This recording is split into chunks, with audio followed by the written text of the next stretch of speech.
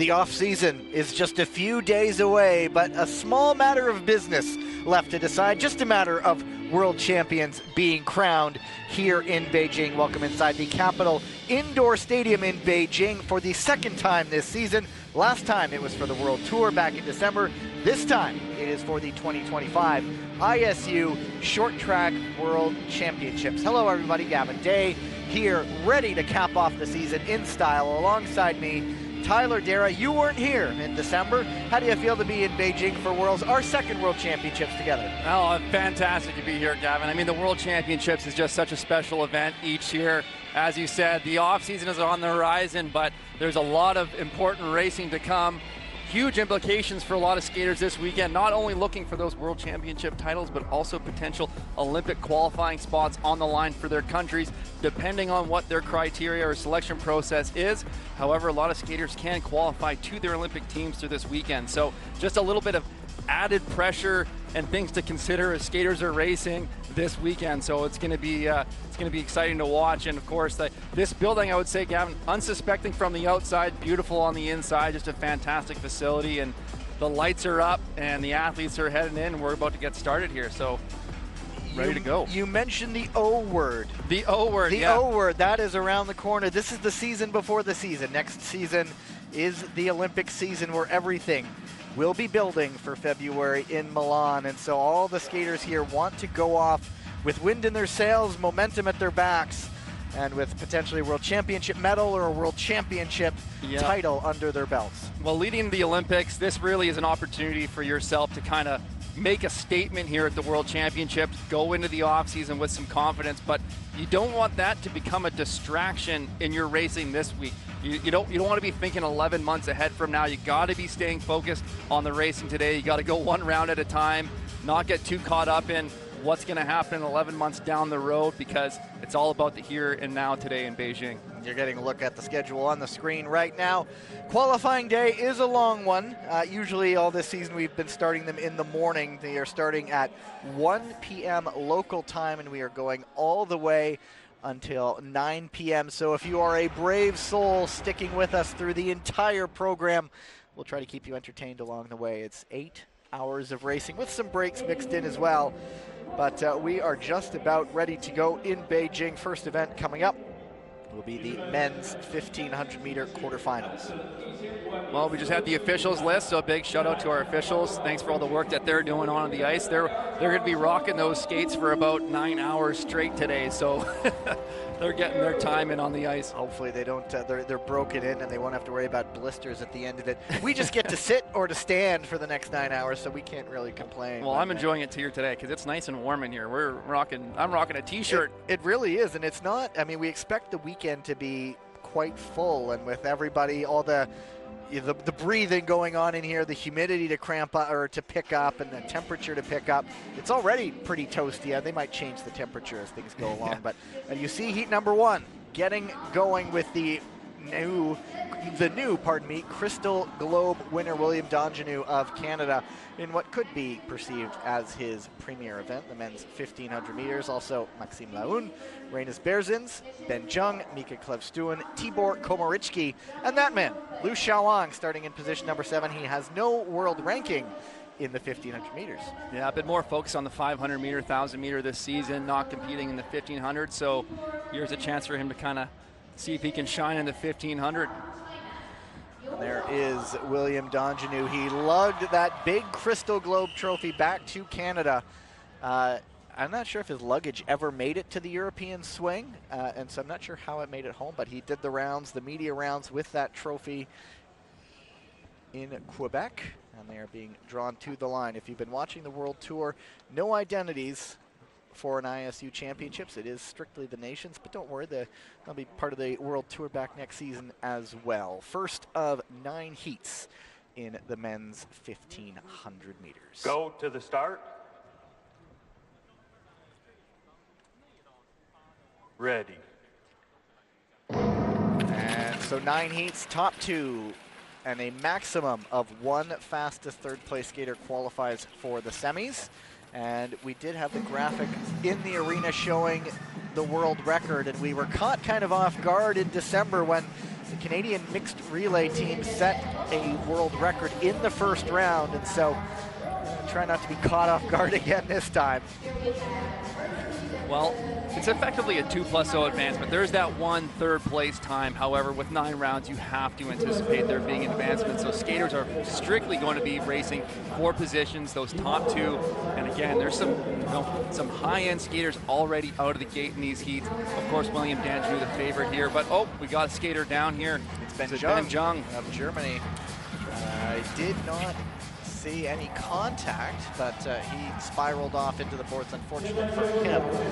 You might note there'll be a graphic letting you know when something is being reviewed. For those of us who have not joined us this season, if you have been, you know all about it. It's all a little pat to you, but it's always good to remind. And at the moment, it is the 2 Canadians on the front right now, Maxime Laoun. Well, I'm liking the strategy from Max Laoun. He's sticking near the front. He knows when William Danjou wants to go, he's going to make a break, and he's going to push the pace. He's going to want to jump right onto the back of William Danjou and not let anyone in between him and Danjou. But here's Rainy Spurgeon setting something up.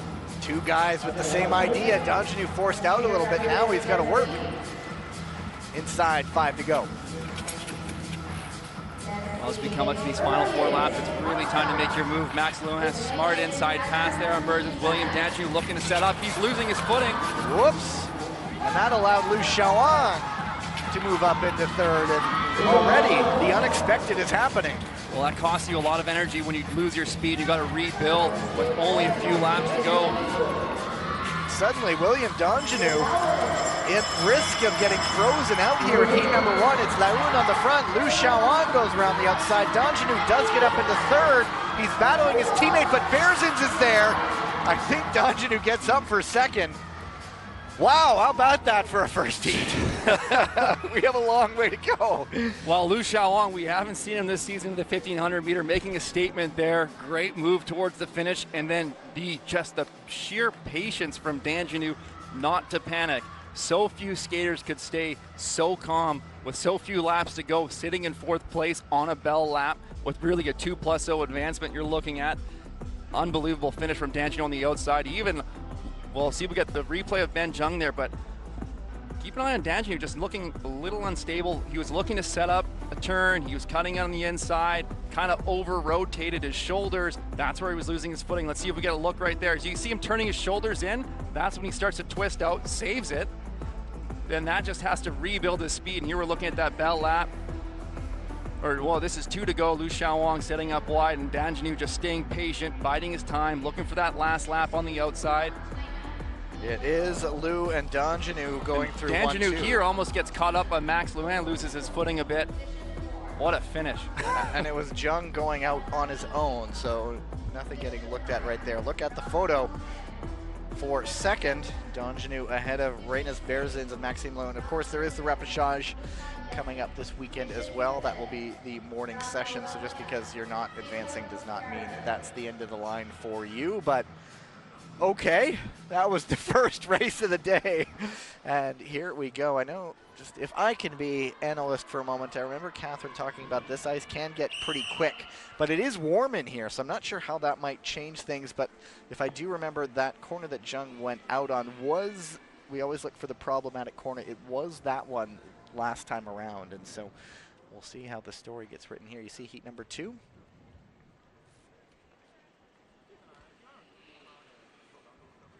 Go to the start.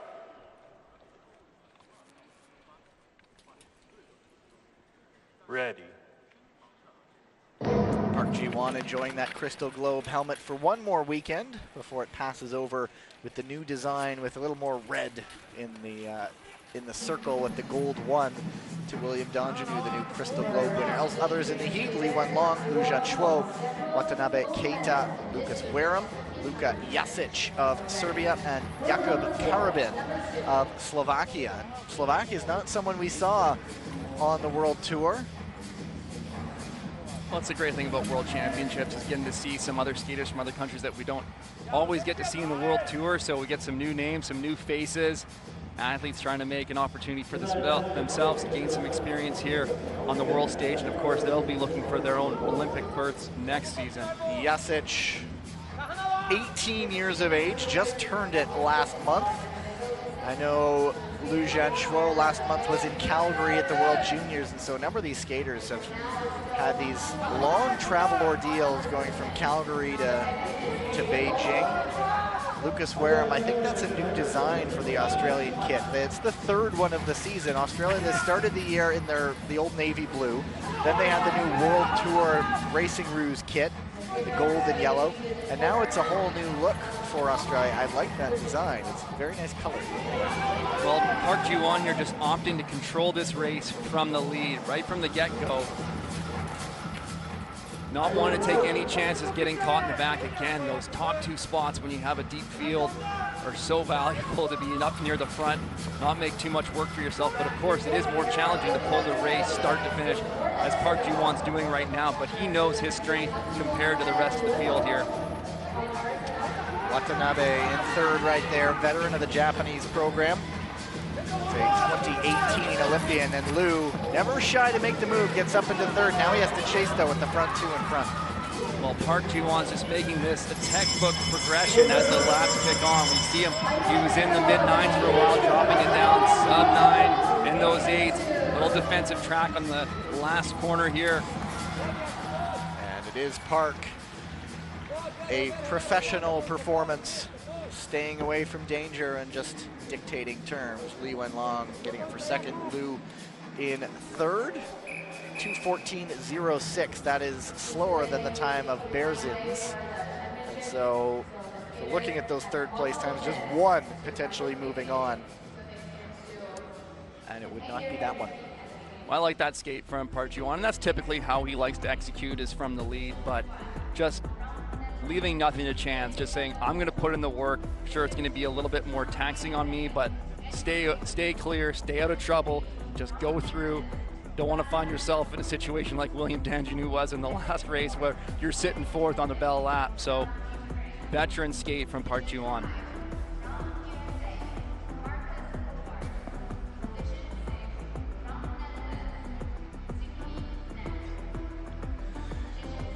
I look back. Third heat out on the ice.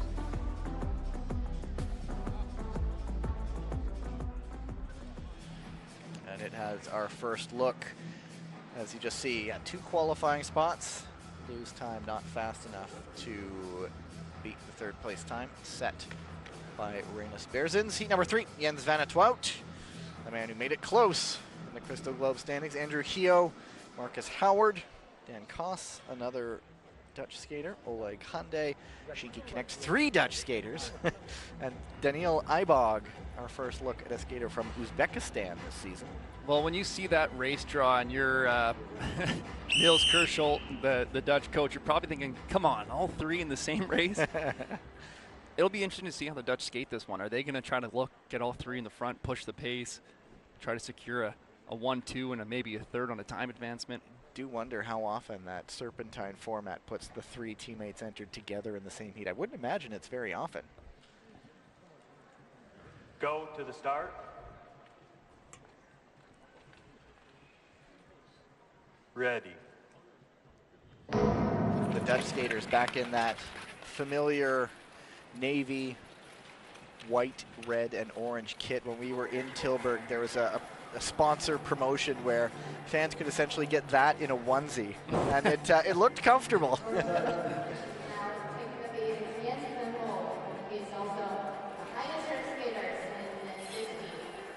Well, this is a bit of a slower start, so obviously there wasn't a strategy to push the pace here for the Dutch Lions. Oh, well, we don't have to refer to them as the Dutch Lions anymore this weekend, do we? Perish the thought. Yes. For one weekend. I know old habits die hard, but we'll be back at it soon enough. It'll be a natural instinct, I think. You can still refer to them as that. Like a lion, the Dutch get anyway. I'll stop. But it is Dan Koss on the front. And Jens van 't Wout, Andrew Hio, really the growing leader of that USA men's side, that sort of cohort, similar ages all kind of coming up together. There's no experienced hand who's been through the wars once or twice. They're all guys who are coming up together, essentially. And that's great. They'll likely be teammates for a long time to come, pushing each other along the way. So a nice young group of American skaters coming up the rinks together. Dan Koss still just controlling from the front, but the pace is now just getting under 10. So it's been quite a slow kind of pace. Not too slow, but nothing like the lap times that were being put up earlier from Max Laoon and Park Ji-won. Now we're starting to see the pace accelerate. Dan Koss trying to progress it down, dropping the arm. Connect made the move up into third. That forced Hio out wide. It's not getting reviewed so far as I know.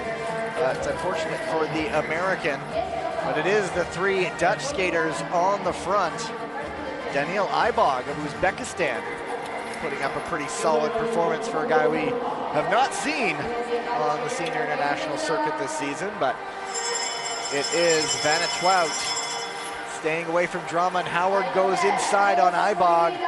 That opened the door for both Oleg Hande and Andrew Hio, but it's too late. It's the Dutch dominance on the front, 1 through 3. And there is going to be a review, I believe, of that late move. Yeah, it looked like a late entry pass attempt from Marcus Howard there. But it would not be in an advancement position. It was nowhere near the top 2. But another largely drama-free race for the favorite there, Vanna Twout. This might be the move with Connect going inside of Hio. And there it is. That's not the one being looked at. They're looking at Howard on Aibog as a possible illegal late pass on the straight. This might be it right here. Yes, it is. Yeah, you can see that Marcus Howard was still, he wasn't ahead, shoulders were behind Aibog there before they entered the corner. And then, of course, there is the possibility of shared responsibility, because Aibog could have also been coming back across, crossing the lane, and so that would mean no penalty if it is, in fact, a shared responsibility incident. Mm-hmm.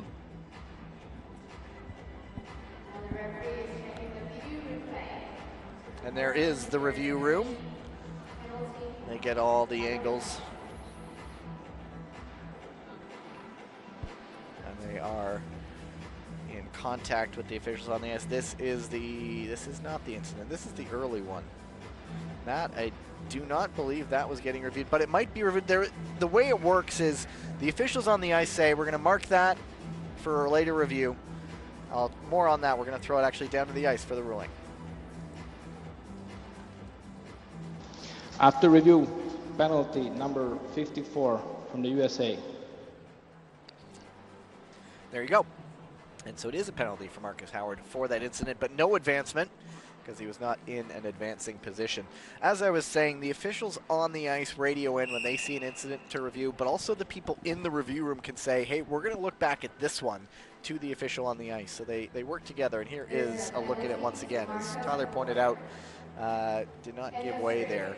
Yeah, it's important to note too that the video technicians are also referees. So they're trained referees. There are at times referees that we see on the ice. So they're experienced in what to look for and what calls to be making and considering. So they're not just flagging incidents without any experience or knowledge of what's happening. So they are trained as well.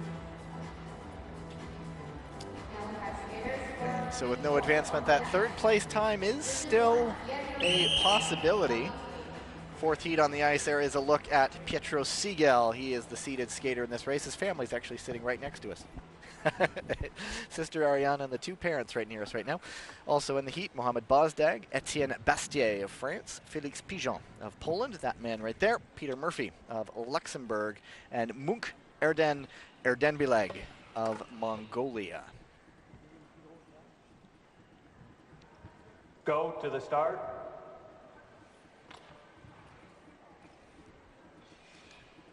Ready.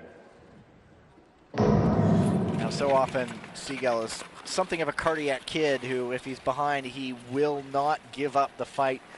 This race, he's the seated skater, and so the expectation is maybe a little bit more of, no, I wouldn't say an easier ride, but the expectation is that he's the one in the front. Yeah, he'd certainly be considered the favorite here, and yeah, Pietro Siegel's race, you know, if you were to define how he skates, it would be that he never gives up. Never gives up the fight. Expect him to battle all the way through no matter where he is. Every position to him counts. He's not going to give a race over easily to anybody. Right now we see him opting to sit right in the back. So, you know, when you have the confidence and you know you're the strongest, that might give you some assurance that you can stay a little bit further behind. But as always, you take risks when you have to make passes. No pass is ever going to be quite so simple.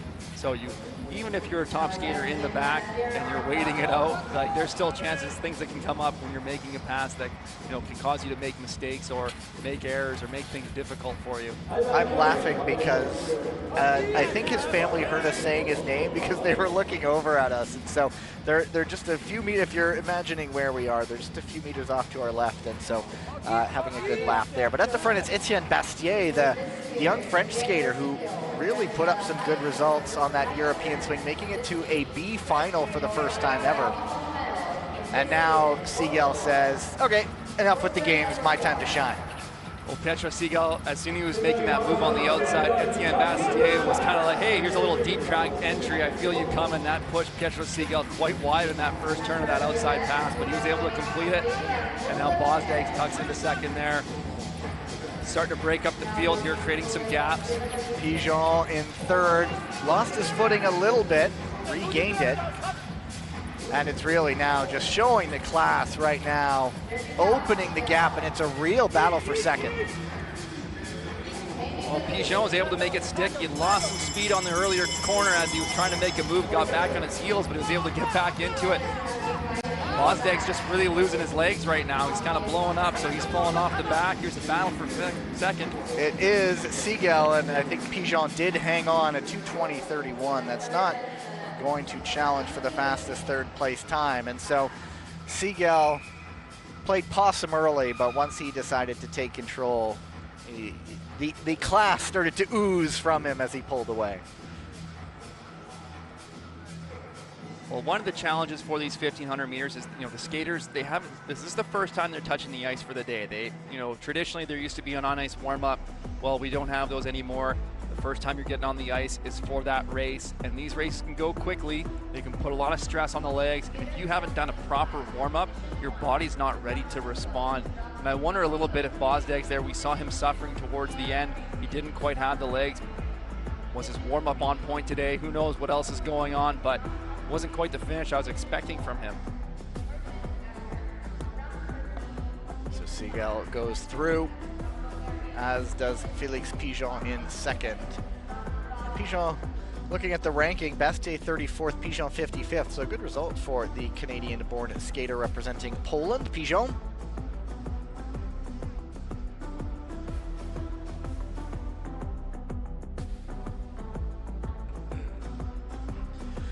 Heat number 5 of 9 on the ice now. Look back at the finish line. There is Jungsun Woo of Republic of Korea, as we see Pietro Segal barely breathing heavily.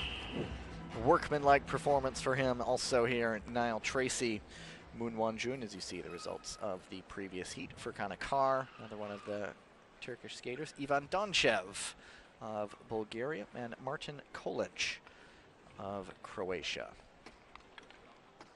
Go to the start. Ready. Nice to see the Bulgarians back. As they were known as the World Tour, the Bulgarian Kings, they were off for a few of I think it was the European swing and maybe here as well. They didn't do all the stops, but always nice to, of course, see all the nations represented. Good variety. Let's see, 6 different countries as opposed to somewhere we had 3 from one country. Well, in this race, Jang Sung-woo, Niall Tracy, obviously the favorites. Niall Tracy typically likes to race from the front, usually likes to get the pace going a little bit earlier than most skaters. Jang Sung-woo walked away with a bronze medal in Milan in the 1,500 meter. His passing has just been phenomenal, so watch him towards the finish of the race. I think he'll maybe opt to sit a little bit more, towards the front, but he's not afraid to be in the middle because he knows his ability to pass late for the finish. Is Kolic from Croatia on the front right now. Niall Tracy normally likes leading the races, but Kolech, who turns 29 in October at the front, but only shortly, and Niall Tracy resumes his usual position, but Moon Won-jun now on the front. Well, if I'm Jang Sung-woo, I'm kind of thinking, I know Niall Tracy likes to go. I'm just going to sit in behind him, let him do the work, let him pick the pace up, push the field, and then I'll try to strike late in the race towards the end. It was a slow start, so this isn't one that will really challenge for time, I would not imagine. And it is Tracy, one of the elite skaters from the front, on top at the moment. And there you go, Jung Sun-woo all the way to the lead. What a beautiful inside pass there from Jang Sung-woo. Oh, but then Moon with the move on Tracy. That bumps Tracy out wide. That will get a review, but it's just all set off right now. Well, that opened up a nice opportunity for Kanekar. He's moved into second now, looking to try to close down Jang Sung-woo, but they have a nice, healthy lead over the rest of the field. It is Ivan Donchev skating nicely for Bulgaria. Is there time for him to close it up on second? A car, an elite sprinter. The legs might be fading a little bit. It is Jung at the moment, a car just trying to hang on. Here comes Donchev. He's going to make it close. Will he get it? Who gets it?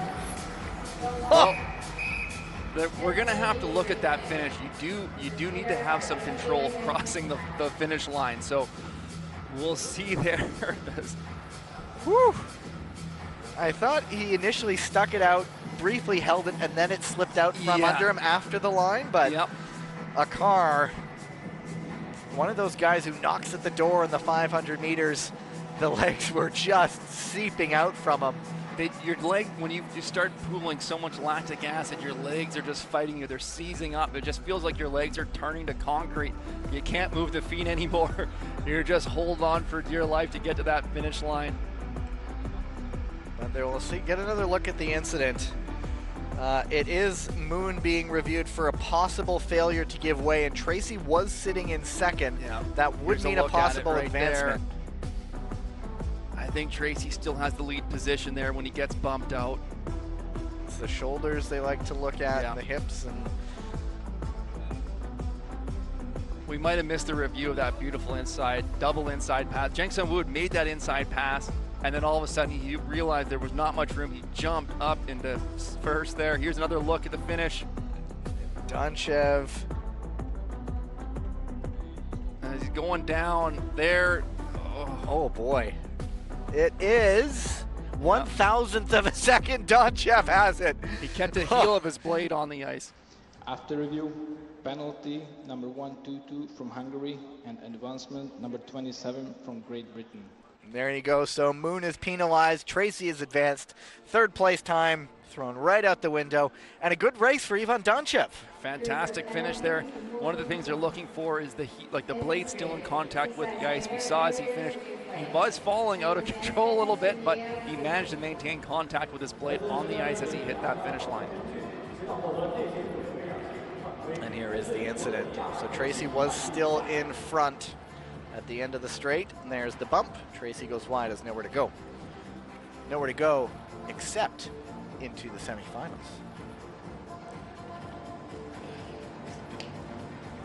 Tyler's laughing. Smooth transition. It's qualifying day. We have to have fun. There is heat number 6. Roberts Krusbergs, Kim Gun-woo, Adil Galiakmatov, Theo Collins, Tariq Omaragic, and Rio Ong.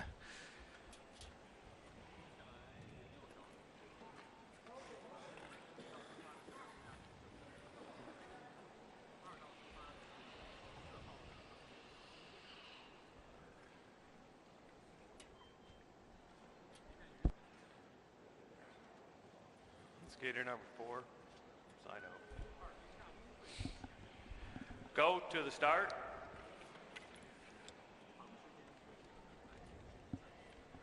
Ready. It's not often we've had Singapore on the line this season, and it is Rio jumping to the front. And we once discussed what would be fun places to have World Tour stops, and Singapore would be a good one. Yeah, that was my vote. And he's taking this one off early. There's no time consideration, remember, anymore, with that third place going by the wayside as Tracy was advanced. But Rio Ong deciding to say, oh, I'm going to take this, see who can stay with me. But it's a stacked field behind him. You see Kim Gun-woo, who has international victories, a resurgent Roberts Krusbergs, who had a good bounce-back season this year, and a guy like Adil Galiakhmatov, who also has the ability to find himself on the podium on a given day. Well, you know, if you're Rio Ong here, I don't mind the strategy of going to the front and trying to defend the position. And, you know, perhaps a situation arises where you get bumped and you get knocked out and you're in a qualifying spot. You may not be, you know, one of the top ranked skaters here, but that could be a way for you to get through. But as we say that, we have, was it Robert Krusbergs drumming by on the inside and Kim Gun-woo taking the lead. And the legs start to go from Rio. That's the danger of going out quick early. But it now is the guys you would expect to see on the front.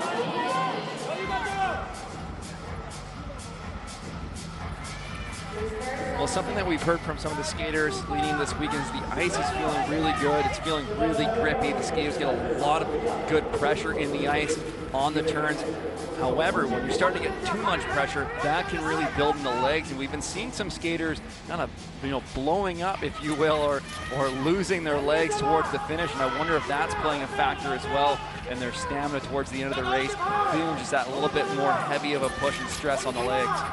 Kim still leading. Krusbergs wondering if he'll consolidate in second or take the lead. He is a guy who likes to defend from the front, but right now at the bell, it is Kim, Krusbergs, and watch out for Galiakhmatov making a late push. Did he get it? I think Galiakhmatov might have snuck him. Wow. Never give up.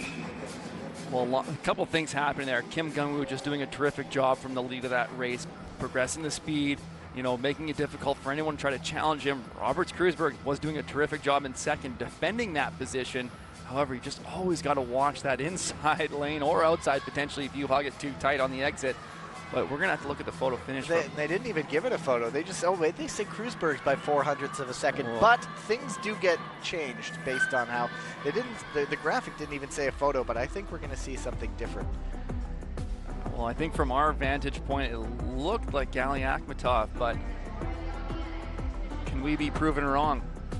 Yeah, there are times I remember the unofficial results come up and we go, wait, that's not what we saw. Yep. And then they get sorted because you're looking at that transponder. That's right. It's transponder until you get the blade at the line. Here's a look at the finish again. Oh, yeah. He did get it, I think. Krusbergs did get it. Yep. How come we saw it from up here maybe differently? I don't know. Normally we're better positioned with the finish line. We're a little bit off angle today. Wait! Oh, hey, okay. He did get it by 1,000th of a second. The second race today where position was determined by 1,000th. There it is. There's the photo. Wow. Oh my. So if you're wondering how do they catch those blades, and sometimes you can't see them from the angle that we see on the photo finish, something that we've also been informed is that there's another photo finish on the other side. So there's two angles of the camera from both sides of the ice in an incident where they're trying to tag the point of the blade. So it is Galiakhmatov getting through just at the expense of Krusbergs, and so he'll have to go the long way round. Heat number 7. Well, bit of an upset there. Go to the start.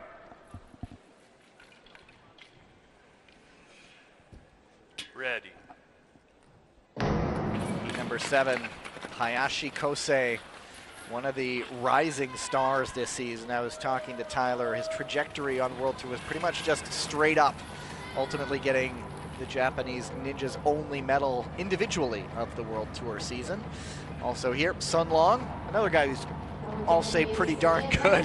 Gleb Ivchenko of Kazakhstan, Nathan Thomas of Poland, Sean McAnuff of Ireland on the front right now, and Chonlachart Tapram of Thailand. Well, we got to pay our respects to Sun Long right now. He was the world champion last year in the 1500 meter in Rotterdam. Here this weekend, looking to defend his title at home in Beijing. You know, he hasn't been quite himself in the 1500 meter, but he did win the 500 meter here earlier this season. He can do it anywhere. He was really the home ice story of that World Tour stop. But Hayashi getting to the front. McAnuff, the Irishman, born in Canada, but he made it to a world tour. I think it was in a 500 in Tilburg for the first time. It was nice to see him getting through to that afternoon session. Yeah, he's not typically a 1500 meter skater, but he's holding his own right now, sitting at third. And watching for Sun, he has some work to do on the back with Hayashi on the front and Ivchenko in second. But now here comes Sun. Well, making that outside pass look effortless, Sun Long right to the front of the race. Hayashi still in second. Ivchenko and Makinov. Ivchenko for second. Tight little move there. Kosei is going to have some work to do. No indication that it's getting reviewed. It's a real battle, second through fourth right now. Host Hayashi up into fourth with 2 to go.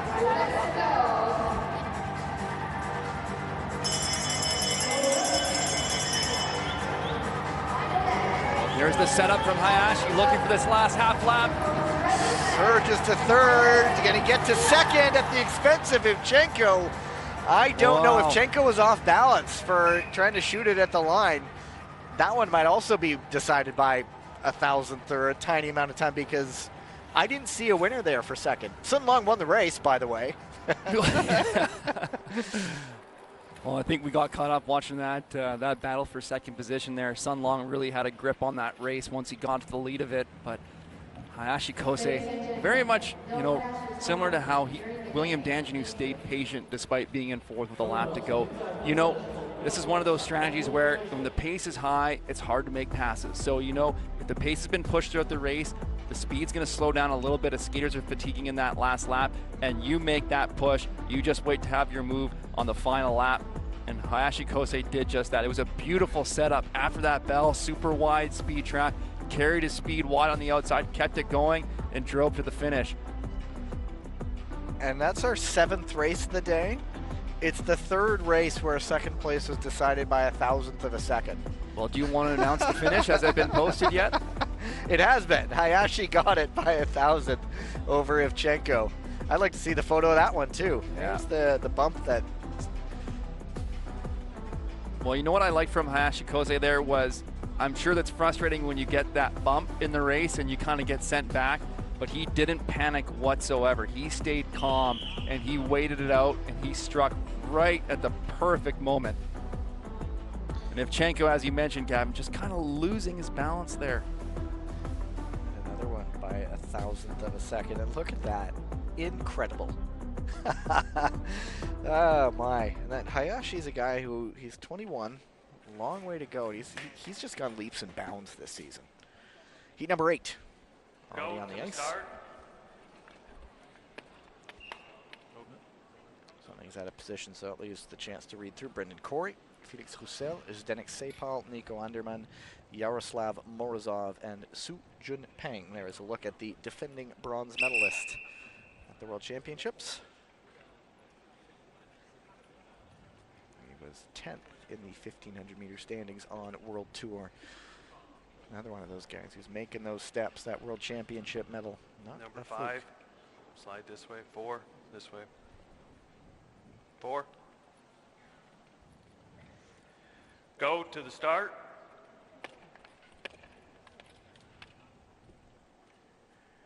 Ready.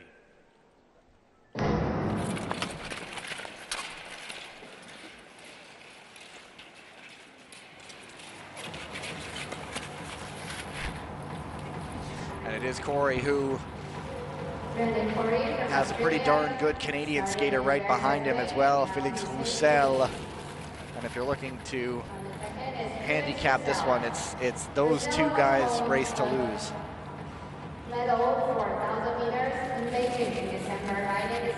Well, Felix Roussel in the second half of the World Tour was competing only in the 1,000 meter. We had Stephen Dubois competing in the 1,500 meter in Tilburg and Milan. So I wonder if Stephen Dubois is opting to focus more just on the 500 and the 1,000 meter, which is more his cup of tea, if you will, and where he really dominates in that 500 and opting not to burn his legs out in the 1500 to focus on a world championship title in another distance. So that might be what's presenting the opportunity for Felix Roussel to be here in the 15s. Roussel injured right before the Worlds last year in Rotterdam, and when William Donjanu won the 1,000 meters, he was the last second fill-in. Roussel, there was an image of him with his arm in a sling watching from the crowd, but I'm sure he's much more happy to be. This must have been fun watching his teammate win, but he would have said, I would have loved to have skated it as well. There's a bump for third. Anderman on Sepal. That'll be reviewed. Brendan Corey's been kind of controlling the race from the front there until Felix Roussel has just taken over. They're just trying to put in some work here, maybe create some separation from the rest of the pack. But we've seen some good skating from Anderman this year, so he's one that can contend at the finish. Pending, of course, review of that earlier incident, but it is the two men, as predicted, jumping well off. Anderman, the man from Vienna, trying to keep it close, but off into the distance go the Canadian and the Aussie.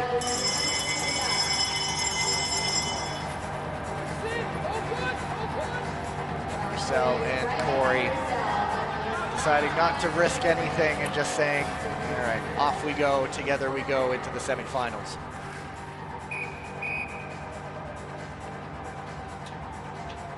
Goes to a photo unofficially. Corey jumping up at the line.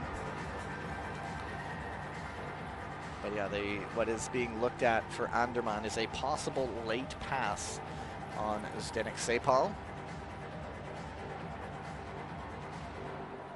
I like the race strategy from Corey there, just to get the race going right away. He knows his strength is that to push the pace. He's got a little bit better speed endurance than most, so if he can challenge those skaters in behind him that might be a little bit weaker on the endurance side, they're just going to fall off as the race goes on, and know that Felix Roussel might take over, but that's all right. It's the two of us together, we got it. Here's another look at that late inside pass by Anderman on Sepal. Was Sepal in front? Oh, he gave a good stink eye after that. He sort of looked over, he said, oh yeah? Corey, his medal last year was, and Corey took the heat, I think. He did. Corey's medal at the World Championships was the first Australian one in decades at a World Championship, and you always look for those good stories heading into Olympics, and there it is. Yeah, Corey takes the heat. And down to the ice. After review, penalty number 60 from Austria. And there it is. So Anderman does get a penalty. No advancement, as it was not in one of the top two positions, but Corey Roussel go through. And then one final race to go in the men's 1500.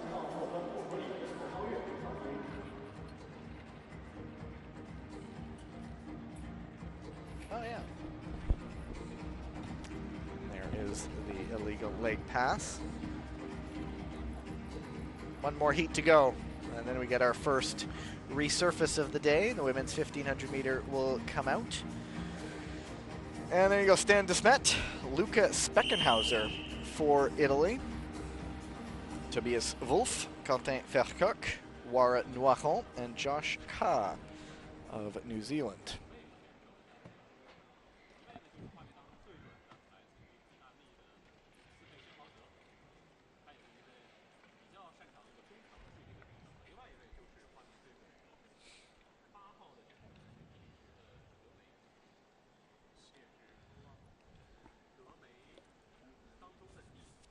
Skater 1, come to the line quicker next time.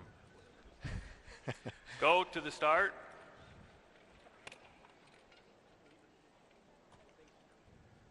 Ready. Never heard that before. Two Belgian skaters, an Italian, an Austrian, a French, and a Kiwi. So the Ice Kia is retired for the season. The Fern is back out on that New Zealand kit. No Thomas Natalini, we noticed, racing for Italy. He had a high finish in the 1500 this season, and if you watched the World Tour stop in Milan, he had maybe the viral moment at the competition. He sort of lost his footing on a corner, tried to stand up at a very high speed, and since he's such a tall guy, the pads kind of undercut his legs, and he flipped right over and out of the arena, or out of the rink, not out of the arena. That would have been something. He still climbed back in and finished the race, and finished every other race, but he's not out there today. Speckenhauser, not a bad guy to have in there as well. Well, Speckenhauser has a few World Championship medals to his name, so he's an experienced skater that knows how to deliver at a World Championships. It is Noiron on the front right now. You're watching Desmet and you're watching Speckenhauser, and around they go together all the way to the front.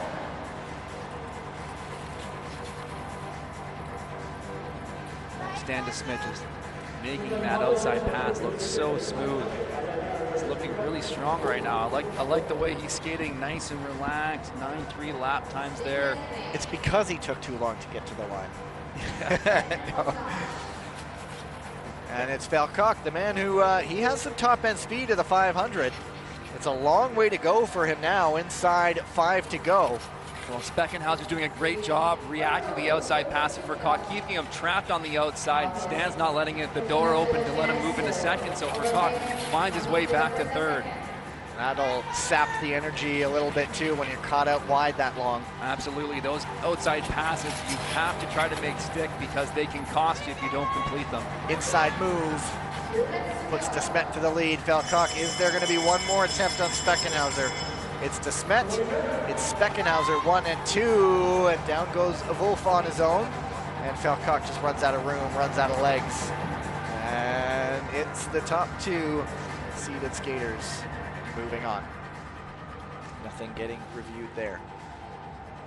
Well, I like what I'm seeing from Stan Desmet in that race. He did a great job. Once he made that inside pass leading those last 2 laps, he was still able to throw down 2 crossovers into the entry to build some more speed to really kind of disrupt Lucas Speckenhauser from having any chance to challenge him back for the front of that race. But when you're able to do that late in the race with that much fatigue, you're feeling pretty good still. You know, normally we start to see legs locking up. If you're able to get that agility, those feet moving quickly on the entry, that's a good sign that you're feeling pretty strong even at the end of the race. And they have picked up the markers as we look back at the race. There is the move for the lead. So we'll look to see if we get the next corner there. Oh, we don't get the entry. Another look at the finish though. Nice clean race from those 2 skaters. And they will move on to the semis. That's the last we've seen of the men's 1500. The boards have been opened up, or the pads have been opened up. The ice resurfacer is coming out, and so it is our first break of the day. On the other side of the break will be the women's 1500 meter quarterfinals. And so it's a long day. We're going to catch our first pause and we're going to make the most of it. See you on the other side.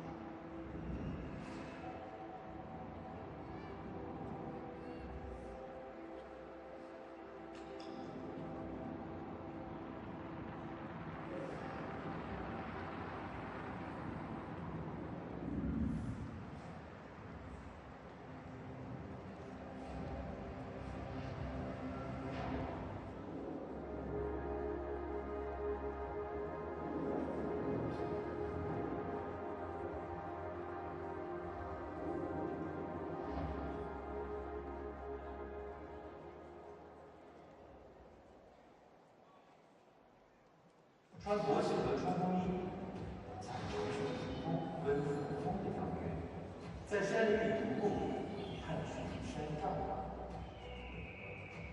与博秀娥一起奔赴自然。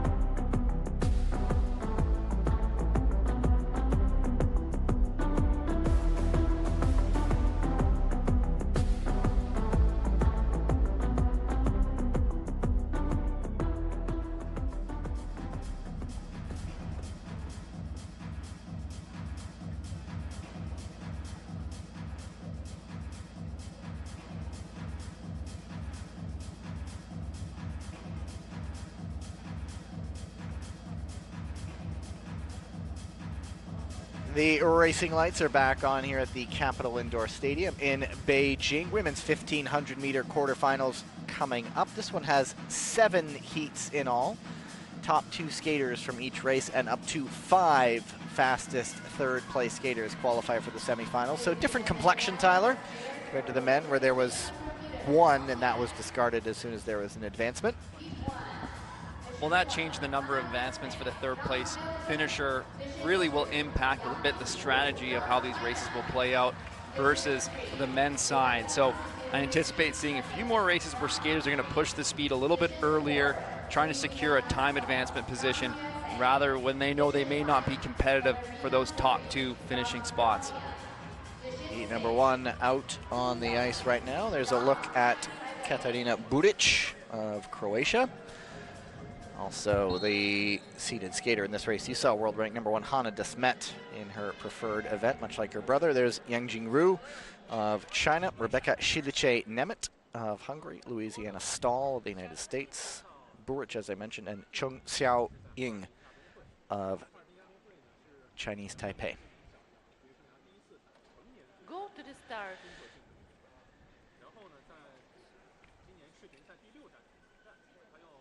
Ready. So look at Louisiana Stahl on the screen, and can't help but think of another famous American, albeit fictional, named after a state with the 1-syllable last name. It's the same lines of Indiana Jones, Louisiana Stahl. She's not out there with a bullwhip and a fedora, though. But great apologies name, if she gets that. Yeah, one of my favorites. Just think of someone rugged out there. Anyway. Back to the racing. Rebecca Shilice-Nemeth is on the front right now. Hungary without Petra Yashapati went down in a crash in Milan. Well, that was so unfortunate. That's a big loss for the Hungarian team because she's been their top performing woman on the circuit this season. And she's really, one of the glue factors to their mixed relay team, as well as in addition to their women's relay team that was really taking form over the second half of the World Tour. So yeah, Yashapati, it was a shoulder injury, and yeah, she had a slow start to the season. I think there was a virus, or she was overcoming sickness, and then just was on a path straight up, won the European 500 meter title, and then that crash. And it's a shoulder injury. Not sure if the surgery had been done yet or if they were still thinking about it, but they're playing it safe heading into the Olympic season, and obviously not here this weekend. And there goes Yang on the outside. I expect Hannah de Smet to respond to that. Hannah de Smet's now looking to go on the outside as well. Dropping the arm, building her speed. De Smet looked very strong in the European swing, and just getting to the front and was surging away from her rivals in a couple of those races. And that's what she's doing right now, and Yang trying to hang in there. Hannah de Smet just looking so solid on the turns. No lost energy there. They've really blown this race apart. Hannah de Smet's putting down the hammer now, keeping those lap times 9.1s here. That's quick pace in these 1,500 meters. In her preferred event, Hannah de Smet showing them how it's done. A clinic here in Beijing, and she will advance. No reviews coming. And Shilice-Nemeth racing for every 10th of a second, every 100th of a second she can get. 2:24.47. That one is now on the bubble. Of course, up to 5 of 7 third place times moving on. And there is Yang Jingru coming in second. That was no slow race either. A 2:22. That's a solid time put up by Hannah de Smet there.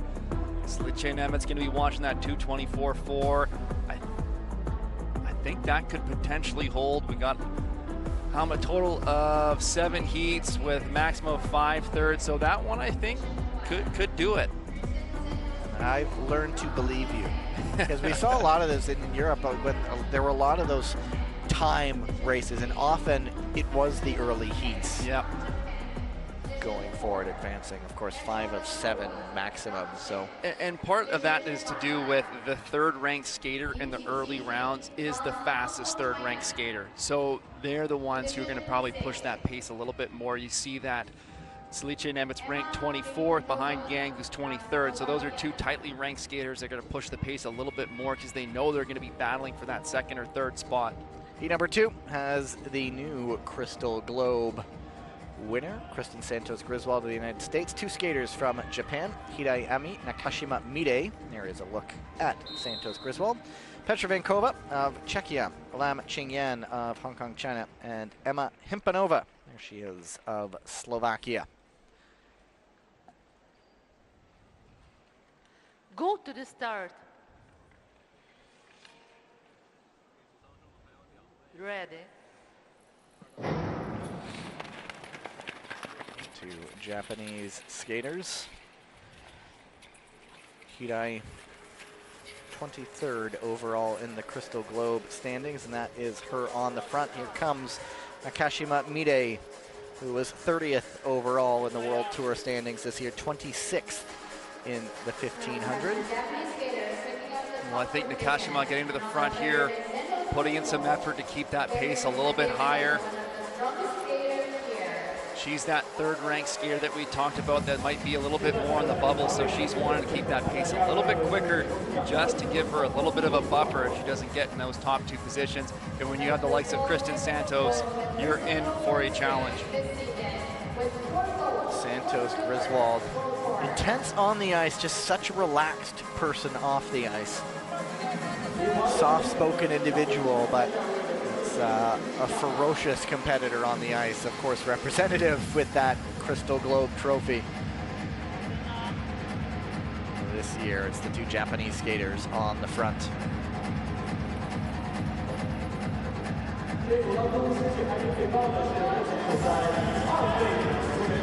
It is Vankova up into 4th right now.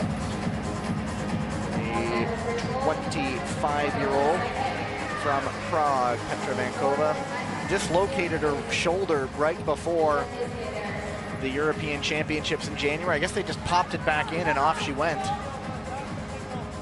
Well, a nice little move from Vankova to move up into 3rd spot. Positioned well behind Kristen Santos Griswold, who I expect to see make a move to the lead and just try to bring it home without any challenge. Be a good result for Vankova, ranked 40th in the world in the 1500. Lam making the move up into 4th, and Hirai, looks like the legs are feeling it there for Hirayami, just not able to stick with it, and Vankova for 2nd. Shoulder to shoulder with Nakashima, making it stick there. What a good result this would be for the skater from Czechia, but it is Kristen Santos Griswold, drama-free, moving on, and Vankova up into 2nd. Well, fantastic skate from Vankova there. We're not seeing any markers on our screen for review. That was a nice little inside. It was quite tight, but by the looks of it, as we were watching that entry, she did have the lead. Her shoulders were ahead. She'd established position there. So the 2 Japanese skaters went out quickly, but they felt it later on, and the legs just weren't able to keep up. Well, that's the challenge, right? When you want to take ownership of the lead of the race, you want to push the pace a little bit. It's going to cost you in the legs. That time right now we're looking at, we see a 2:22 on the board. That very closely matches the previous race. However, the 3rd place time was faster here for Nakashima, so that would be pushing Rebecca Salice Nemet down 1 position in the time qualification. Yeah, nothing getting reviewed, as Tyler mentioned. Kristen Santos Griswold, Petra Vankova moving into the semis, and Nakashima Mide will watch and wait. Heat number 3 on the ice, Kim Gili of Korean Republic, Zoe Deltrap of the Netherlands, Chloé Olivier of France, Lisa Eckstein of Germany, Svetlana Rapetska of Ukraine, and Emilia Chua of Singapore.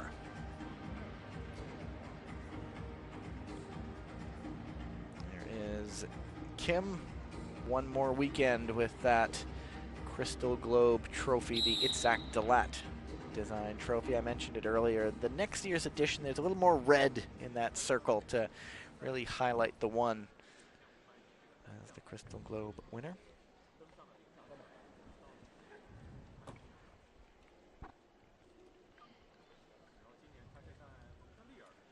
Go to the start. Ready. Deltrap, who one of the youngsters in the Dutch program. There's sort of been skaters in and out with Angel Dahlman in early in the season. She's really now on the long track side of things more often these days. Selma Poutsma has been coming back from injury and on the roster perhaps this weekend. Suzanne Schulting was listed as an alternate after skating long track all season, but then I believe she went to Hamar as an alternate there. So growing depth in an already very good program. Well, a lot of changes for that Dutch team on the women's side. The likes of Jara van Kerkhoff retiring, Susanne Schulting skating long track, Angel Dahlman, who hasn't been quite regular on the short track circuit with her just being so young and having her long track career just budding at the moment. But again, you have Selma Poutsma, who's been in and out, so a lot of changes on that Dutch women's team. Dita van Oorschot also here as well. She's really done most of the season with the Dutch line side. Now this one really hotting up right now. Olivier up into third, up into second, almost an excuse me kind of pass. Sometimes you can't be afraid to get the elbows up and really, you know, hold your spot. Nice move from Deltrap to the lead. And Kim now defending second, Olivier. Well, one thing I felt like I've noticed with Kim Gilly this year is being a little bit, you know, less pressure to the front of the race. She's been more comfortable sitting mid-pack, not pulling lap after lap. We'll see if that changes here as she makes a move on the outside now. For the lead. Not sure if the French side will have a women's relay side. There is Chloé Olivier, there's Aurélie Levesque, there's Berenice Combi, and Gwendolyn Daudet has ended her season. She had surgery for compartment syndrome. So I'm not sure if they'll have a women's relay side entered. Well, Kim Gilly just dropping the lap times down 9-3. Deltrap holding on, a gap opening up. It is Kim Gilly, Zoe Deltrap 1 and 2. Olivier just not able to close the gap. Deltrap's going to try to push. It will be Kim, and Olivier gets up for third with a 2:25.46 unofficially. That would be the slowest of the three heats so far.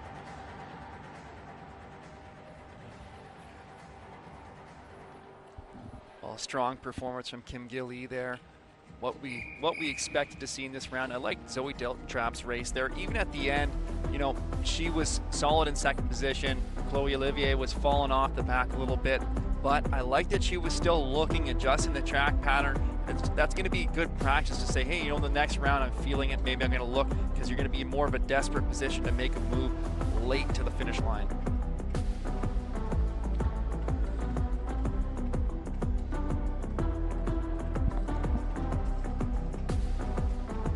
Kim able to make the move so quickly in the blink of an eye, and she may not have the Crystal Globe this year, but that does not take away from the talent that is in that young skater, still 20 years old if I'm not mistaken.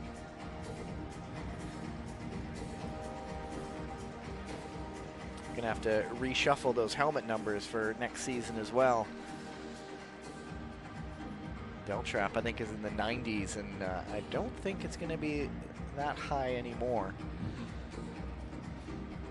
Well, I love the change of the helmet regulations. We used to wear helmet covers, which would cover the helmet. Everyone kind of looked the same, but I love the opportunity for athletes to personalize their helmet, get a little bit of their own kind of flair, if you will, their own personality and identity onto their helmet and represent themselves. And a lot of the skaters often opting to represent their country on their helmet. Heat number 4 is Lisa Confortola, the Italian, the seated skater. That's another skater who had a great finish to the season. Ready. So it's Confortola, Kamila Stormovska, Maya Dora Somodi, Aurélie Levesque, Leah Mead, and No Do-hee of Korean at the moment. It is Somodi. Mead crashed in Milan, injured her back, and had to pull out, and she is back here She was saying, though, the back is fine, but there was some discomfort caused from her boot. And so she's putting that behind her and out on the ice right now. The Canadian-born skater representing New Zealand. But Confortola medaling in Milan, just absolute megawatt smile when she got that medal. I'm sure something she will cherish forever, winning a World Tour medal on home ice. Well, Confortola's really been showing her strength as the tour progressed this season, capturing a couple medals in the second half of the year. She'll be one to watch this weekend. Now really picking up Stormovska. 3 skaters going for second meet, stumbles after bumping with Levesque. That caused her a lot of speed. It's 3 at the front. And it's Somodi, Stormovska, and Levesque. Let's watch for Confortola in 4th right now. Looks like she's gonna make a move on the outside. There's a little bit of a gap that she had when she was back and forth, so as she closed that gap, she was able to carry that speed into an outside path to take control of this race. Open up a bit of a gap, but no Dohi's gonna close that down. And it's Confortola and no 1 and 2 Levesque. At the moment angling for that 3rd place position, but her spot there is under pressure from somebody of Hungary, and she does make that move for 3rd, but at the front, the Italian and the Korean 1 and 2 off and away. Well, Somodi here needs to keep pushing for time. She's gonna be very tight amongst the previous races if she can hold this pace. You see the yellow dot in the corner. That is the review. Confortola in front right now. No in 2nd, and Stormovska does get up to 3rd. Oh, that's how they finished. There was a stumble across the line. You saw it, I didn't. Just the skaters battling for that finish at 3rd. A little bit of a bump, and both skaters going off balance and losing their footing. And that will also get a review.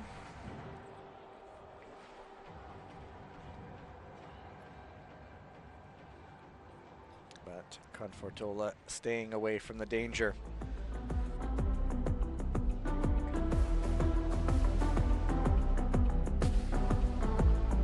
As we look back. So this might be incident number 1 getting reviewed. There was the bump from Levesque. It looked like she was already around when the bump happened with me, but that saps all your speed. And then I think the second one was the one that had you exclaiming at the finish line there. Well, I want to get another view of that finish.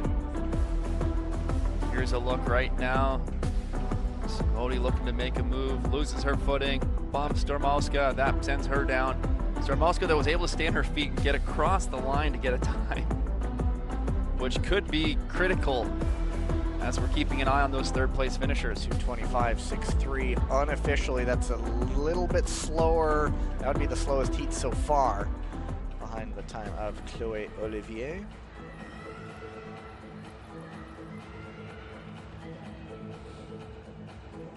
So still waiting on those reviews.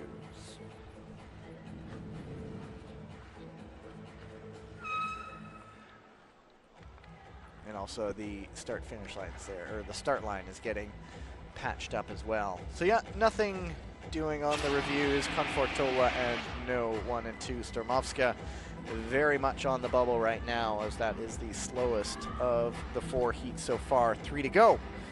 Heat number 5 has Choi Min-jong of Korea, Gloria Yoriati of Italy, Alina Ashgalieva of Kazakhstan, Zheng Chutong of China, Thanucha Chataisong of Thailand, and Geraltuya Batulga of Mongolia.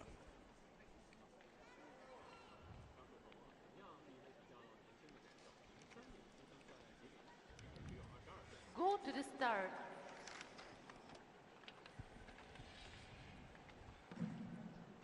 Ready. Chataisong from Thailand was one of those skaters who was in Calgary for the World Juniors. Not afraid to mix it up. And we've seen her. We saw her in Milan, I remember. I think it was a Yep. 500 meters that she's not afraid to get in there, and always looking for those neat stories where something that might spark the development of a program. And a young skater like that from Thailand, you just never know. And you love to see the sport growing in places where you may not expect it.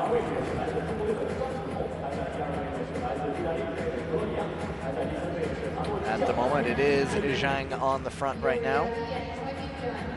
China, Yoriati. Another one of those skaters who's always there or thereabouts. B finals, A finals. Not afraid to make a move. One of you walk by her, one of the smaller skaters out there, but in a sport like this, that allows you to scoot through the little openings that pop up, and she's not afraid to make a move. And of course, Choi Min-jong, champion in this race here. She's going to be one to watch. You didn't see her, she went to the Asian Games. She didn't compete in the 1500 meter in Milan, but great to see her back here this weekend at the World Championships. You got to manage your workload as an athlete over the course of the season when you're doing a lot of racing. You got to opt for how many races you're going to do weekend over weekend. And of course, you're kind of looking at that calendar and seeing how close things are to the World Championships and managing that workload. Here we go. The race is going now. Iriati on the outside. Zhang also trying to go around the outside, spending a lot of time out there. Yoriati was sparked into action when she sensed Zhang was coming. And now it is those two on the front. And Zhang for the lead. Iriati defending, trying to make a move back. Choi Min-jong just staying patient there, kind of letting these two skaters battle it out, and then she'll look to strike. But keep an eye on Asgaliev. Yoriati made the move for the lead. She was able to pick up some speed on the outer and diving on the inside. Now here comes Choi. As he mentioned, waiting for the moment. Well, there was just so much going on between Iriati and Zhang there that Choi Min-jong was just saying, you know what, you two battle this out, I'm going to move afterwards.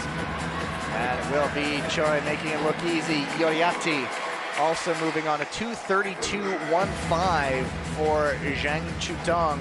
And that one is now the one that's really on the bubble. Not the quickest of heats. I'm going to say that time will not stand if I'm making any predictions. 2 to go. And 2 potentially third place times not making it. So I would commend you on your bravery, but there's only 2 heats left. So. Yeah. Hey, I made a call in the first race. It's still standing. You did.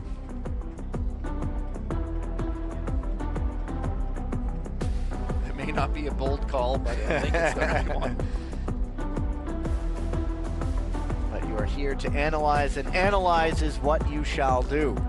Well, I'm going to analyze this new helmet that Danae Blais is wearing on the ice right now. Haven't seen that before. You will see it in a moment as we take a look back. Really the top 3 battling, and as you mentioned, as Zhang and Yoriati were duking it out, Choi goes, okay, I've had enough of that, it's my turn to take the lead. Yeah, just a veteran move there, just to say, you know what, I see what's happening. I'm not going to get caught in this trouble. I'm going to wait for it to kind of calm down, and then I'll make my move to the front.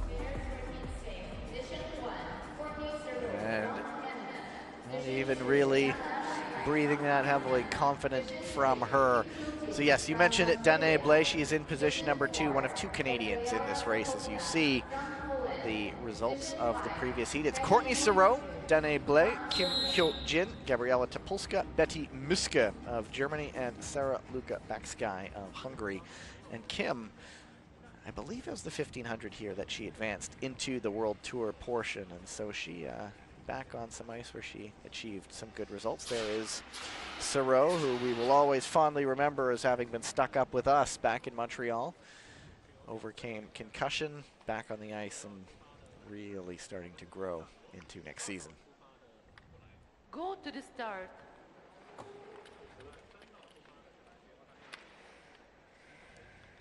Ready.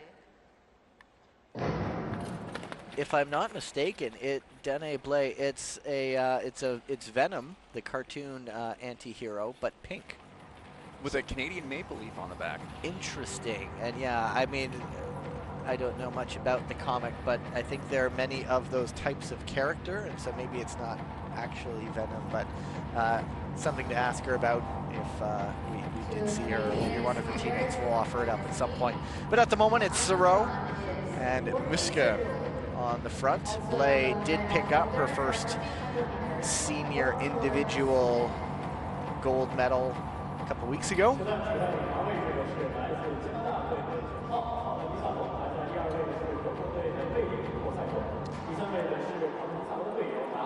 And it is the two Canadians now on the front. Well, a more relaxed start to this race here. Courtney Sereau just leading it out. We'll keep it on these lap times, 11:1 here. I expect we'll slowly see them just dropping down lap after lap. And your bold prediction of the last race, if the last two races start off desperately slowly, then... I could be proven wrong, Gavin, if that's what you're going for, yes. But now Topolska starting to ramp it up. Her speed causing the Canadians to react, causing everyone to react. Well, Danae Blais skating defensively from second right now behind Sereau, now making her charge to the front. I was just about to get to the point where Danae Blais likes to lead the race, and she beat me to it. And Kim sizing up a move perhaps on Backsky, who's sitting in third right now. Well, Sereau saying, hey, no, this is my race, I'm taking it right back. Canadians going back and forth on the lead. Getting really stretched now. It's a good race for Backsky, who is the lowest seeded skater in the field, but sitting in third right now. Kim trying to make a move. The opening's not there, but it is still the Canadians. The difficult thing is this was a slow start, so third probably won't be enough to get you through, but Courtney Sereau pushing strong from the front. And it is Sereau, Blais, and Backsky up to third with a 2:29.83, and it is faster than heat number 5. Fine, you got one. You got two. You predicted the first one as well.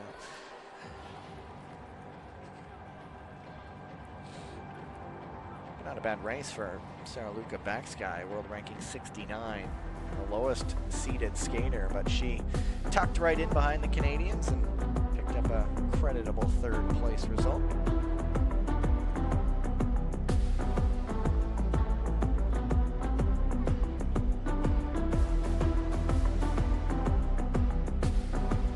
Well, just making an observation here, Gavin.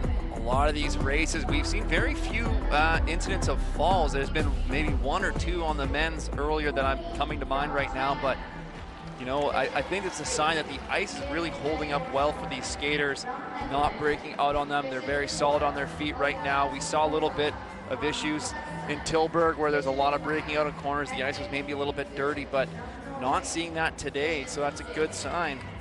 We'll see what happens at the end of the day when it gets a little more worn down. Heat number 7 has Ariana Fontana, Gong Li of China, Dita Van Oorschot of the Netherlands, Olga Tikhonova of Kazakhstan, Hedvig Hilde of Norway, and Tineke den Dulk of Belgium. There is Fontana, who I don't think stops skating. She does long track now. She's here, and it is a long, tiring campaign for her coming to an end.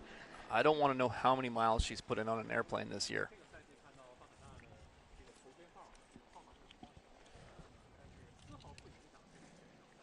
Go to the start.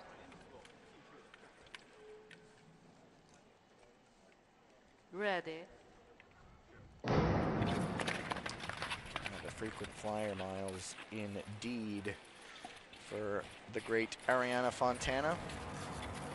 Knows when to peak. Last year, when Tyler and I were doing a Worlds for the first time, she hadn't really raced all season, came back, suddenly found herself racing A finals, and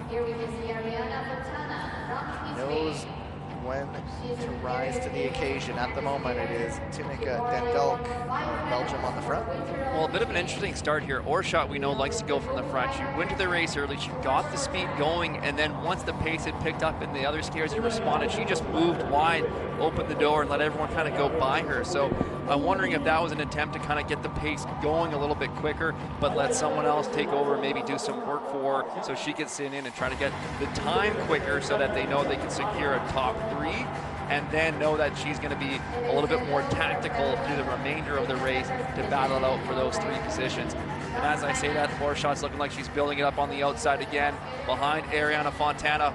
Oh, Dendalk losing her footing there, getting bumped. And it is Van Oorschot trying to get all the way around, and she does ahead of Fontana. Gong Li sitting in 3rd, and Olga Tikhonova of Kazakhstan in 4th.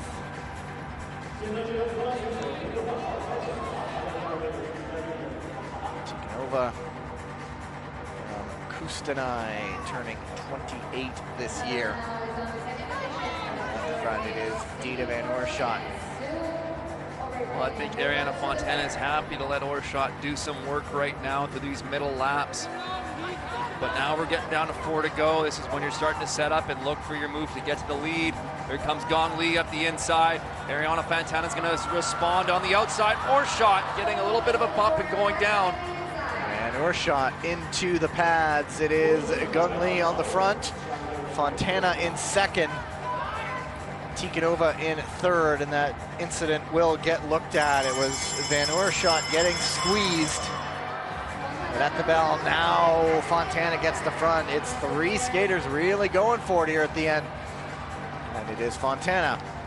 It is Gung, and then Tikhonova, and then we shall see what happens. And if there is a penalty or what have you, Van Oorschot had just been passed, I think, for the top 2. So there may or may not be an advancement depending. Yeah, we'll have to take a look at what they're watching for, but I think Oorschot was 2nd at that point. Gong Li had taken the lead, and then Ariana Fontana was on the outside.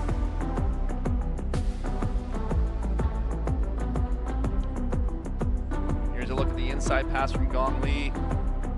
Fontana on the outside. Yeah, it was a move for 2nd. And so there goes Gung to the lead.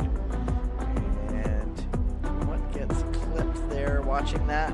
Blades did click in the corner.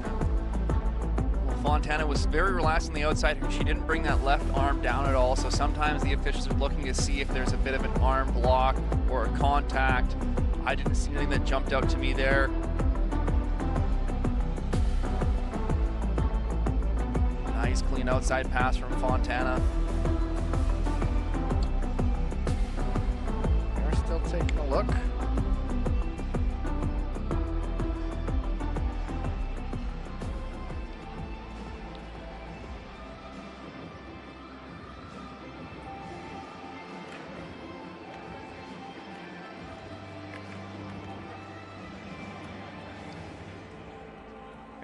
So they have moved on from the video board. It has been finalized. Yeah, nothing doing on the penalty front. So Fontana had been around when the incident occurred, and just a racing incident, really, the click of the blades.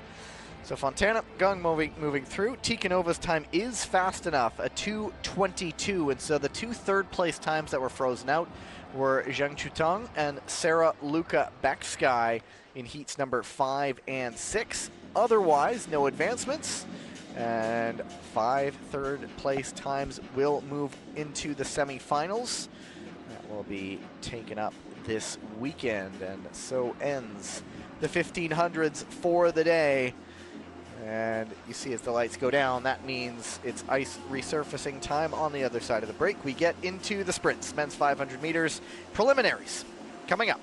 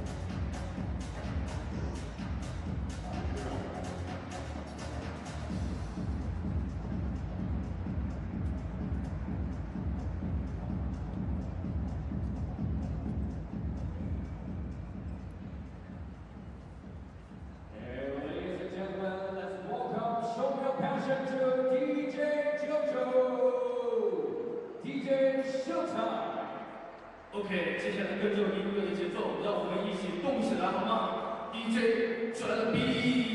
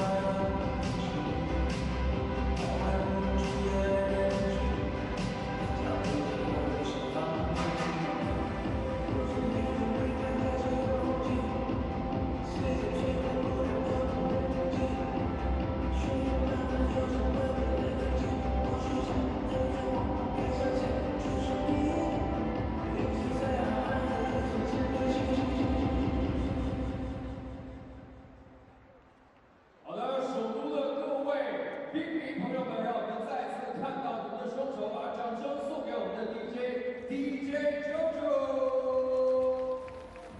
谢谢你的精彩表演。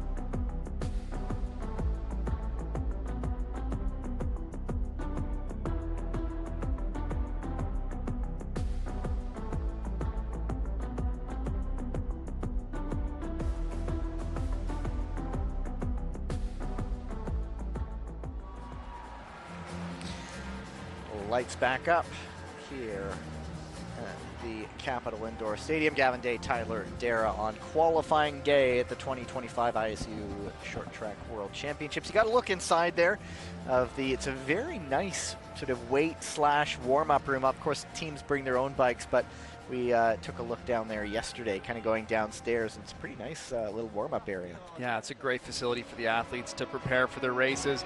See them on the bikes warming up, doing some metabolic primes, getting ready before they hit the ice, ensuring that they aren't going to seize up when those laps are adding up in their legs. Get a quick look there. Steven Dubois, world rank #1, seeded skater in heat #1, and if there is one accolade from his extensive list of palmares that is missing, it is a World Championship gold medal. And I think you heard him talking a bit, and he is locked in to try to achieve that this weekend. Well, the 500 meter is certainly Steven Dubois' specialty. Took home 5 medals on the World Tour, 3 gold, 2 silver this season in the 500 meter event. He's going to be battling it out to try to get his first World Championship title, as you mentioned, Gavin.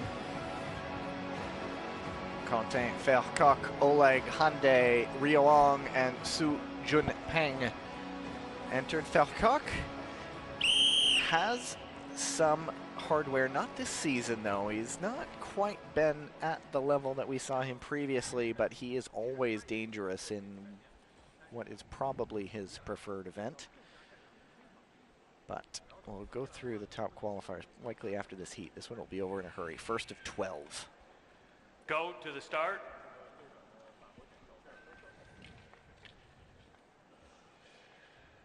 Ready. And it is Dubois dashing off out of position 1, showing how important it is. And once he's there, good luck trying to catch him. Well, Dubois has just got such quick acceleration off the start, and his speed acceleration to top velocity is almost unmatched. I love to watch his speed track. He uses the full width of the ice. Dubois and Vercock 1 and 2. Hyundai, maybe a chance to try to close it up. I don't think he's going to have time, but it is Dubois off in the distance. He's going to comfortably taking this one if he can get around the turn. He does. Him and Vercock 1 and 2. Hyundai for third. Oh, a 40.05 just to kick us off. Steven Dubois, that is a blistering time. You know, what I love from Steven Dubois there is he kept it controlled, but he didn't let off the gas. He knows how valuable it is to have that lane advantage going into the next round. You want to be position 1. That 40.05 is a quick time. I think that's going to be up there to make sure he gets a top lane position in the following round. But that's a sign of things to come. The officials of 40.03.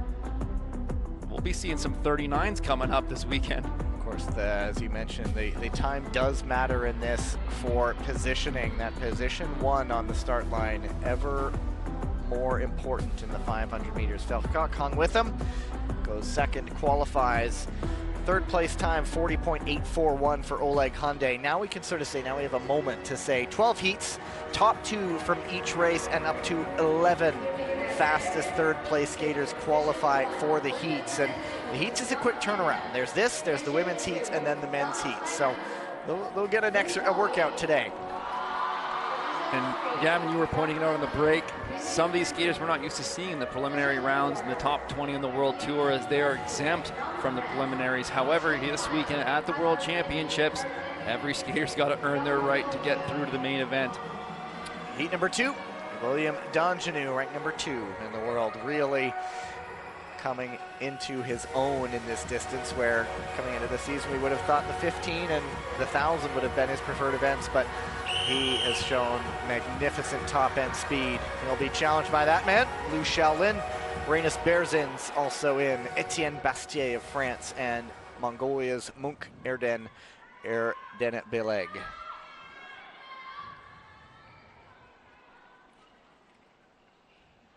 Go to the start.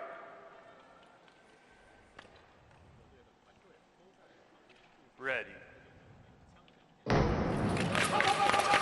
And Tyler, when Donjanu was trying to wrap up the Crystal Globe, and it got really nervous for him. Particularly in Tilburg, he was not out of position 1 in those 500 meters. No, that would be the one thing that Donjanu has been kind of managing all season, is not racing the 500 from position 1. I think we see him pushing the pace right now. He knows what he's got to do. I think he's got to better his start position throughout the rounds this weekend to ensure the best shot in the 500 meter. He's doing that now. He's carrying a lot of speed. 8-1 lap there, locking in now 8-2. It is Donjanu, and a good race for Rainis Berzins. Lou, it looked like he stumbled a little bit out of one of the corners, but it is Donjanu and Berzins 1 and 2, and a 40.75 for Liu Shaolin to finish in 3rd place. I think another clean race there. Well, as you mentioned, solid skate for Rainis Berzins there. And then Liu Shaolin, probably a bit of disappointment here at home. He's going to be watching the clock now. That's still a quick time, but we're seeing that this ice is fast, so I'm not going to make any predictions. I think that should still stand at a 40.7. That's such a quick time, but Liu Shaolin's going to be waiting. That does get ahead of Ole Honde's time at a 40.8, so that definitely helps. I do remember back in December, Catherine Reuter-Adamek mentioned that it is pretty quick ice here, the way they have it set up, and so we will be prepared for quick times, and I'm going to try to be on the spot to see if world records We'll keep happen. an eye on it. The world record in the 500 is a 39.50, so I think we'll see some 39s, but that, I don't know if we'll be challenging the world record or not. Could be close. The ice, though, seems very grippy, so the skaters look very in control as they're going through these corners at top speed, so that really lends them to having a lot of confidence and pushing the pace as they jump into those corners and can carry some speed throughout. That sometimes, though, adds up in the 1500 to that extra grip, as we talked about earlier, can fatigue the legs a bit. Heat number 3, there's Jens Van Twout, also Abjal Ajgaliev, Niall Tracy, Ivan Donchev, and Seo Ira of Korea.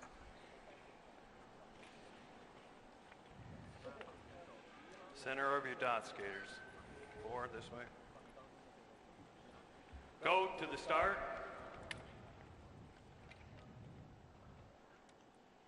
Ready.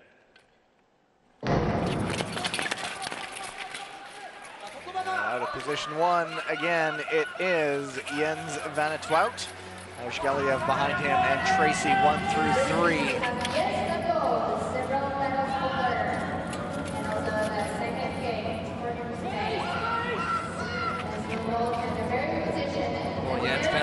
Getting off that pivot nice and quickly. He's got an incredibly strong left foot push to accelerate himself off the exit of the corner. 8-0 lap, 8-1. This is going to be fast. That is Van Twout, Ajgaliev 1 and 2 across the line, and almost under 40 seconds, and they do tend to adjust down a little bit when they get the official time. So that'll be flirting with a 39.99, I think, if they go through the photo finish.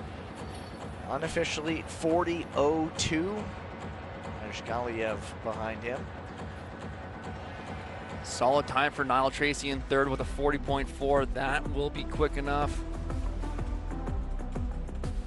That's the quickest heat we've had so far. 40.004 to the 1,000th of a second, so not quite under 40 seconds.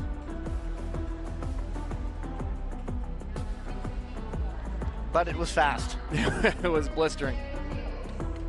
But again, the skaters, they're looking so rock solid on the corners. I'm not seeing any of them struggle with breaking out or slipping.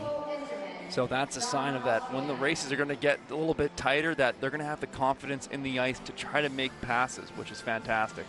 Now Tracy, a 40.413 is the quickest 3rd place we've had so far. Now heat number 4. Jordan Pierre-Gilles, DNA Soulier, Nico Anderman, Tarek Omaragic, and Lee Jung-soo. Guy who's been around the block once or twice. Pierre-Gilles really in his preferred event.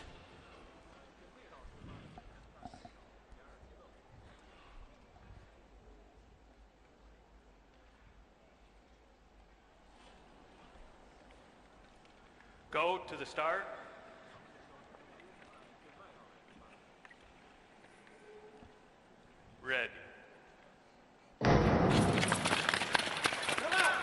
dash into the corner, not going to make it around. That will bring us back to the beginning. Well, that was a hard clash of the blades there, so expect to see the skaters jumping over to the mats to see their equipment techs or coaches to do a quick blade change. I already see the blades throwing up onto the mats for a switch for Lee Jung-soo. Time for the pit stop. And Pierre-Gilles, despite coming through the corner unscathed, he's deciding to join the fray as well, and he's up on top getting a quick look. I think that's quite loud though too. You could really hear the click. Yeah, that was an aggressive clash, and that's one where when you hear it that loud from where we're sitting, you know there's probably some damage done to the blades for sure. The bend getting kicked out of it. You got to watch too, if it's the contact happens in the middle of the blade, that can result in the blade chipping. So if you get a toe of another skater's blade contact in the middle of your blade or the side wall of your blade, it can fracture and even break chunks of the steel off of your blade. Well, we did see a race in Milan where a skater was advanced because they found a piece of metal and from a previous race. A piece of metal on the ice, right? So obviously that must have happened at some point in an earlier race, and I think that was Niall Tracy that happened to. Yeah. I remember. And I remember sort of they brought it over, they picked it up, and they went, here it is. Here's the evidence. I told you I wasn't faking it. All right, everybody got through it okay. And so nobody gets penalized in these instances. It's just if somebody goes down, usually in a collision, they bring them back to the start line. If a skater goes down of their own accord, usually that means they carry on. But there's a click of the blades. Everybody back on the line for attempt number 2.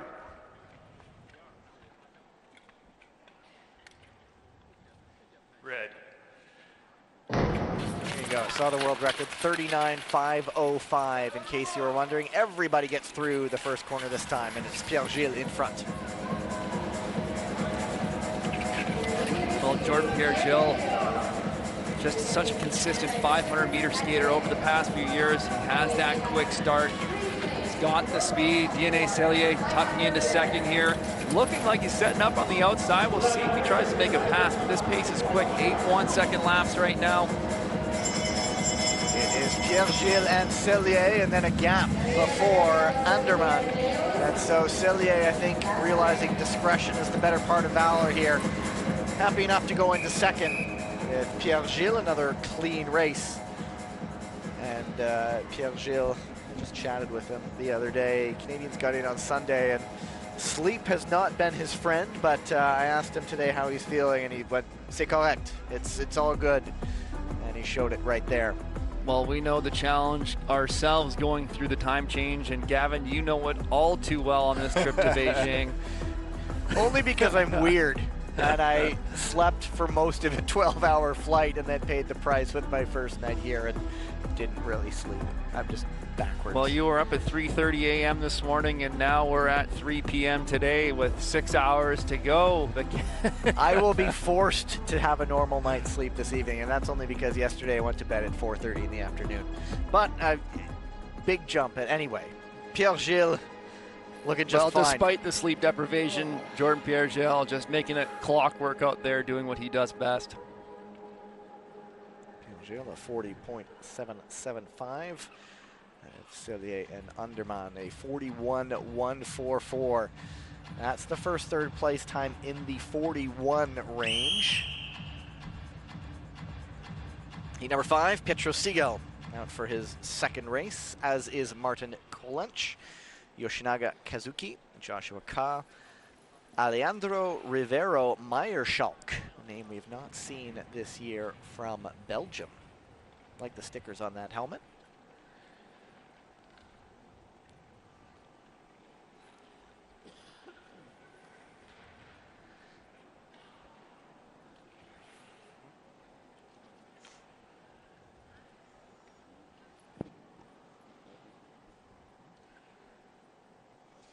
Go to the start.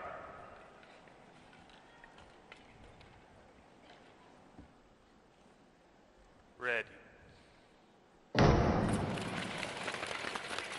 Sigel out in front. He was right up there in the World Tour standings, showing he can do it in just about any distance. Off and away in front, Kolench right behind him.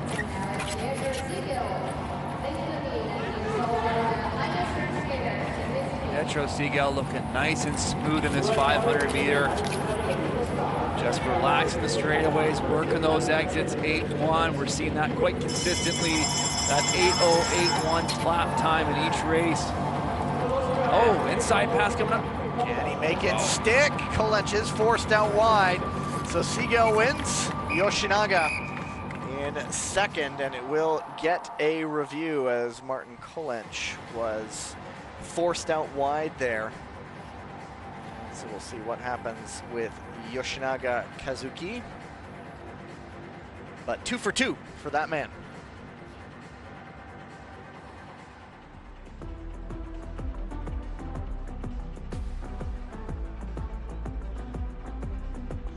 Again, the benefits of position 1, getting into that corner first.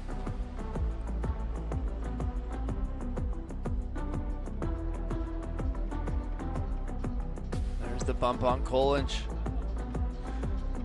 So we'll see what happens with Yoshinaga. Hard to see shoulder position from this angle here. I felt like Kolench was still holding the lead on the entry of that corner. Again, if only we had a video room up here where we get 7 different angles of but a then corner we would entry. be expected to get it right, and this Yeah. is we can pawn off responsibility to the actual qualified officials down below. We're living the easy life. That's Don't right. say anything. Yoshinaga, there he is, family of short trackers. His aunt competed in speed skating at the Lake Placid 1980 Olympics. His mother as well also competed in short track, but we'll see if there's any discipline coming his way. After review, penalty number 28, Japan, and advanced number 98 from Croatia. And there you have it. And so since Kolench was in second, he gets advanced penalty for Yoshinaga. And all the while, Alejandro Rivero Meyershock, thanks to that penalty, comes in second place. Well, yeah. What a race from Alejandro Rivero. That's a name we're not too familiar with. So him going through, great stuff from that Belgian skater. Adding some more depth to that Belgian team. And this is a look back at the incident and of straight failure to give way. Just didn't get up there enough. And so when you're behind like that, it is your obligation, as it says, to give way in that instance. Yeah, it was close, but just too little too late.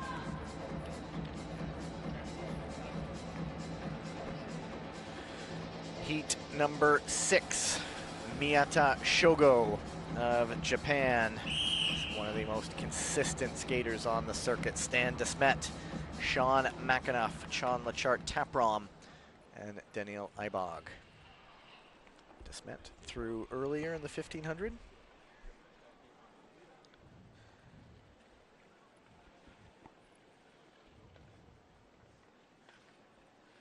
Go to the start.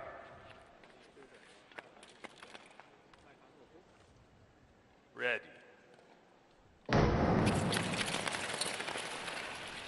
Interesting heat here. Everybody does make it through. Are they bringing it back? Nope. I think there's just a whistle from the crowd, Gavin. I did hear that too, but we have some whistles from the fans. Miyata Shogo building it out front. Stan Desmet looking ever so comfortable in second right now, but look out in third. Ibog up into second at the expense of Miyata.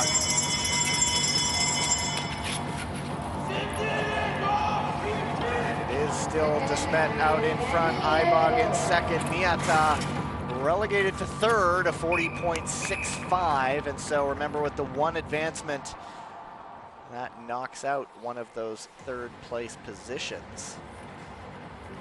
And 40.65, it's not the slowest heat we've had so far. It's comfortably ahead of a few heats by Miyata. You and I were talking about him, just one of those guys who he's almost awaiting the breakthrough. 5th overall in the World Tour standing, 6th in the 500, 6th in the 1500, 11th in the 1000. And if the result comes, it's almost like he's off to the races. Well, I think that just speaks to the performance from Danil Ivog there, who's a name that we haven't been seeing this season on the World Tour. But when you're going up and beating head-to-head the 6th-ranked skater in the 500-meter, it shows your ability. Ivog here, see if we get a replay of his pass. I think that's the setup. Nice exit, getting up the inside of Shogo there.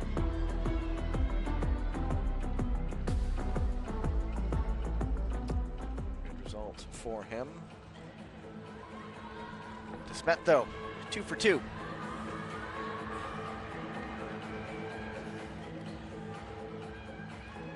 And there are the results. Heat number 7, Sun Long. The Sun Long. It's Zach Delat of the Netherlands, Brendan Corey of Australia, Peter Murphy, and Luka Jasic.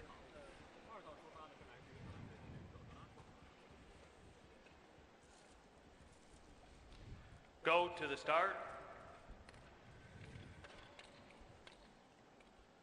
Ready.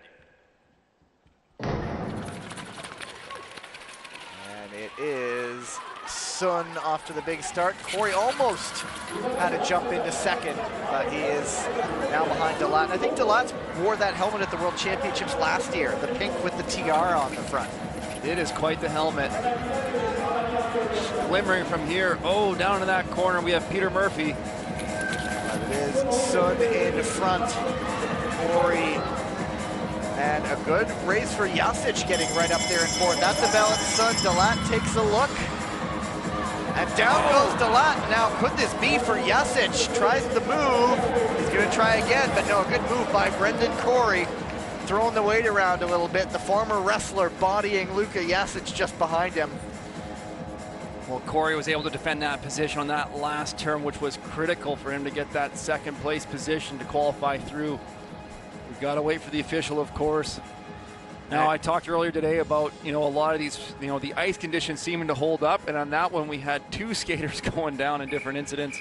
Fortunate for Peter Murphy, it's Zach Delat who is in second place going down on his own, and it is that same corner for both of them, I believe. Always like the glasses, you can tell the eyes, what they're focusing on. But a good race for Sun Long.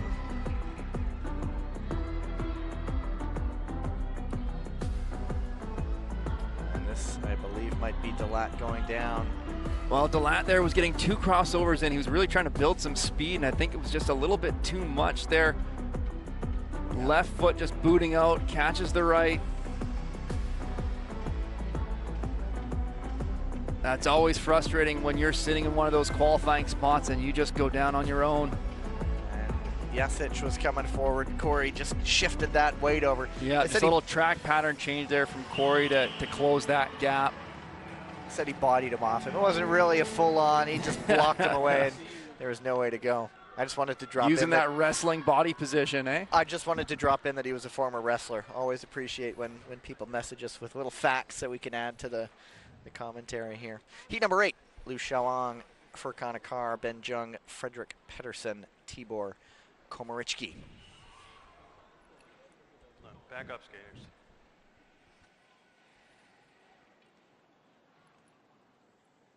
Skate around.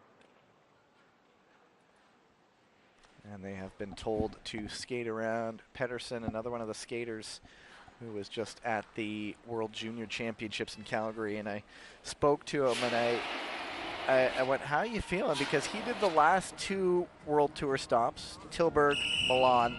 They went back to Oslo for about 5 days, then Calgary, then here. And yes, he is a junior skater, and the younger bodies can hold up a little bit better, but that's still tiring.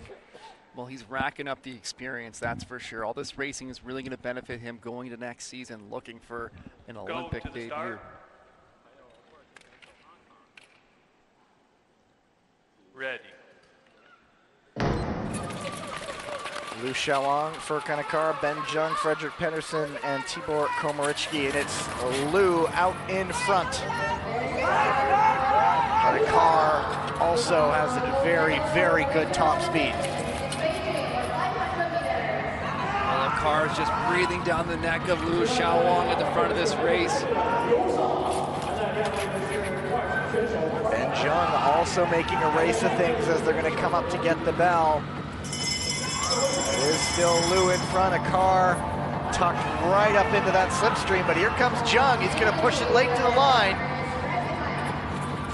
Not able to get close enough. It's Liu, and it's a car, and it's Jung. 1, 2, and 3. So Liu Xiaowang has some of his many fans in the crowd, and making them happy with that result.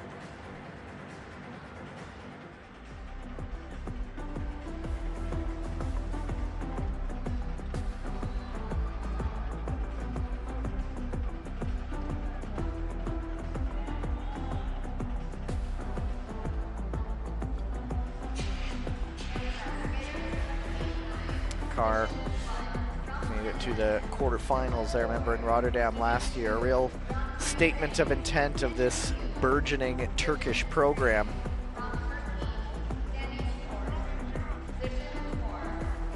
Well, the car was just all over the back of Liu Xiaowang looking for opportunities, but the track pattern of Liu Xiaowang was near perfect just to defend that lead position and stay relaxed, hold it all the way to the end.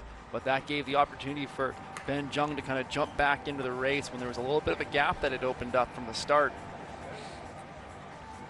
So Jung is third place time of 40.968. So very close to a 41, not one of the quicker ones. And heat number 10 of 12. Now we're into heats of 4. Pardon me, heat number 9. I'm jumping ahead of myself. It's the last one with 5 skaters. Tunbor, Andrew Hio, Denis Orz, Zdenek Sepal, and Jakub Karabin of Slovakia. Go to the start.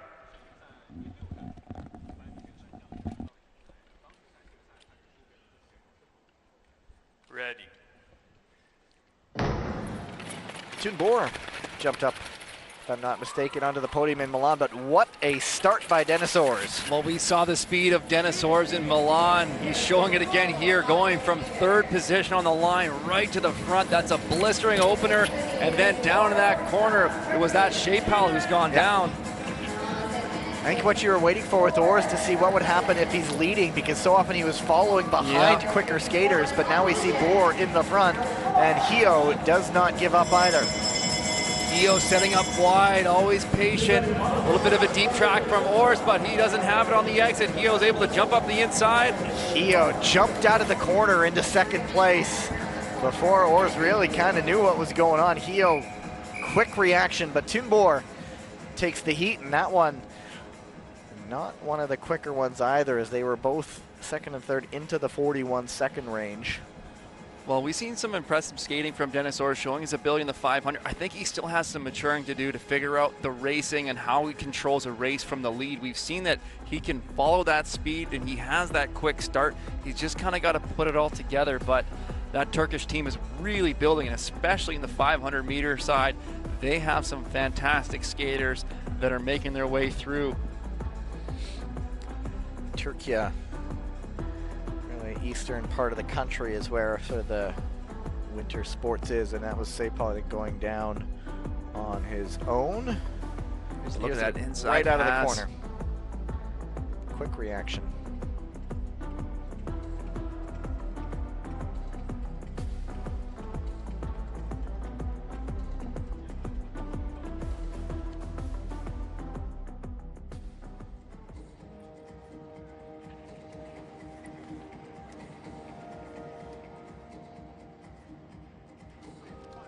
Now we're into the heats of 4 skaters, as you see the results. Tunbor and Andrew Hio moving on. Denis Orz will be on the bubble. And now we're in the start time where, with 4 skaters in each of the 3 remaining heats, it's possible that 3 from each of them does move on. But Brandon Kim, Thomas Natalini, there's Natalini, Kyle Ross Waddell, and Tobias Wolf. Go to the start.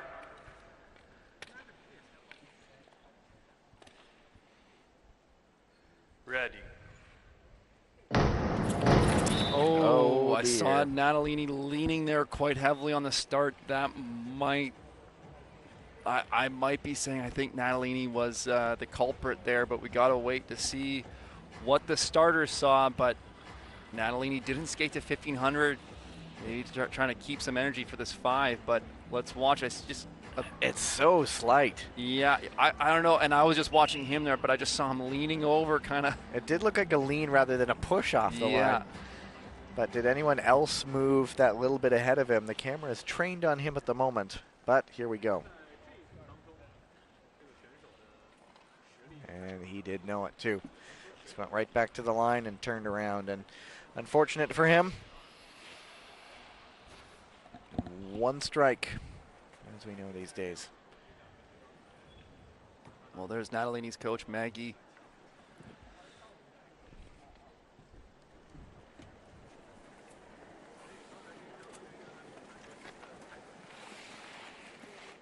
Now it's down to 3, and potentially all skaters moving on, potentially, depending on how the time goes.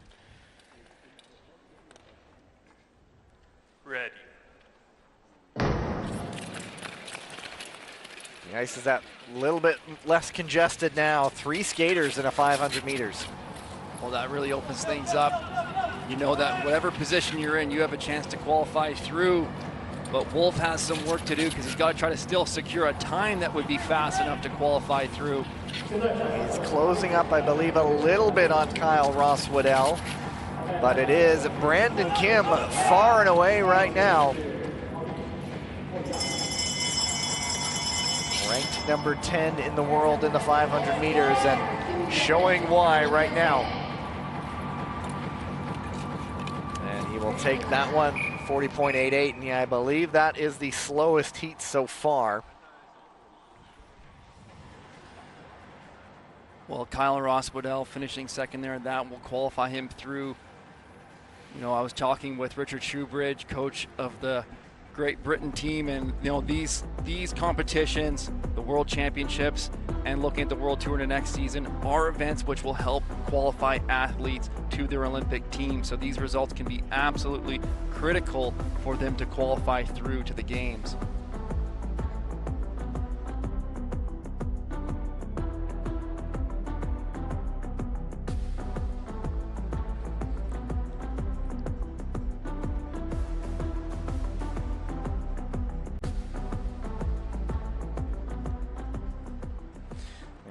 Kim moving on.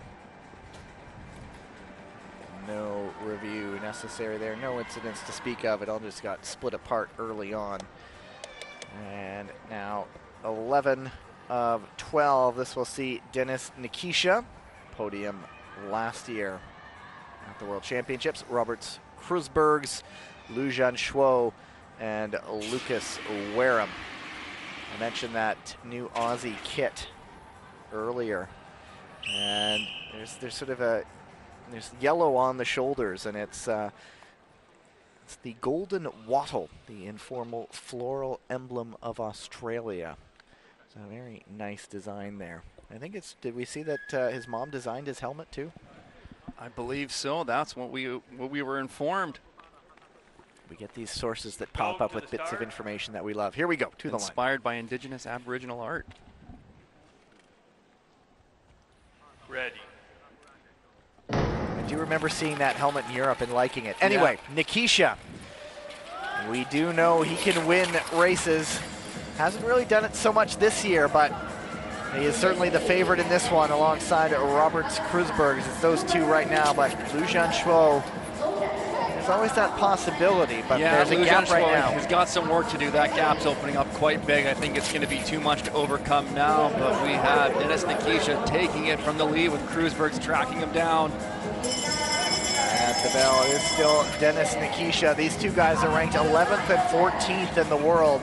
They are right up behind one another. 40.36, 40.41. Lou goes a 41.51. So it's not the slowest heat we've seen so far, but it's one of those ones that's going to be close depending on how the time goes. We have had one advancement, remember.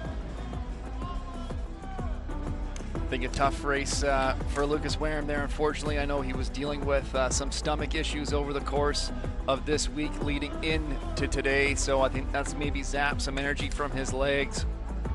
But Dennis Nikisha showing what he does best, delivering in the 500 meter. This is his preferred event, the man who famously won a world championships and then proposed.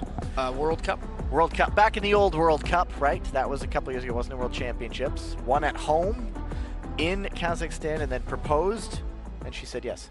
And he has been married now for a little bit. And he said the greatest day of his life. He was, not bad. Well, and then he said, and then he won a World Championship medal. I'm sure that rivaled this one. I'm not sure what the, I'm sure he was measured in how he would say it was the greatest day of his life.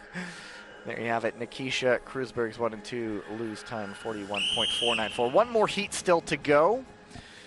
Michał Niewinski of Poland, Park Ji-won, of course, the man of the Korea Republic. Hey, he's changed his helmet. He's got the black number on right now. Rostislav Leontenko of Ukraine and Robin Bendig of Germany. Go to the start.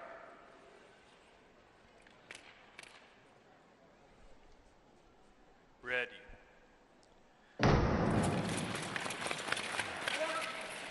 Niewinski.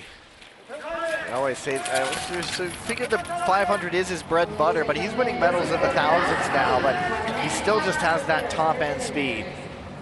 He's a big skater, he's difficult to pass. Park Ji-won really accelerating to close that gap, catching the draft. That's going to pull him right in behind Niewinski. And it is the two right now, Niewinski and Park. The top two automatically move on, and is Park going to try to make a move on the inside? He's thought about it. Thought about it, slammed the brakes. I thought Park might wait till the finish to make a move, but obviously he felt like he was carrying some good speed, but you could just see that left foot. He slammed the brakes on to kill the speed because he knew he wasn't quite there to make the pass. And well, fortunately, he knew he had a gap to third, so he could sacrifice some speed and still get through. So Bendig got up for third with the first one we've seen in the 42 range. That is not enough, and so it is the two automatically qualifying, Niewinski and Park. And this is the late move. What a break there. You could just see the left snow skate shooting up. And Niewinski trying to get every 100th he can, reaching at the line. Dramatically throws the arms Finishing back. with authority, eh? That's a flourish. Well, Michał Niewinski always brings the energy to the race. Not often you don't see a smile on his face. Kind of makes friends wherever he goes. And so, end of the 500 meters. And so, let's see, Kolench advanced. And in the end, there's Niewinski and Park moving on. So Hyundai, Oleg Hyundai, Liu Shaolin, Niall Tracy, Nico Anderman, Mieta Shogo, Luka Jasic, Yangun Benjung, Dennis Ors, Tobias Wolf, Liu Zhanshuo, all moving through as third place finishers. We're not done with the 500s just yet today. As you see the qualifiers, they'll fix up the ice a little bit, and then we'll be back for the heats in first the women's and then the men's 500 meters. And so that is coming up in about 14, 15 minutes or so. So take a break, back with you on the other side.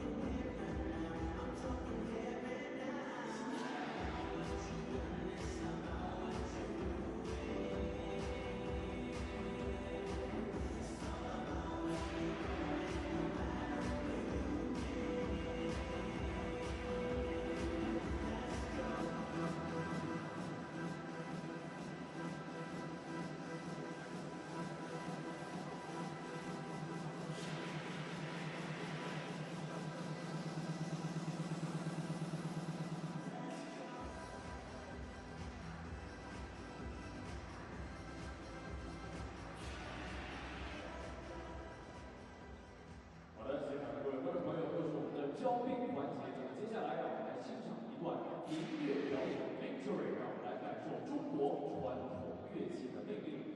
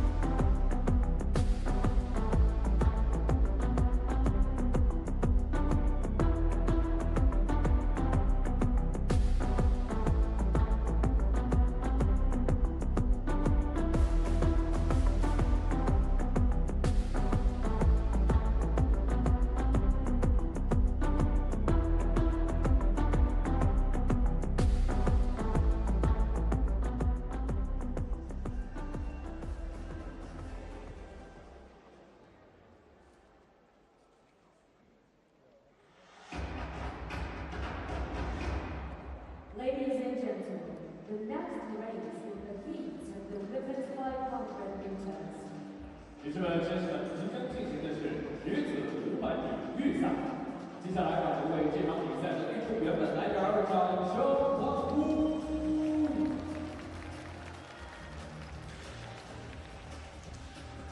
We are staying with the 500 meters. And now it is time for the heats. Just the men had the preliminaries, the extra round to deal with.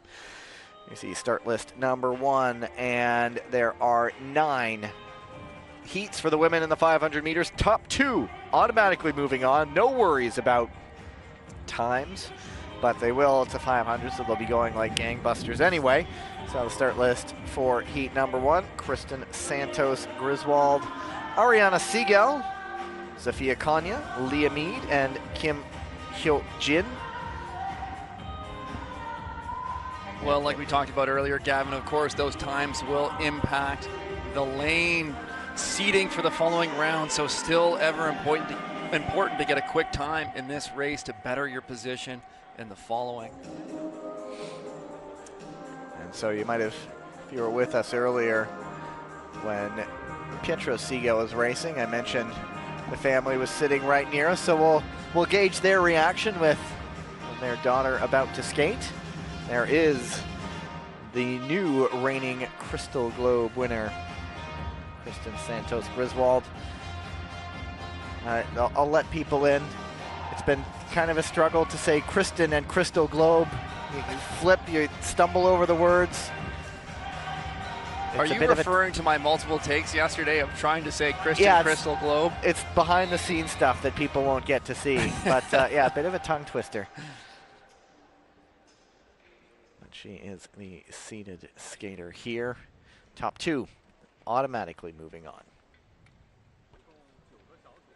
Go to the start.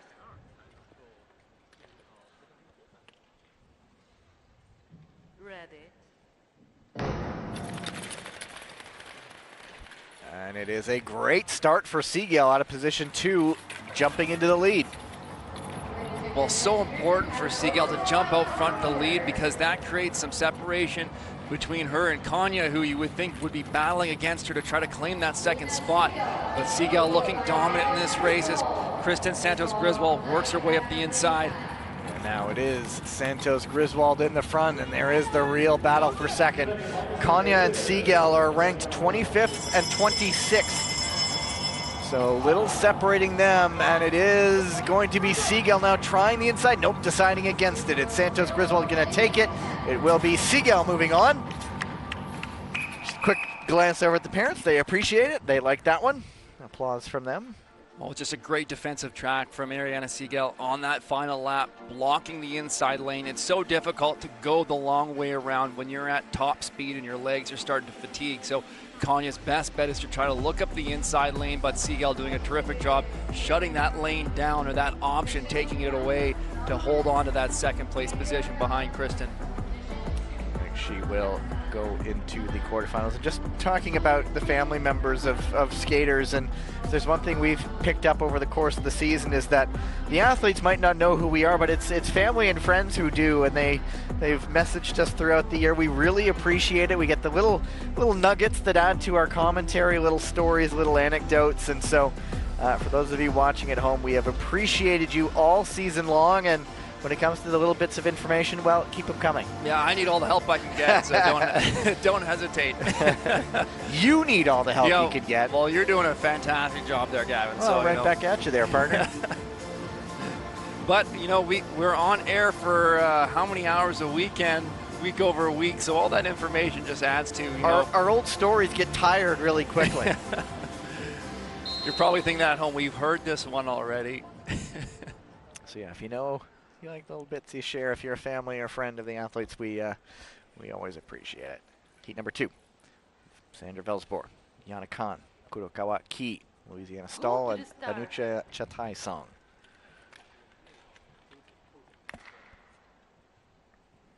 Ready. And speaking of family members, we do know that the Velzebor parents are here this weekend for Sandra and Michelle. Saw them yesterday. Didn't see Sandra in the 1500 meter, opting to focus on her specialties, the 500 meter and the 1000 meter this weekend. And look at that gap open up as Sandra Velzeboer, 8.9 second lap there already. She is the fastest woman in the world record holder, Sandra Velzeboer. This is her event. 8:44, that is just blistering speed here. Velzeboer by a veritable country mile. The battle is for second. Khan trying to hold off Kurokawa, but it is Velzeboer. 41.89. What's her world record? 41.41. And that is in a preliminary round. I believe that's called a statement. Absolutely. That is sending a message to the field that you are in top form. Now if we talk about the World Tour where you have to be good in a number of the distances, here she can just say this is her specialty. Just handed a note. She has Sandra Velzeboer also has a friend in town from the 2017 World Championships in Rotterdam. They were on the relay together, so it's always nice to see who shows up at the end of the year. But we were saying, well, yeah, actually mentioning that there's a retired skater, Vladislav Vikanov. We have, yeah. It's Dennis Visser is the former teammate in town. Anyway, there's the battle for second. Khan hanging on. But sorry, you were saying. Well, I was saying former skater Vladislav Vikanov, the Israeli skater who was training in Heerenveen, has come out here to support some of his old Dutch training partners as well. It's a long way to go to Beijing. Yeah. Well, when you love speed skating and you want to see a show, come to the World Championships.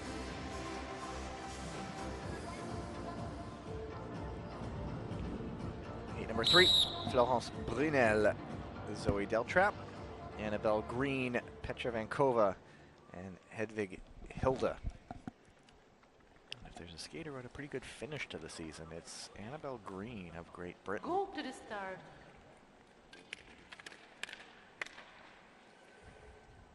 Ready. See if she gets off to her quick start. Jumping into Deltrap will be key, and there she does. She does just that.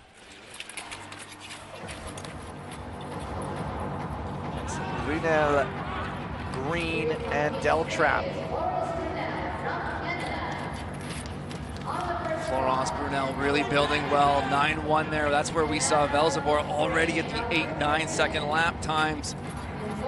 8.5, that's a solid lap in for Florence Brunel. Deltrap up the inside of Annabelle Green. And Annabelle Brunel by a wide margin, and it looks like Deltrap has jumped on the line, but she is able to get it back and will come in second. And Brunel, Deltrap 1 and 2. Green, good start, not able to hang on in third.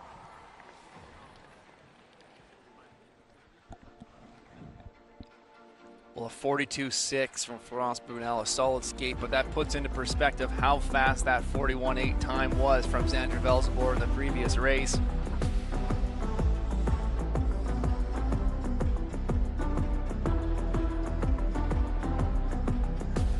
Went off the line quickly. Brunel staying away from danger. Second fastest heat so far. Ahead of the time set by Kristen Santos Griswold, who is in the 43 range. And if you're noting right now, the second ranked skater in the 500 meter this year, Corey Stoddard, not in attendance this weekend, choosing to focus on her health and preparation for next year's season. Of course, we know the importance of that one. She put up some pretty good results down the stretch, but had some battles going in, and admitted she almost didn't make that trip to Tilburg. But yeah, after a very, very good season, picking up her first career victory, which was here, by the way, earlier in the season. Corin Stoddard focusing on the Olympic season, which is going to be on us before we know it. It's weird to think that it's, what, 7 months before the first racing gets back underway, and that we'll wonder where the time went. Heat number 4. Hanan Smet, Wang Xinran, Yelizaveta Sidorko, Takahashi Hana, and Gerald Tuya Betulga. Go to the start.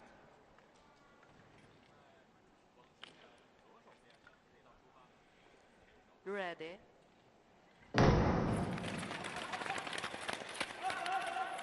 a good start by Sidorko, not able to hold it in second, and Wang, who I believe is the latest skater to use the full face shield.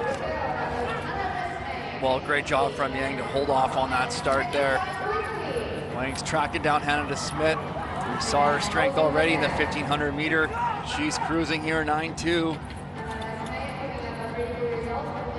This match really put together some good 500 meter results this year that helped her challenge for the Crystal Globe, but she's out in front right now, and Wang hot on her tail, and Sidorko I don't think is going to have the room to try to mount a challenge, and it is Desmet comfortably through ahead of Wang Xinran in another clean race.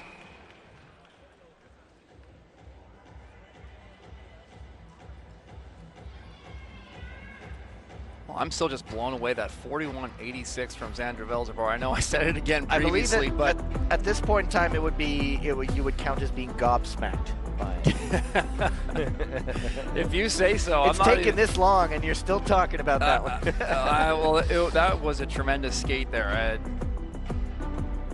You're just seeing that it's 0.8 faster, almost a full second faster than what Hannah Smith just put up. 0.8 faster than Florence Brunel's race. That was an outstanding skate. So, like you said, Gavin, a statement for sure. The gauntlet has been thrown down, and we'll get to look at the younger Velzeboer, who is out in heat number 5. But Desmet and Wang go through in their heat number 5, as Michelle Velzeboer, Nicolas Mazur, Fan Cashin, Julie Latai of the United States, and Amelia Chua of Singapore. And Fan is one that never to be counted out. No, she's only a 5-time world champion? 5 times in the 500 meters. Class is permanent when you know how to win races. There's danger around you, you find a way through it. Anyway, to the line they go.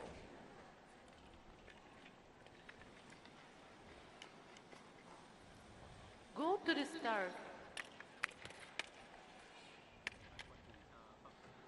Ready.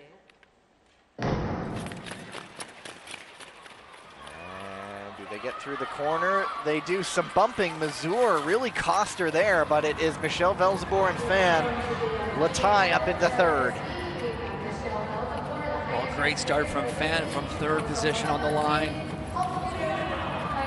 Michelle Velzeboer using her speed, keeping that gap. Oh, but Velzeboer goes back on her heel, spins out on that corner. That opens things up. Julie Latai's now sitting in 2nd. It is Fan Cashin. What do you say about knowing how to get to the line first? Mazur for 2nd. Tight on the inside there. I think Mazur was ahead. And it will be Fan Cashin winning. Mazur 2nd. Latai not able to hang on, but Michelle Velzeboer have to go through the repechage, but Fan Cashin into the quarters. Physics wins again. Coming out of that corner for Michelle Velzeboer. When you spin coming out of the corner, spinning like a top. Just kind of caught her out of the corner of my eye.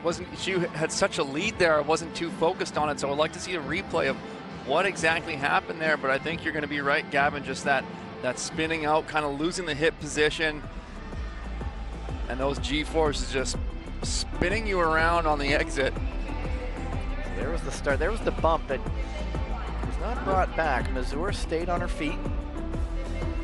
It's another look here. A little catch, goes off balance. Yeah, loses the hip position. It makes you really appreciate the forces that these skaters are fighting against on the corner, and how just something so small can set you off like that. Nils Gersholt grabbing his head in frustration there. There's the inside pass. Yeah, Mazur shoulders clear ahead there. And Fan Cashin, as she's done, well, once or twice in her career, winning her heat into the quarterfinals. Nothing getting reviewed. And she goes through. Fan Mazur automatically through. Heat number 6 out on the ice. It has the defending world champion, Kim Boutin, who didn't compete through much of last season, came back to win Worlds. She was back on the World Tour all season long. Natalia Malashevska, Aurélie Levesque, Lisa Eckstein, and Gong Li from China. But see if Boutin has her trademark start. Usually first into the corner. Ready. And off like a shot with a gap, just in the first few meters, already with daylight. Kim Boutin is so good at building her speed in that first lap, not just accelerating off the first corner, but still accelerating down the straightaway, getting a good entry into the turn to build that speed. But Malashevska's closing that down. Vastly experienced Natalia Malashevska, who has won the 500-meter discipline title under the old World Cup format. Gong Li up the inside into third. It is Boutin holding off Malashevska. Reminder, top 2 automatically moving on. Malashevska, we'll see if she decides to push. She does not. Boutin takes the heat. 42.64 unofficially.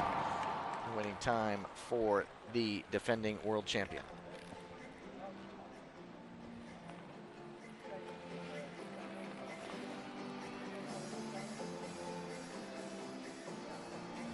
That was heat number 5 of 9. And every heat, or that was heat number 6, pardon me. 2 more heats with 5 skaters, and then the last one will have 4.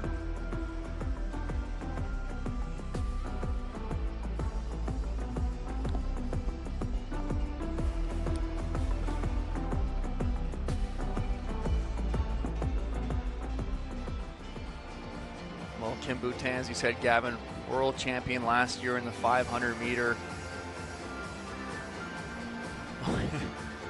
I was just noticing her sponsor. She has eggs on one side, and on the other side it says jam. Eggs and jam. Sorry, I saw you pointing at the noticed monitor the most there. random things on qualifying day. You were saying something more deep than that. Yeah, well, I was going with she's just had such a long, strong career. Kim Boutin wasn't maybe last year when you would have predicted that she was going to take the win, but that experience paying off. Kim Boutin knows how to step up for the big events, be it the Olympics or the World Championships. There is Choi Min-jong back for more. Chiara Betti of Italy, Chloé Olivier of France, Zeynep Kumarkan of Kazakhstan, and Chung Xiao-ying Go to the of start. Chinese Taipei.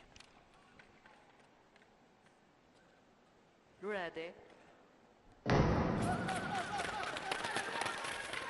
The toe of Choi Min-jong's blade was just flirting with that start line there.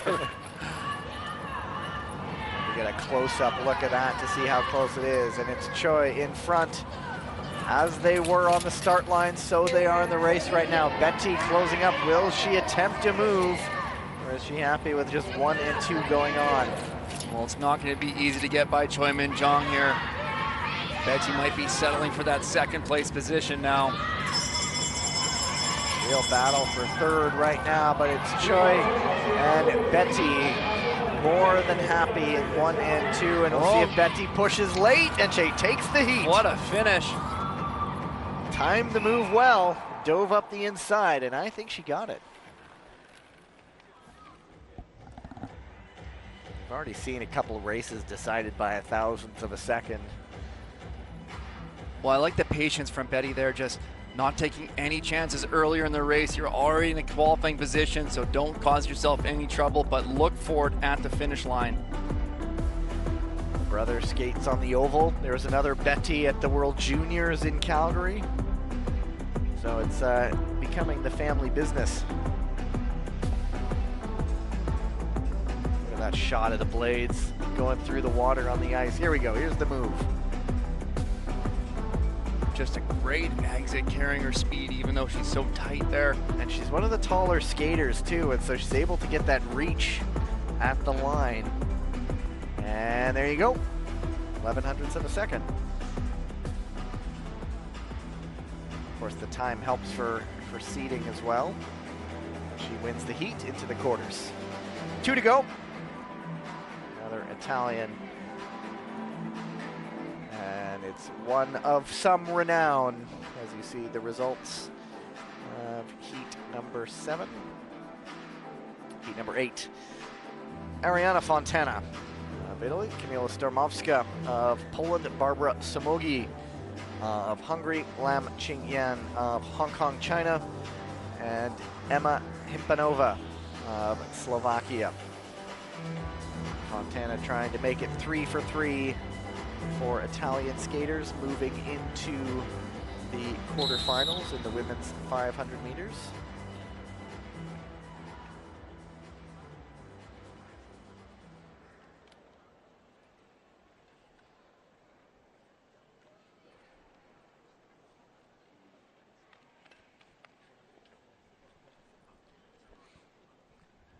Go to the start.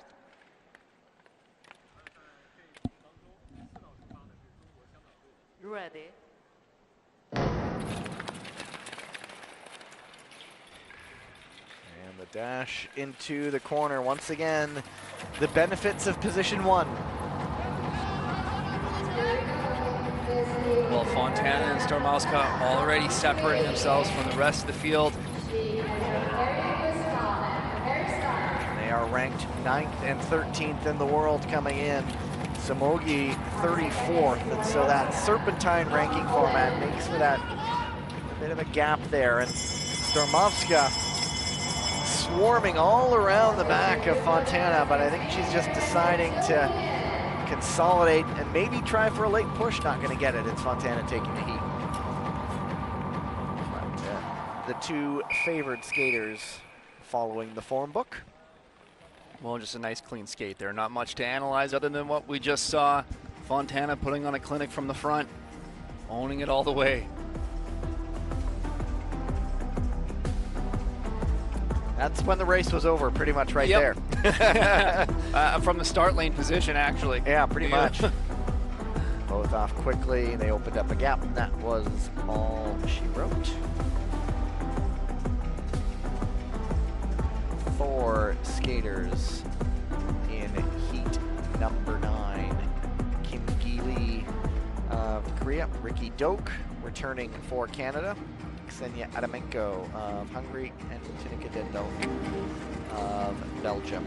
But Fontana through, back-to-back heat wins for Italian skaters in 7 and 8, and there you see the results confirmed. It's all been clean so far. Well, we didn't see Ricky Dope at the World Tour stops 5 or 6. She wasn't a part of the Canadian team there. However, she had picked up, I believe, was a bronze medal in the fall. I would double check that right now, but my internet doesn't work for fact checking, so we're going off memory today. And that's what qualified her for the Canadian team to be here in the 500 meter. Claudia Gagnon, who was on the ice during the European swing. There is Doak, ranked number 12th in the world in this distance. Kim ranked number 10th. There's a look at the nicest vest on the circuit right there. You said that in Europe too. It Yeah. really is. I gotta get me one of those. Instantly you recognize with the yellow and blue of Ukraine. Go to the start. Ready. That's a good start for Doak. Fantastic speed off that start line. Look at that gap open up. But if anyone can close it, Kim Gi-lee certainly can. Not only close it, but if there's the slightest opening, squeeze her way through. But Doak absolutely surging right now. Clear daylight with Kim. Well, 8:186, solid lap times being put up from Ricky Doak right now. Kim Gi-lee not having it there to close the gap. She's closer to third than first right now, but Doak now hanging on and very much academic there. Doak and Kim 1 and 2, but big start off the line for Doak, and then she just kept pushing. big win by over 0.6 of a second, and in the 500, that's an eternity. Yeah, that's a healthy margin for sure. There's another look at the start there from Ricky Doak. Sometimes, if you have a quick start and you're on that second lane position, it can really work to your advantage because you actually enter that first turn a little bit wider, so you're less interrupted by the blocks. You can lean over a little bit more. You can attack the corner a little bit more. Sometimes when you're first position, it's great because you get to the blocks first, but you're already so tight onto them, you don't have a lot of room to work with. So if you have that quick start position, you're lane 2, and you can get over the top of that first skater, you can really use that to accelerate you out of that first turn. And that ends the women's 500 meters. Quick couple minutes though. We are not going to flood the ice. It means a quick transition back to the men's 500 meters with their heats coming up. There you have it, Doak and Kim moving into the quarterfinals. The women's 500 meters, if the schedule is always the same, that will be Sunday. And you see the list of all the qualifiers. Nobody advanced due to a penalty. It was always just the top 2 clean heats all the way through. And then we move into the men's 500 meter heats. We just saw these guys a moment ago, and there are 7 heats here.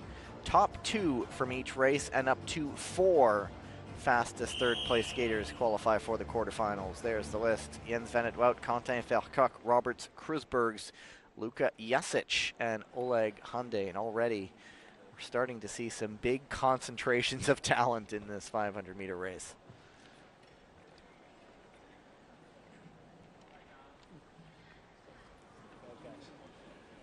Go to the start.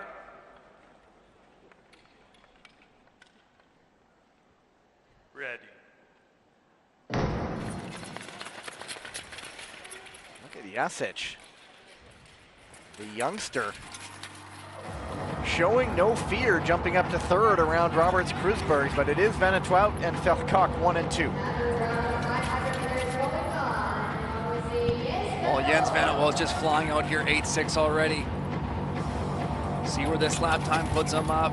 8.0, that's flying like we saw earlier. 8.0 is right around the fastest lap times. Kruisberg's jumping up the inside to 3rd. Nice maneuver, but he's only got 1 lap to try to improve his position there. He's going to take a look. It's Van het Wout and Verkock 1 and 2. Kruisberg's pushing. Who got it?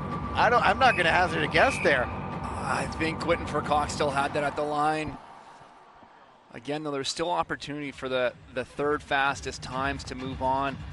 4 of 7 do. That's a quick race, though. You know, the fastest we saw earlier was from Jens Van het Wout, is the 40.002. So we know that that is a fast race right there. So let's see. Good start by Jasic, who really can't really skate with the handbrake on because he has nothing really to lose, the youngster, going up against some of the big guns. And Kruisbergs came back well and then pushed, and it is Verkock who took it, I believe. 40.254 for Roberts Kruisbergs. I think that's could hold up for him. I think if that was my prediction, I think that time will stand. But great race from Luka Jasic there. 40.6 for that young skater. And there it is. The photo was, I thought it was closer than that. It was one of the times where my eye was not to be trusted there.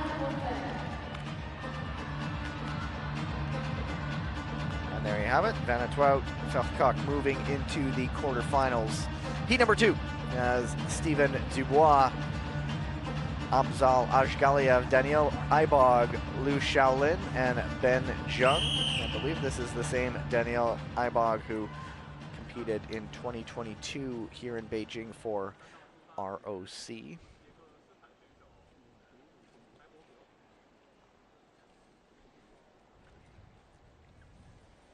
But Ibog Go to the start. skated at the Asian Games for Uzbekistan.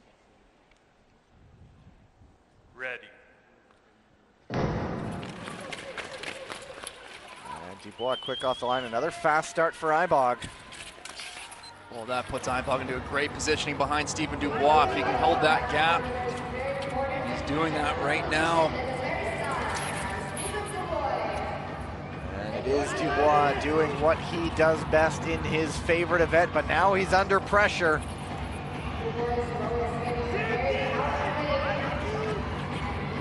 It's Ibog and Ashgaliev. Dubois holding them off at the bell. 3 skaters in it. Dubois, though, looking like he might hold it off, bringing it to the line, taking it ahead of Ibog and Ashgaliev. Well, 39.89 there. We'll get that even quicker when we go to the photo finish. Blistering, we've talked about that. Anytime you see a time under the 40-second barrier, that is just ripping. Just looking, 39.505 is Wu Dajing's world record, so a couple tenths of a second. Well, and Stephen Dubois was looking relaxed in those last 2 laps too, just keeping it under control. But Ibog showing his ability, going 39.9 there, right behind Stephen Dubois. And those times will really improve their positioning on the next round. Those are critical. As the field gets tighter and tighter, that start line position just becomes increasingly valuable. So third place, 40.06. Wow. Dubois finishes on officially 39.870. He was the anchor leg when Canada set the world record in the mixed team relay here back in December. So he knows that feeling.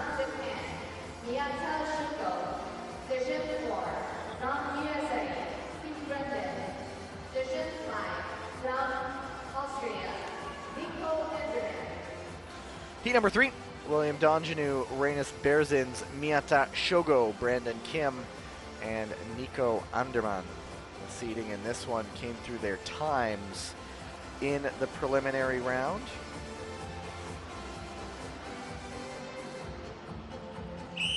There is Donjanu, there is Kim, Stanford University student.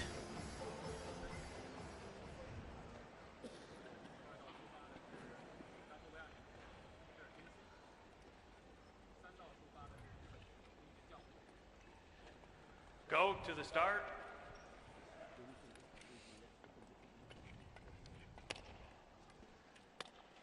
Ready. Quick off the line, it's Miyata nicely from position 3 ahead of Berzins. Well, William Donjanu just stepping out wide into the entry of that second turn for a terrific speed track here. Really building it up. That's opening a gap over Miyata Shogo. Real battle for second. Berzins takes a look, decides against it. Miyata holding off the charging horde. There's Berzins, there's Kim. At the moment, it is Donjanu now trying to hold off Miyata, who's closing in a little bit. Berzins is still right there. It's going to be Donjanu and Miyata, 1 and 2. And a 40.56 unofficially for Berzins in third, but Donjanu takes it. Just a hair over 40 seconds.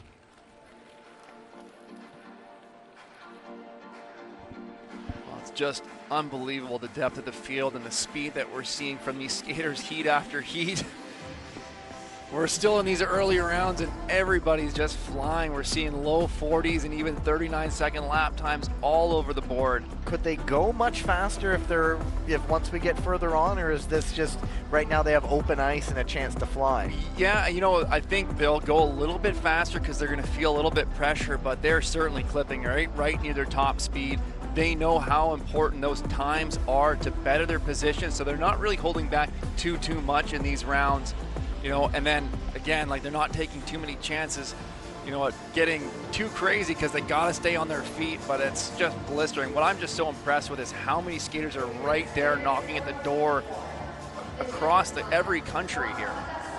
Donjanu, Miyata 1 and 2, a 40.542 for Berzins. He now will watch and wait. Heat number 4, Dennis Nikisha, Niall Tracy, Brendan Corey, Tunbor, and Dennis Ors. Another heat with take your pick, really. We're even looking at the position 5 Ors. If he gets in the right slipstream, He can chase those fast times. We've seen him do that. Well, I think this is Dennis Nikisha's race here. He's got that inside start line. Number one on the start. He's got the speed off the start. Al Tracy's not known for his, opener. Rather, he does have top speed, but that might hold up Brendan Corey. Let's watch for Toon Bordeaux and Dennis Orrs, because Dennis Orrs can open quick from position 5, see if he can make up any positions off this start.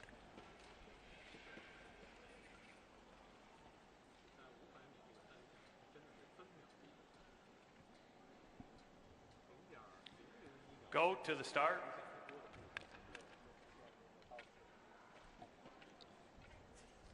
Ready.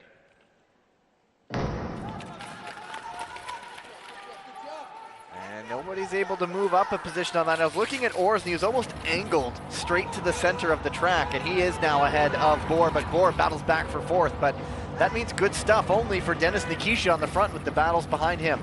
Well, Niall Tracy had a good start. Oh, there goes Bohr down into the corner. Looked like he just went down on his own. It is Nikisha and Tracy, but Corey is closing that gap. Oh, Niall Tracy losing some speed there. Got back on his heels. Corey's trying to make something happen, but he's losing his footing in that corner too.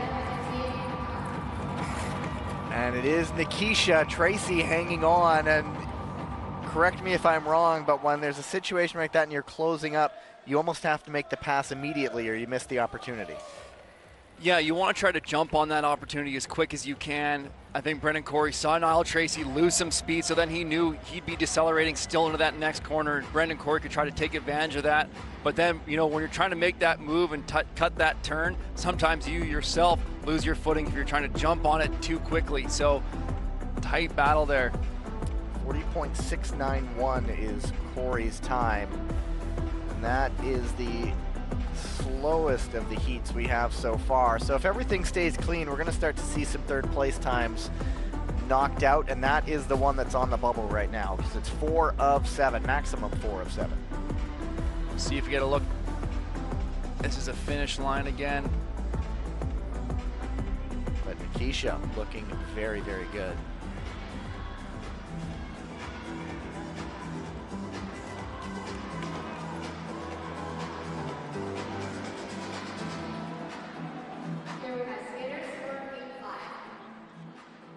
Nikisha and Tracy going through. Corey watching and waiting. Heat number 5. Pietro Siegel has already had a pretty good day. Liu Xiaowang, Furkan Akar, Lujan Shuo, and Kyle Ross Waddell. And really, you look at those top 3 positions. That's good luck handicapping that, because we know what kind of speed a car can carry.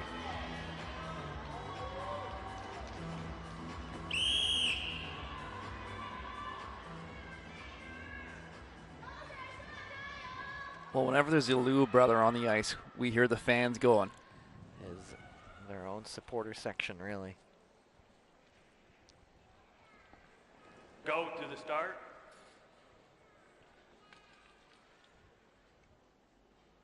Ready. Oh my. That is going to change things. Unfortunate, I think it's Liu Xiaowang, the hometown favorite here in this race, that just jumped the gun early.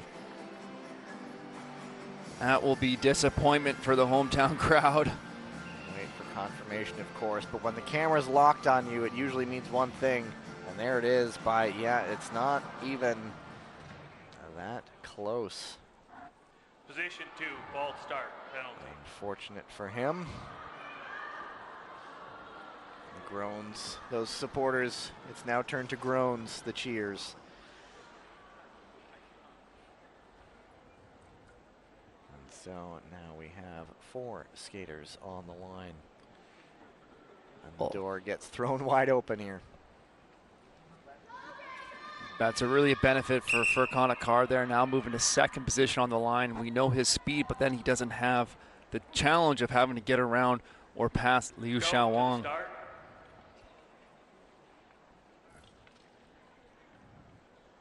Red. Never Everybody cleanly away this time. Now will they all get through the corner?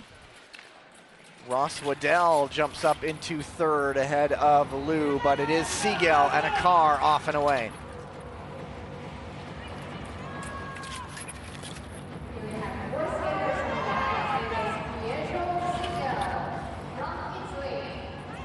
Car looking up the inside of Siegel, jumps up into the lead. Makes that one stick, smooth move.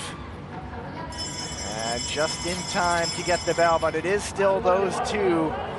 Top two will automatically move on, but good win potentially. Siegel battles back. What do we always say? Don't count him Never out. count him out. He took that personally. I think I heard, oh yeah, watch this. Because I think he might have gotten him. Well, yeah, that never say die attitude from Pietro Siegel. Just what makes watching him so fun is that the race is not over and he will always give it 100%. So we'll see here, it's still listed as a photo. I kind of want to wait for the photo finish before we actually see the official time. I know we might not get that lucky, but it's fun when you wait for the photo. I already looked. No. Oh yeah, there it is. But it's by 0.02 of a second. But we'll keep the drama for the photo before we tell the people watching at home who don't have. Here's a look at that finish there. That great exit of the turn from Siegel. That nice lunge. And you know what? For those of you watching at home who don't have access to the graphics that we have, it was enough by 0.02 of a second.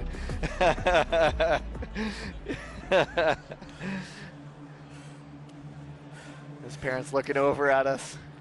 Almost there. Hey, I told you so.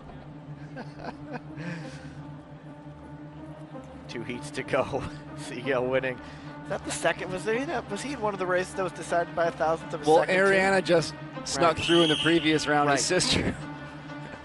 It's the family trademark. Stan de Smet, Jordan Pierre-Gilles, DNA Cellier, Andrew Hio, and Martin Kolench. And it's another one. Who's going to take this one? Well, Stan de Smet's going to have some pressure off this start with the likes of Jordan Pierre-Gilles and DNA Cellier challenging from the outside. Ready. And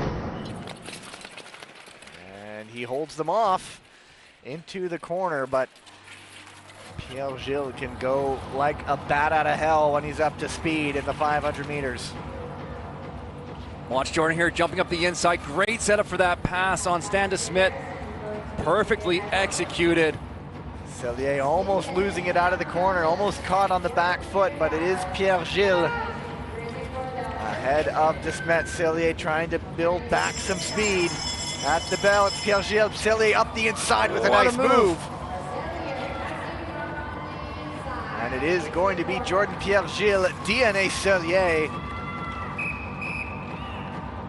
with a lovely move to get up into second. Well, just some fantastic passing there. If you go back, we'll see the replay, but I would definitely recommend if you rewatch this race, just pay close attention to Jordan Pierre-Gilles staying so calm off the line once he secured that second position. The setup where he just stepped wide on the outside shoulder of Stan de Smet and hooked it on that inside pass. That was just beautiful. We'll see if we get a nice look of it here. There's the outside wide setup, Jordan Pierre-Gilles, then hooking it tight, block 5. Well executed. And then Cellier later in this race making his opportunity, that jump up the inside. I don't think Stan de Smet was expecting that one. Lovely jump up into second for the French-born DNA Cellier, now skating for Poland, and he hangs on as Stan de Smet was pushing a 40.527. So that knocks out Brendan Corey's third place time. Kyle Ross Waddell from heat number 5, that third place time also not holding up. So one more heat to go. Thumbs up from that man. He's had a very good day already. Heat number 7 coming up, the full last one before the break. As results confirmed, Pierre-Gilles, Cellier, de Smet, 1, 2, and 3. Heat number 7 has Sun Long, Michał Niewinski, Park Ji-won, Alejandro Rivero Meyerschach and Tobias Wolf.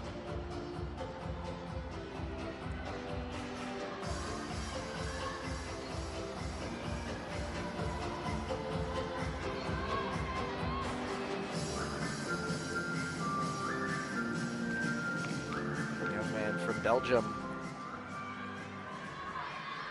Not a bad time for a senior debut. Go to the start.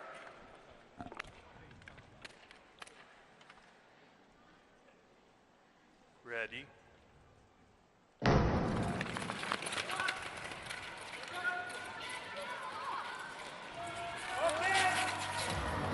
it is Sun Niewinski and Park Niewinski making the push for the lead. That one's going to get another look, isn't it? Well, that incident benefits Park Ji-won, who's able to capitalize on that bump. He moves into the lead. Look at that, the youngster from Belgium, though, Rivero. Niewinski looking back up. No openings. And it is Park holding off Sun. Niewinski does jump up for third. However, that incident will get looked at. Now Rivero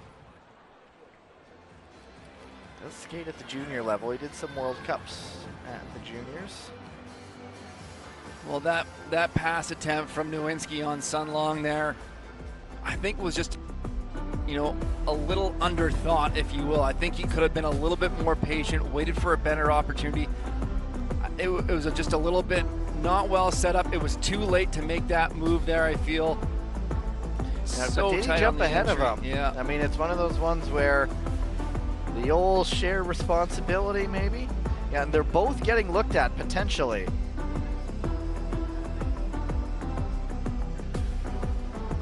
So, you can look at one, you can look at the other.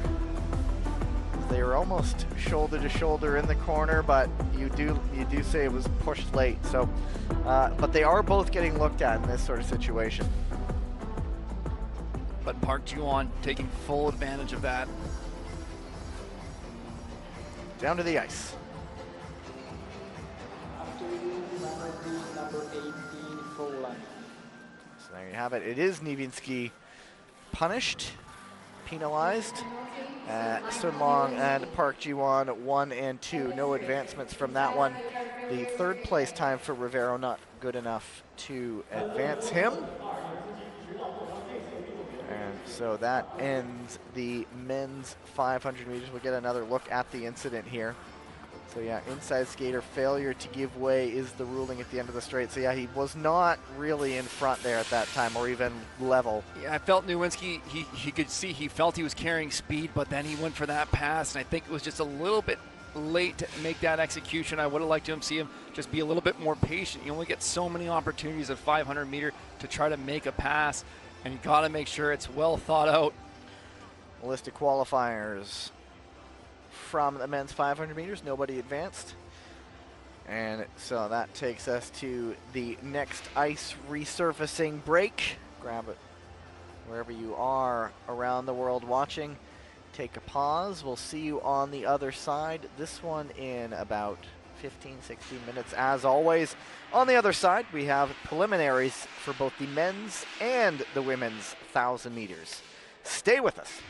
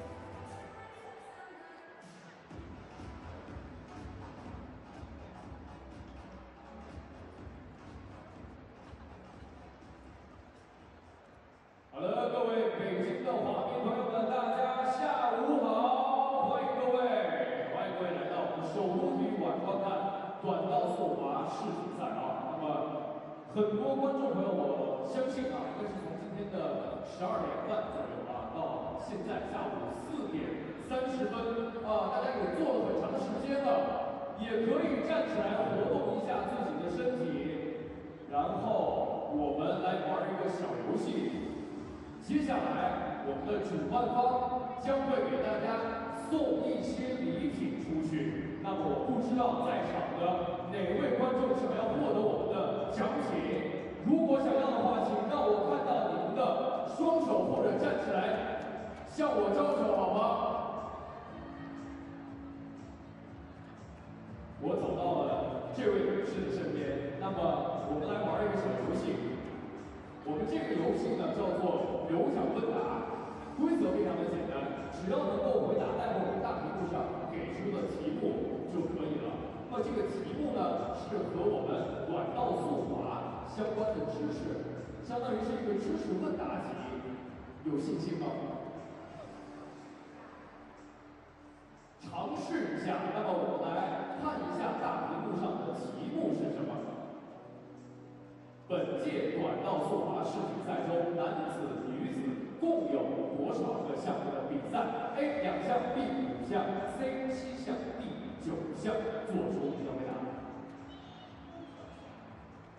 选择 D 选项，一共9项啊，非常坚定的回答，没错，回答正确，恭喜您获得由我们主办方为您送上的我们的官方特选商品——冰箱贴一个。来，这个冰箱贴送给您，也可以向我们的镜头展示一下，向我们现场的观众分享您的喜悦。而我这里还有一个，还有谁想要？那位女士站得很高啊，我已经看到您了，我从旁边的这个台阶上上来。大家不要有上镜的恐惧症啊！对，这位帅哥也说了，没有上镜的恐惧症。那我们看一下，我们第2道题目给到的是什么？短道速滑比赛中标准赛道1圈的时候，已经。选项 A 声音非常洪亮，是不是 A 呢？必须是，对不对？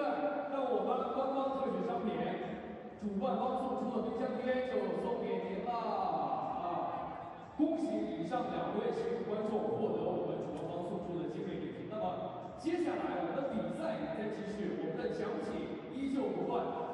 在待会儿要进行的互动环节当中，如果还有想要礼物的观众朋友，请给我你们的热情，给我你们的掌声。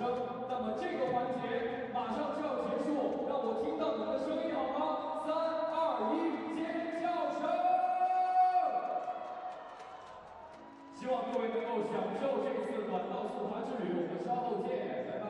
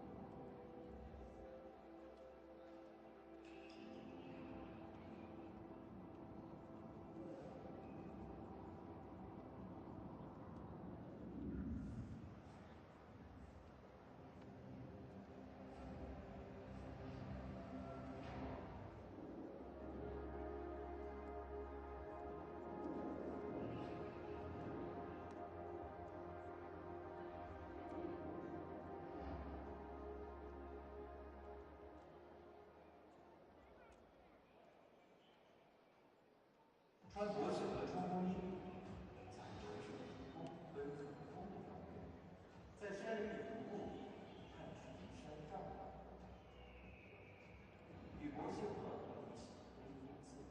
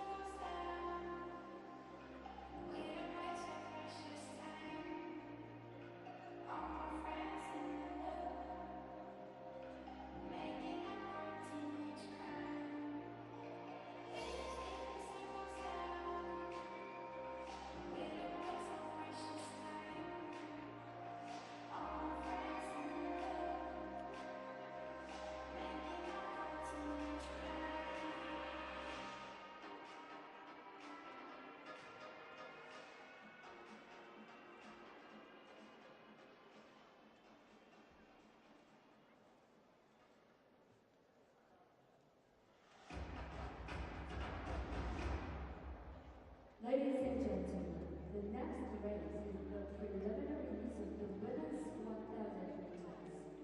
女士们、先生们，即将进行的是女子1000米初赛。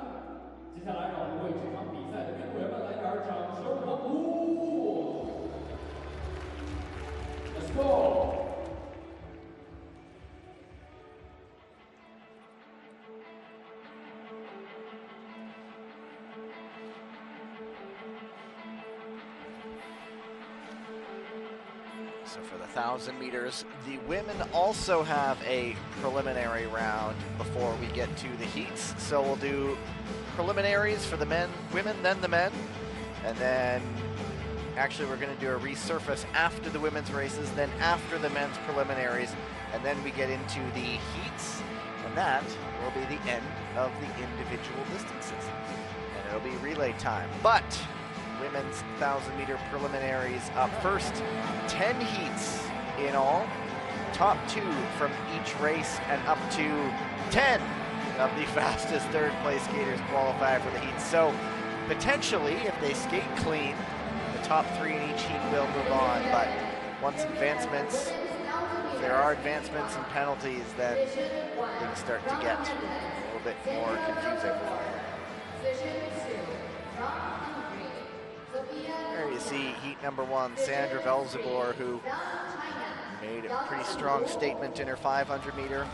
Position 1, Zofia Konya, Yang Jingru, Hedvig Hilda, and Geril Tuya Batulga of Mongolia. And there is Sandra Velzebor. She is the European champion in the 1,500 meters, but that's the one she's not doing this weekend. Opting to focus on her favorite distances, the 1,000-meter, which she won 2,000 meters this season, I believe, on the World Tour. A couple of them anyway. That's what allowed her to take the lead in the standings for so long, but we're off with the first heat in the women's 1,000 Go to the start. meters.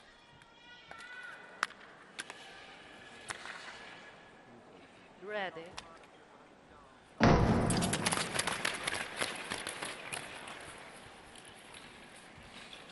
Velzebor always does love to get to the front in any race that she does, but this time Yang decides to go around and take the lead, but still a ways to go, so there's no panic on Velzebor.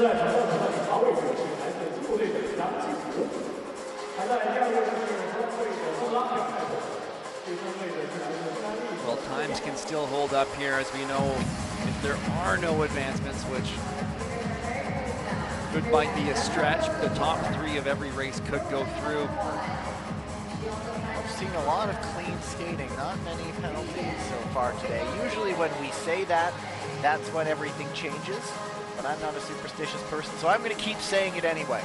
It has been a relatively clean day.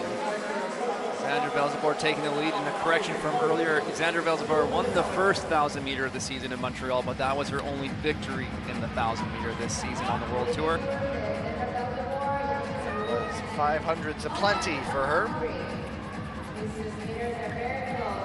Still Yang in second, Konya in third. All things staying as they are. That is how it will finish.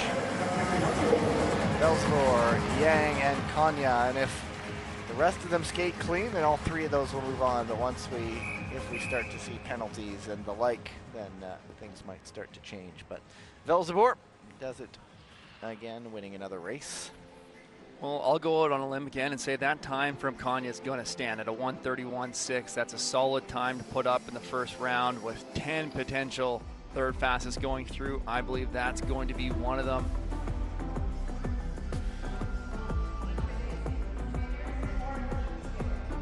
But when we're looking at the World Tour and over the course of the season, there's that competition for the overall World Tour Crystal Globe champion. You see skaters like Sandra Velzebor competing in all distances throughout the season to try to better their odds of winning that title.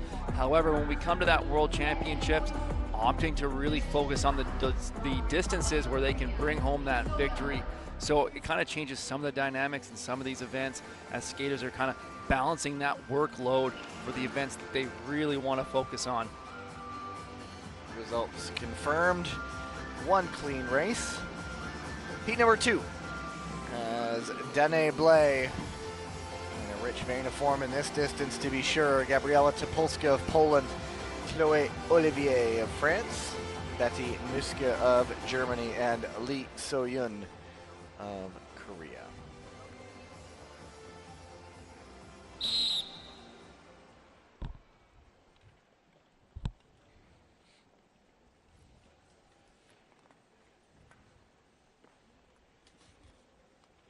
Go to the start.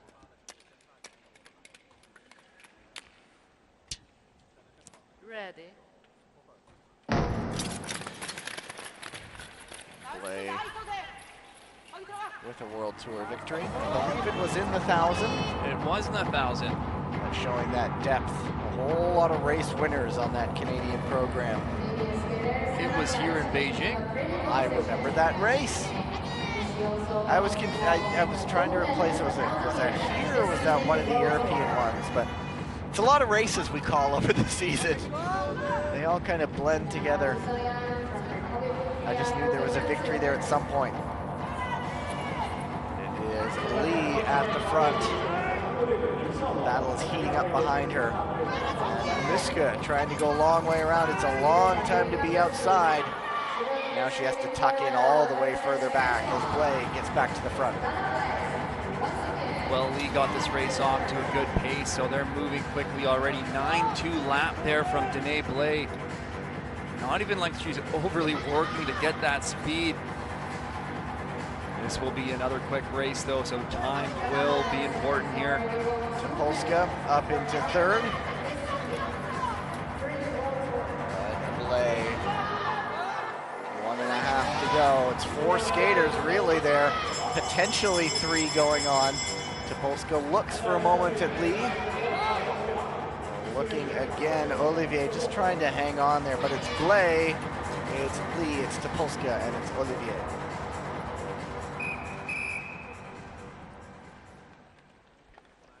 She just looks so casual, doesn't she? Yeah. Blay she looks so fierce in a race, but she just looked that one almost, I don't want to say disinterested, but it's casual. It was a comfortable result for her, but this just shows the strength she has. Well, she knows these early rounds should be, easier goings for her, just getting the job done. I think she's got her eyes focused on much bigger things to come this weekend, but as you said, a very relaxed, very composed performance from her.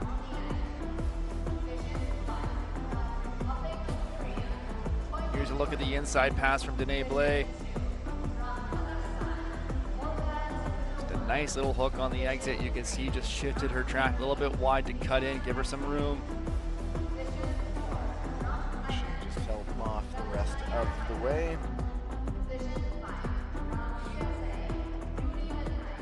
Comfortably through. Blay. There's a look at that helmet there. Yeah, it's got that Venom symbiote design on the front. Pretty fierce. Confirmed results. Heat number 3, Choi Min-jong, Olga Tikhanova of Kazakhstan, Lisa Eckstein of Germany, Danucha Chataisong of Thailand, and Julie Latai of the United States. Latai in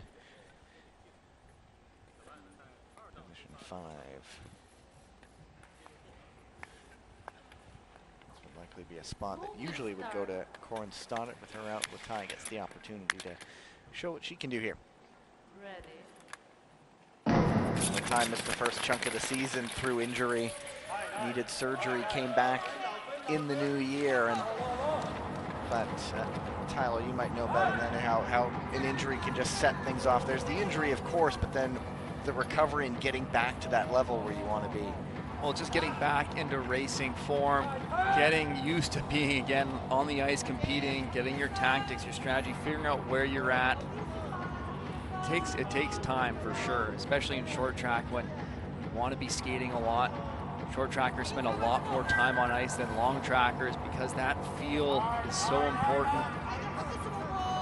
So Latai using this portion of the season to get back ready and top form for next year, being that Olympic year. Choi, Tikhanova, Eckstein gets up into third, Chataisong and then Latai, but no split just yet. It is still 5 skaters, pretty much line astern. As we come up to see 3 laps to go. Tikhanova really just kind of defending from second behind. Choi Min-jong. Brief opening there. And now Choi Min-jong winding it up. Little acceleration into that turn as she enters the bell lap. Oh, Latai tried to make the move for 4th, got bumped, didn't stick, and she moves down into the pads, but it's Choi, Tikhonova, and Eckstein 1 through 3. Taisong in 4th, and I don't think that's getting reviewed, as someone might say she penalized herself in the end with that move. Taisong was not in a position to challenge for advancement. As we look back.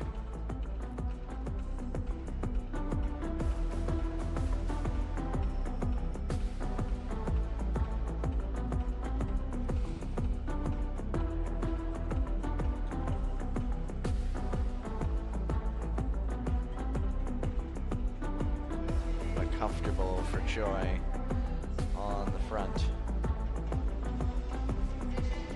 This is a look at the move. Now Latai trying to look up the inside, but no room there. And Taisong wasn't even really thrown off stride.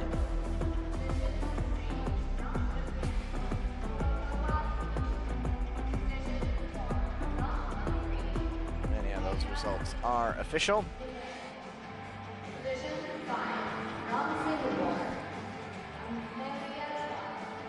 Choi, Tikhonova moving on. Eckstein, we'll see if time holds up the rest of the races. Heat number 4, Kristen Santos Griswold, Dina Van Oorschot, Kurokawa Ki, Rebecca Shiliche Nemeth, and Amelia Chua.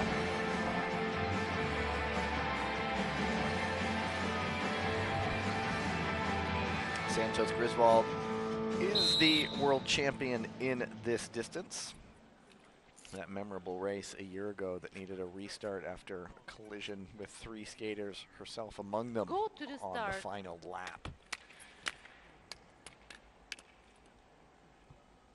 Ready. That memorable race, 3 skaters piling into the corner on the final lap, and they had to redo the whole thing.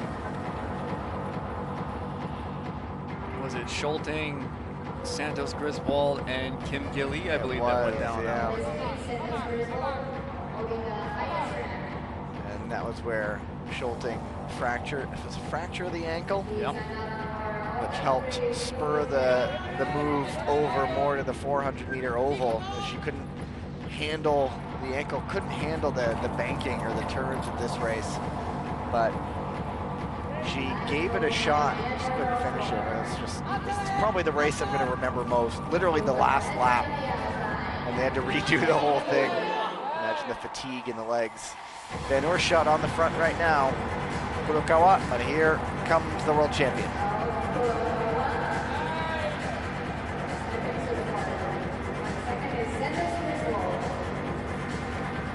Oorschot pushing the pace out front here and putting a little bit of work earlier to get to the front position. Kristen Santos Griswold now looking to set up, building on the outside. Almost looking like she was just easing her way around. Yeah, I thought she might wait one more corner, but she just was able to go by so quickly. Both hands still on the back. Van Oorschot now, her 3rd place is in jeopardy as Kurokawa tried to make a move, stumbled. And Santos Griswold wins. Shiliche Nemeth in 2nd. Van Oorschot does recover to get 3rd place. Kurokawa, she was passed for 4th by Chua. I think she's grabbing the knee because she almost fell forward, and I wonder if she landed right on the kneecap there. Well, she kind of got twisted out. It looked awkward as she went down. We're going to have to see the review on that. Kurokawa Ki was looking to make that outside pass on Oorschot at the end, who was starting to slow down. Oorschot really defending strong on her lane.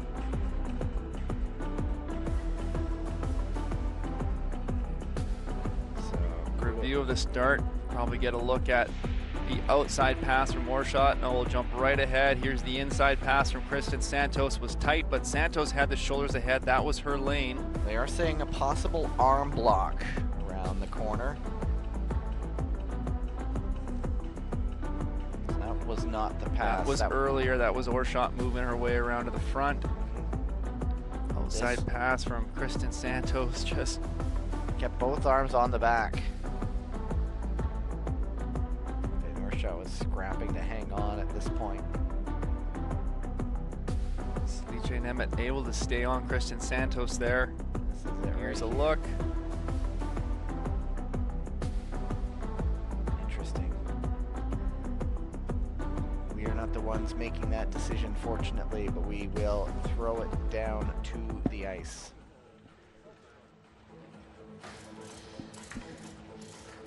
After review, penalty number 78 from Japan.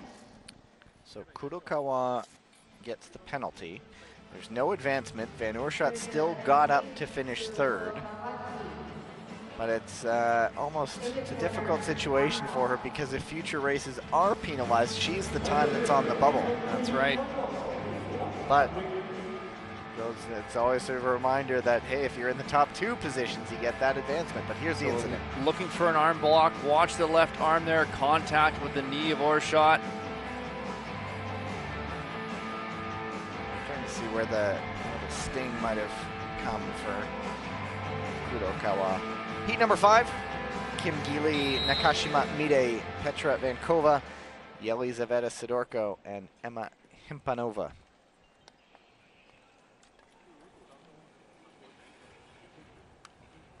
Go to the start.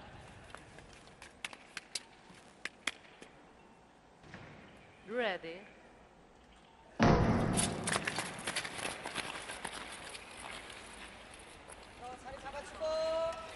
It is Nakashima on the front right now.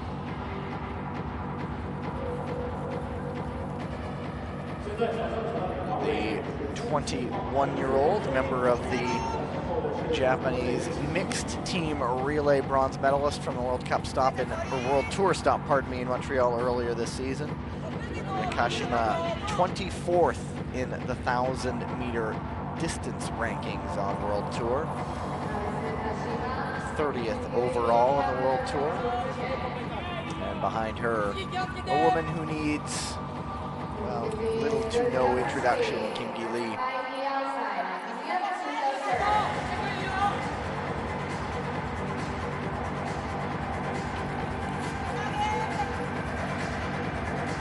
Well, Kim Geely really picking up the pace here, dropping it down to mid-9s.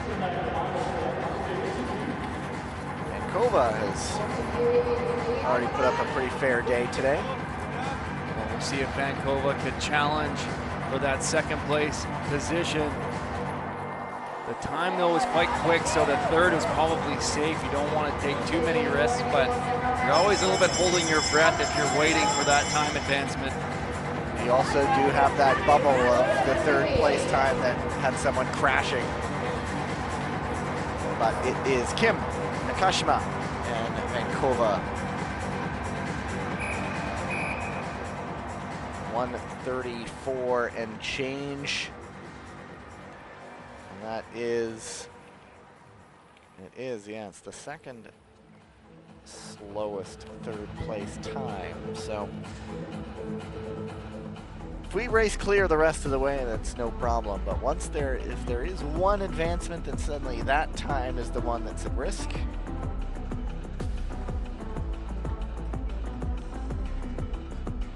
Well, Oorschot's the one at risk if there's She's the one at risk yeah. right now. That's what I'm saying. If there is one advancement, Vankova's time is the one that's on the bubble.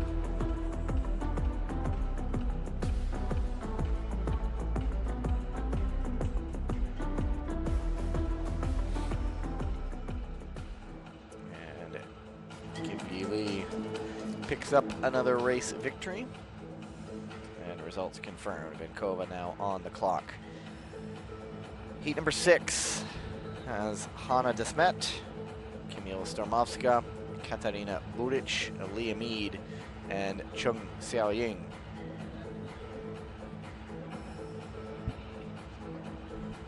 From Belgium, from Poland, from Croatia, from New Zealand, and from Chinese Taipei.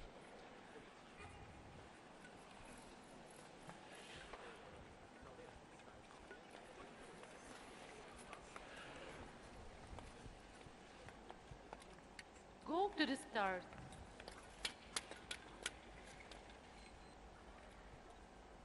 Ready.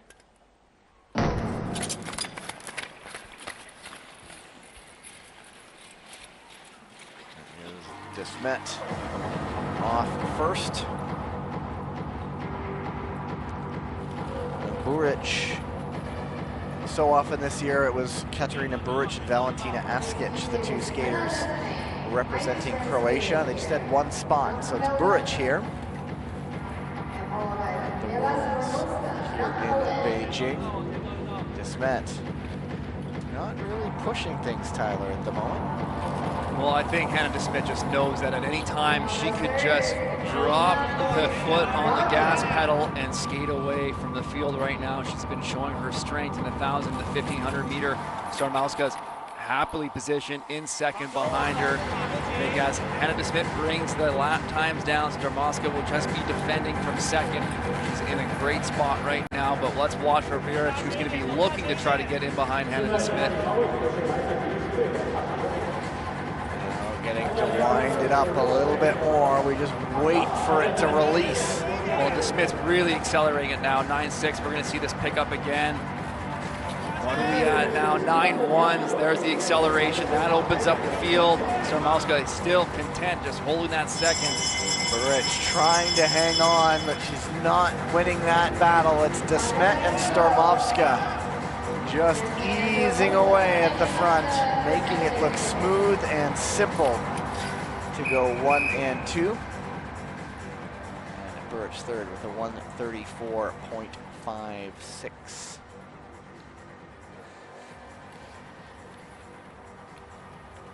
But Desmet dictating the tempo of that one. Really controlling things from the front for the entire time, saying, when we go fast, it will be my decision to make.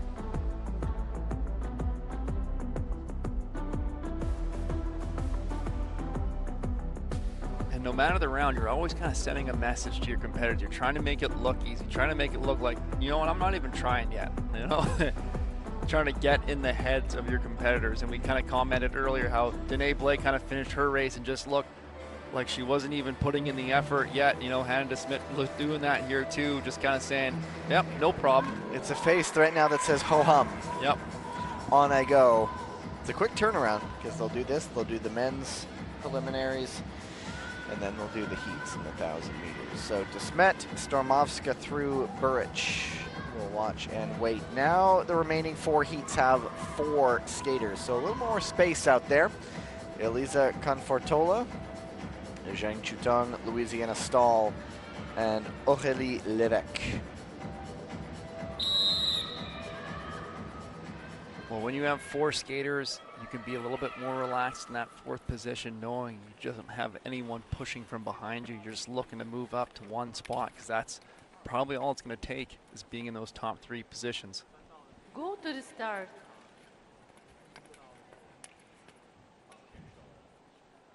Ready.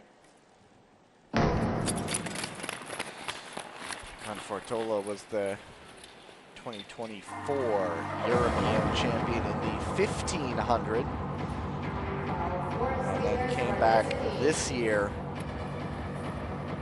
and was bronze at the European Championships. That was in Dresden in Germany in the 1,000 meters. The women's 1,000 in Dresden was won by Ariana Fontana, Petra Yashapati in second, and Confortola 2 bronze medals at those European Championships, 1,000 and the 1,500 meters. So watch really Confortola now.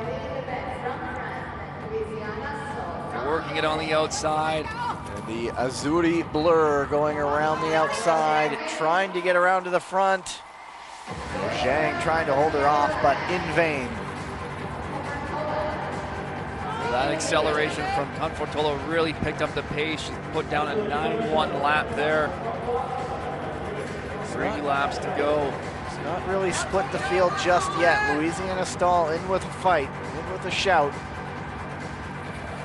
Anything can happen. She'll be right there. Levesque trying to hang on in 3rd. And Zhang taking a look, not going to risk it. Confortola will take the heat ahead of Zhang and Levesque. And so just too fast really in the end for anyone to try to make a move. That was one of the quicker races that we've seen, but still no advancements yet through 7 races. 3 to go. Dita van Oorschot still sitting on the bubble there with that 141.1. Despite that being a fall. Yeah, she was right at the finish line, was able to get up pretty quickly and get a 3rd place time, but Confortola just keeping them off her back and able to pick up the victory.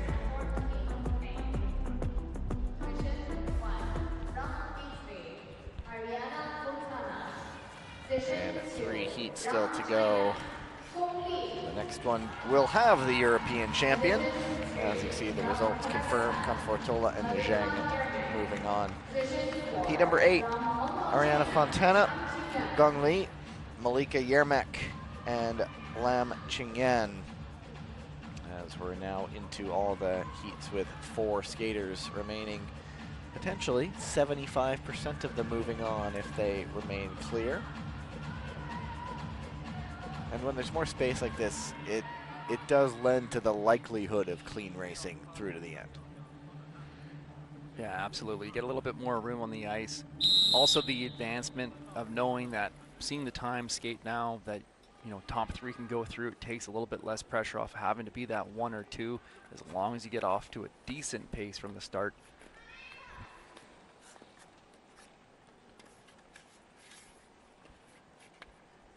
Go to the start.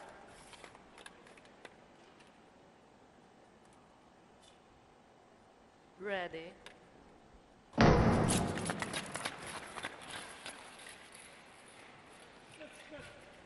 So it's Fontana, Gong, Yermak, and Lam, and it's Lam who's at the front right now.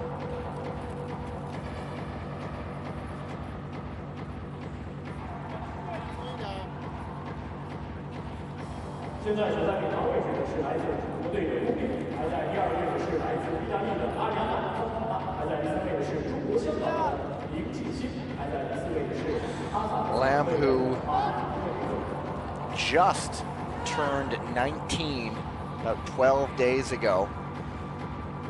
March 2nd, 2006 is her birthday. So the youngster, Lam Qingyan, Hong Kong, China, she won a bronze at a 500-meter Junior World Cup event in Bormio of last year. So nothing to lose really for her against some top talent in front of her. But it's Fontana now, jumping up to 2nd. Gong Li could hear Fontana's feet behind her. She accelerated the pace as soon as she heard those skates moving.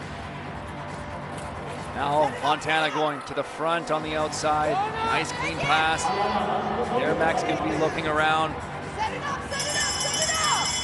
can hear her coach telling her to set it up. I've never heard that in our ears before. Yeah, it's kind of cool to hear that today. It is Fontana and it is Zheng, because I heard that. Set it up to her. Gong Li in 2nd, Malika Yermak in 3rd. The time though for Yermak will be fast enough to stand, to go through another clean race.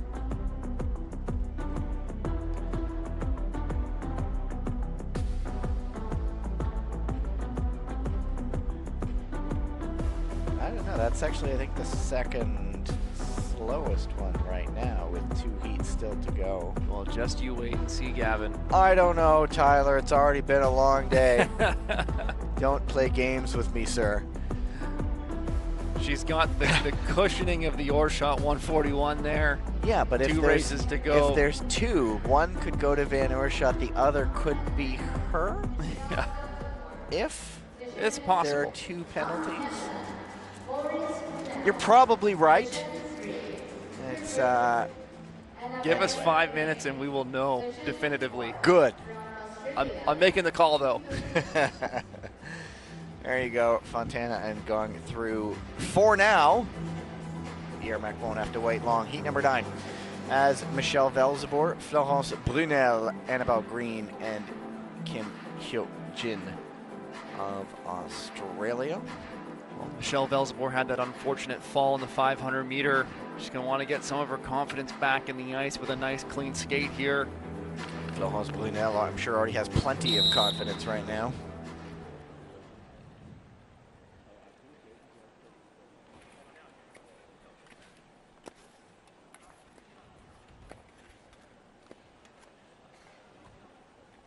Go to the start.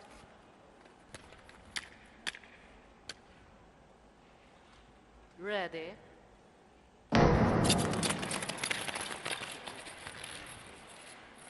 It is indeed Velzeboer off the front. She picked up an individual medal in Tilburg. I think it was a 500, or was it the 1,000? Either way, there was no one prouder than her own sister standing behind where they were getting the medals, and she put a lot of it up on social media saying how proud she was of the younger sister. At the moment, it's Florence Brunel and Kim, who's jumped up there, the Korean-born skater for Australia.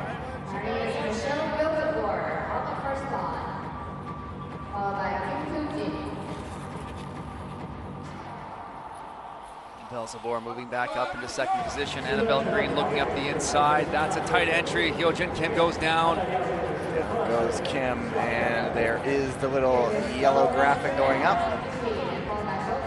So we shall see what the ruling is there. It's Brunel, and it's Michelle Velzeboer. And might that mean? Well, Hyojin Kim was third position at that point of the race. So that would impact the decision as well. Is Brunel on the front right now. Michelle Velzeboer trying a late move around the outside. Nice defensive track from Brunel there. And it is going to be Brunel, I think, just hanging on ahead of Velzeboer. Green for third, pending a review of that incident. And it is Annabelle Green who is being looked at for that move.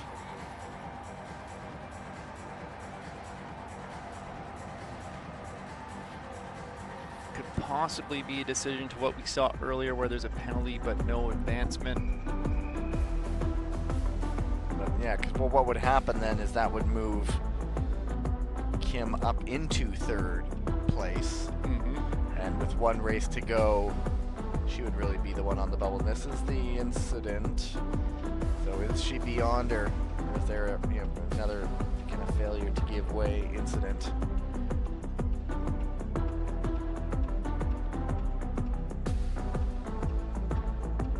And now they're actually looking potentially as well. Kim is being looked at.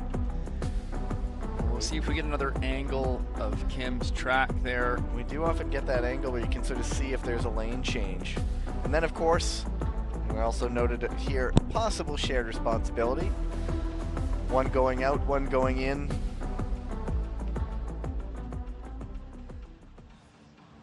So Green, nonchalant, pretending not to look out there at what's going on the ice. And let's see. They are down. That's review board number 2. It's not a review board. That's where they're punching in the results. So the review has been made.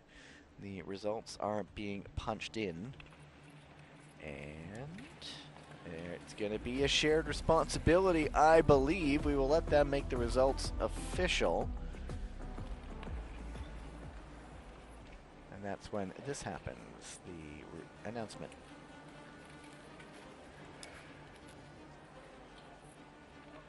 After review, no penalty for shared responsibility between skater number 59 from Great Britain and number 80 from Australia. There you go, shared responsibility. So no penalty. Green's time holds up in third, a 134.910.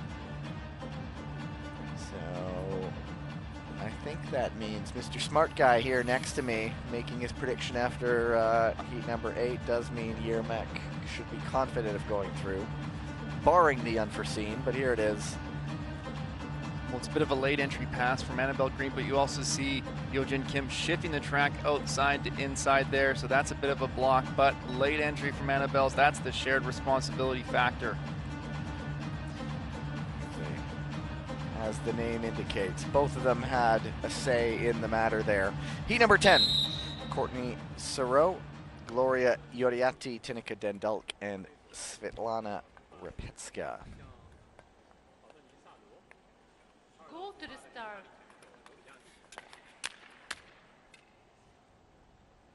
Ready.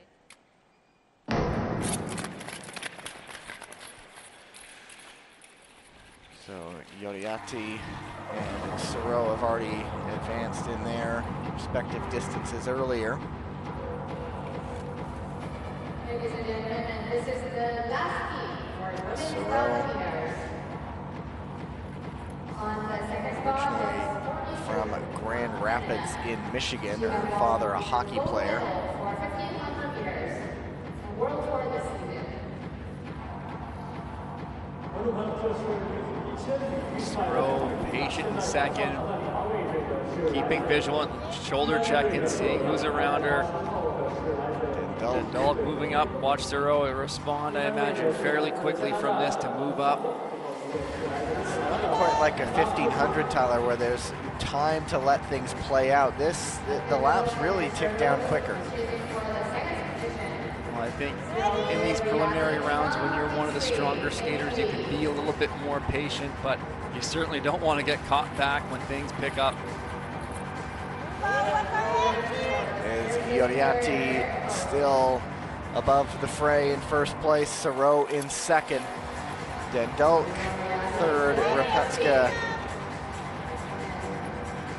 riding tail gun at the moment on the back. It is Yoriati and Siro, the real two-seated skaters in this one. Siro making the late move and making that one stick, taking the heat victory, and Yoriati and Dendulk.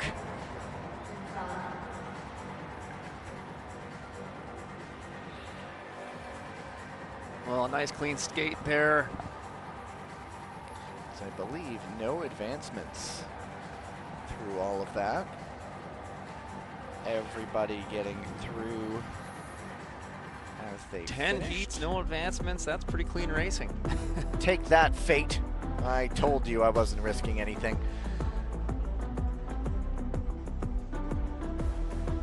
Look at the inside pass from Siro. Well executed. Gloria Yoriati doing a great job just leading that race out, keeping the pace going, but not enough to hold off Siro. Sometimes those passes, even though you're confident, still going through, are just a confidence boost to leverage going forward through the weekend.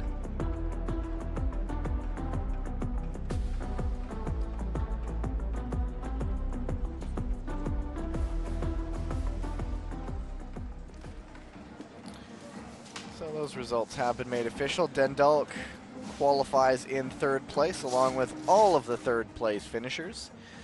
No advancements. And there is a look at the official results. You're going to see a list of all the qualifiers. The women's 1,000 meter heats come after the men's 1,000 meter preliminaries. You're going to see the lights go down. The ice resurfacer is going to come back out. On the other side of the break will be the men's 1,000 meter preliminaries. Stay with us.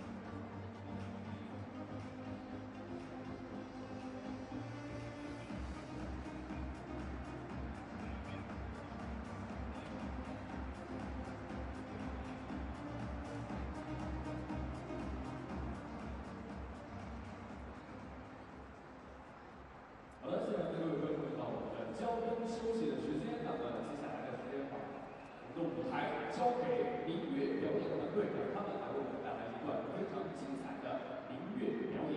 收场。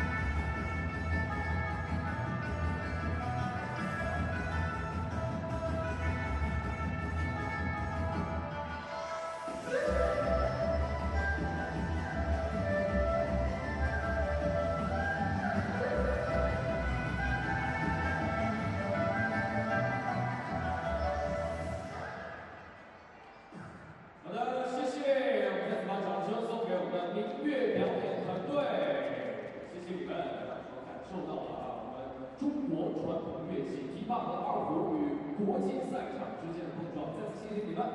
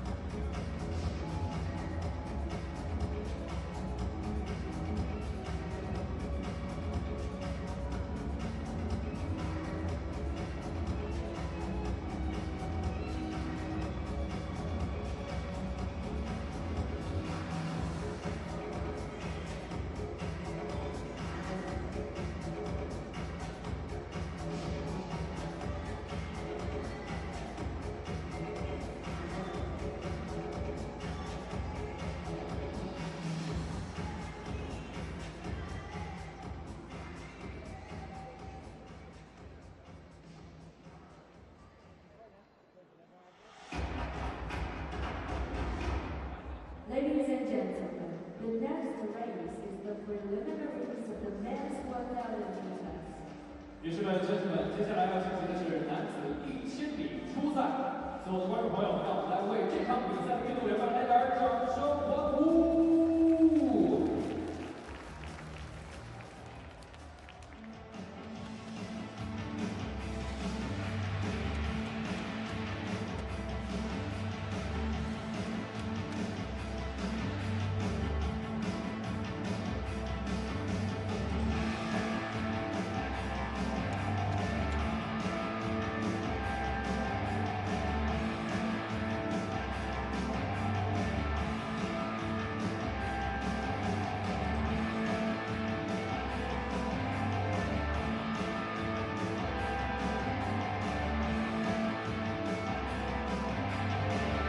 And the lights come up for the men's 1,000-meter preliminary round.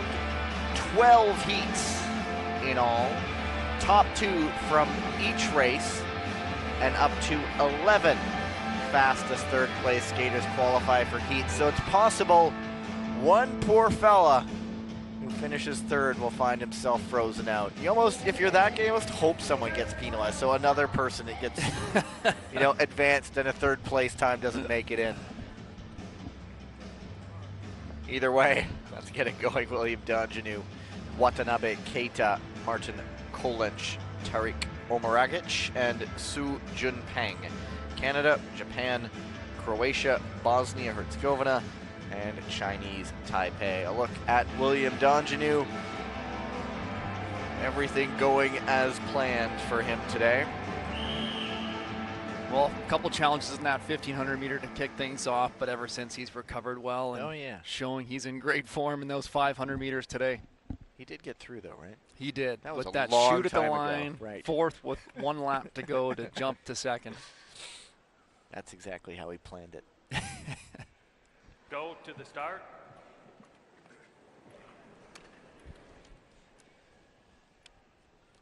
Back up.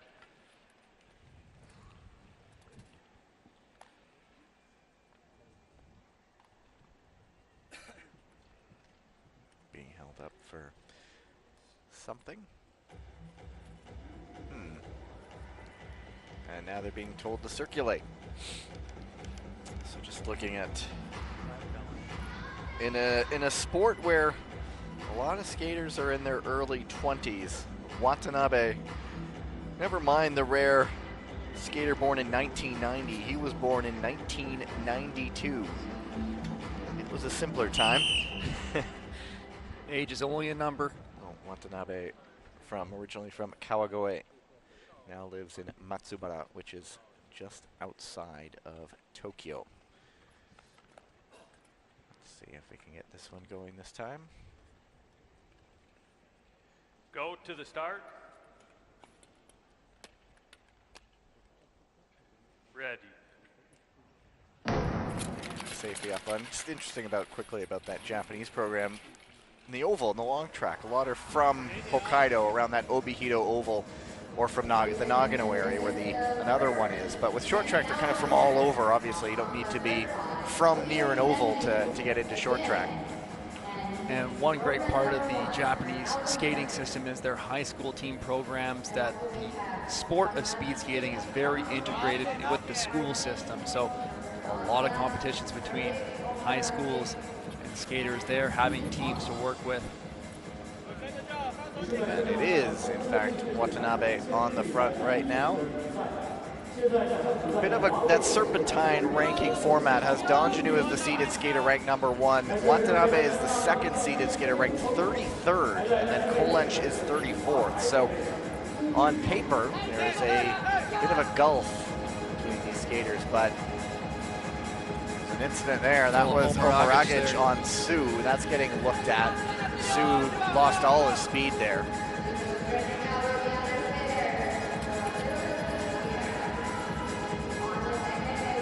There's Donjanu, both hands on the back right now. Out first, pretty much a casual skate, it looks like. You see Donjanu, 2 hands on his back, and the skater is just heavily pushing the pace behind him to try to keep in touch with him.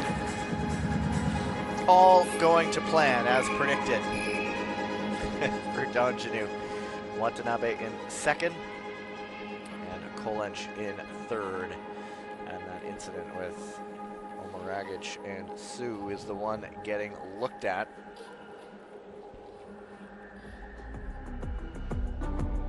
Well, in the 1,000, in every race, time affects the seating, but of course, less critical in the 1,000, and then especially in the 1,500 meter, nowhere near as important as that lane positioning in the 500 meter.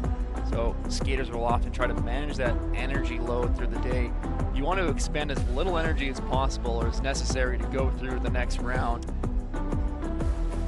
Donjanu, not only just a race winner, he's a skater who tries to make it. He knows how flashy and how fun this sport is to watch, and he's really one to promote the sport, really make it a show, get people to really appreciate the excitement of it, and he does such a good job of that too.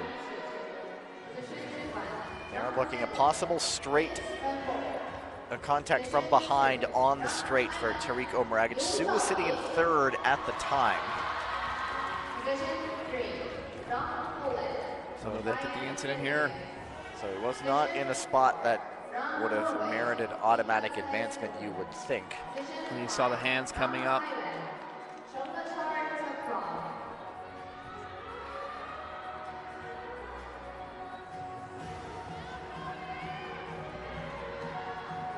Omeragic, the lone skater from Bosnia. Of course, Sarajevo hosted the 1984, 84 Winter Olympics, I think. Yep. Back in the days when, was that the days when summer and winter were in the same year? That didn't change 84 over would have until been the Los 92, Angeles. 94 switch, right? Yeah, it would have been Los Angeles hosting the summer games that year. Just the slightest bit of contact sends Su off from the looks of things.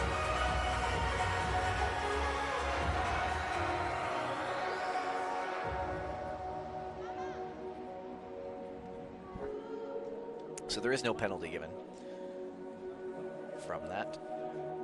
And we will throw it After down the review, ice. no penalty for shared responsibility between number 86 from Bosnia-Herzegovina and number 154 from Chinese Taipei. There you have it. It's another one of those incidents where Omeragic came up behind, but Su probably also moving over a little bit there. And so it's both of them who share that responsibility. Hey, that's where they get it from. Here it is. One more look at it. So let's see Su changing over there. Yeah, one go in, one goes out. And so there you go. No penalty, no advancement. Jens van het Wout, Lu Shaolin, DNA Cillier, Mika Klevstuen, Chonlachart Taprom, Netherlands, China, Poland, Norway, and Thailand. Go to the start.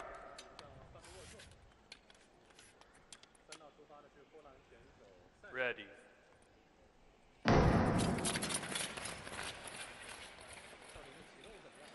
And of course, all eyes on the front. The real emergence this year of Jens van het Wout. Not that he was emerging last year, of course, you know, he was at the World Championships as well, but on a consistent week in, week out basis, Van het Wout this season, he is starting to really blossom as we head into the big Olympic season next year. Well, the growth of Jens van het Wout through the year, just building that confidence, really figuring out what he was capable of. I think, you know, you got to have some races. There's Jens van het Wout, move to the front, figure out where you stand, gain some confidence like he has, and now he knows that he is one of the best, and he is here to prove it this week. We were just talking about the Japanese system with high schools. In Norway, I've learned that it's sort of the opposite, where clubs are so strong, and so many kids, they get off schools and then they go to their clubs in their various sports, and so it also has found success in its own right in other sports, and perhaps one day in short track. But it's Van het Wout, it's Lou, it's Cillier, 1, 2, and 3. Klevstuen trying to hang on as Cillier makes the move for second. That was a near identical pass that Cellier used in the 500 meter. He's able to hold it on Liu Shaolin. Jens van het Wout just controlling from the lead. Both arms on the back. Vanna-Twout dropping one hand down and has time to ease over the line there ahead of DNA Cellier. Well, Cellier is really looking strong today. A couple great maneuvers from him. Almost a mirror image of the pass that he executed earlier today in the 500 meter to sneak through in second position behind Jordan Pierre-Gilles, doing it again to clinch second in this 1,000 meter prelim. So look at the time, Lou, a 1:26.96. It is faster than the first heat by just over almost a second and a half for those third place times I'm talking about there.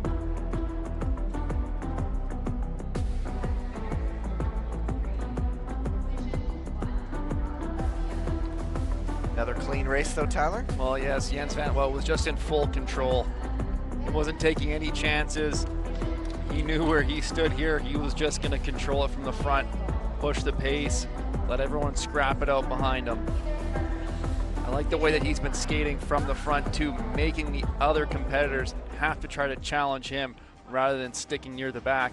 And he's been doing that week in and week in out over the World Tour as well.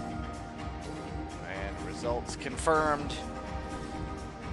2 going through automatically.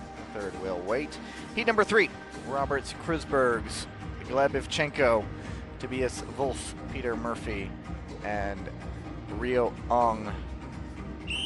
And Krusbergs probably is his preferred event. I always like watching him daring people to try to pass him when he's on the front. Easier said than done.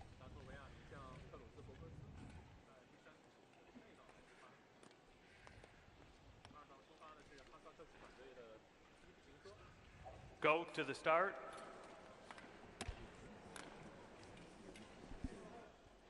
Ready. Krusbergs, the return to form this season, making regular trips to the podium on World Tour after failing to score any podiums last season in the old World Cup. Well, Krusbergs is best when he races from the front and he controls the race, just as he's doing right here, right now. Get out to front and then slowly progress it. He's so great at doing that, just advancing the pace, lap over lap, making it more challenging. And the fact that he has the endurance to maintain that build all the way throughout and defend that position. As you said, Gavin, so difficult to pass him. This is the race you like to see him execute. It's always fun when there are a couple of those guys who battle for that spot at the front when they all like to lead and they all like to have that position in control, and it becomes a real scrap. But it's Krusberg still at the front, coming up to seat 3 to go with Gleb Ivchenko behind him. We'll see if Ivchenko tries to look for a pass here. Had an eye of setting something up, but Krusbergs is just getting that pace down to 8.6s now, so that's increasingly difficult to pass at this speed.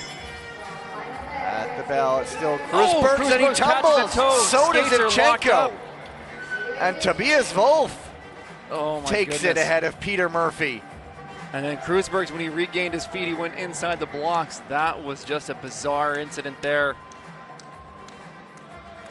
And it's so unfortunate for Krusbergs and for Ivchenko, because he went down really through no fault of his own. Really, it's a freak incident.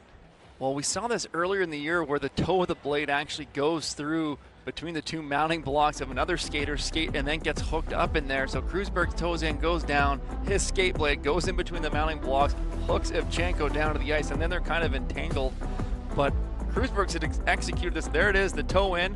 His right foot gets caught in the middle of Ivchenko's skate, pulls him down. Oh, it's heartbreak. That was just both of them. There's the toe. We're so lucky we didn't see that blade come up and catch Ivchenko in the face. That's never fun. Oof. And almost, I mean, the chances of them getting stuck too. Watch that foot there. Oh my goodness. Wow. Catching the glasses in the helmet. And there. And then one wrong twist that way, and that's an ankle going a place where it shouldn't. But and Wolf just hitting the brakes, able to stay on his feet somehow too and avoid that. My goodness. So it's absolute heartbreak, and yet fortune smiling that there is no injury, there is no penalty, and I believe Ivchenko may get credited because he was in a position to advance, and as the innocent bystander there getting caught up. Let's see, are they going to make the announcement on the ice? Or am I giving this one away? Sure enough, it's Ivchenko advancing because it's through no fault of his own.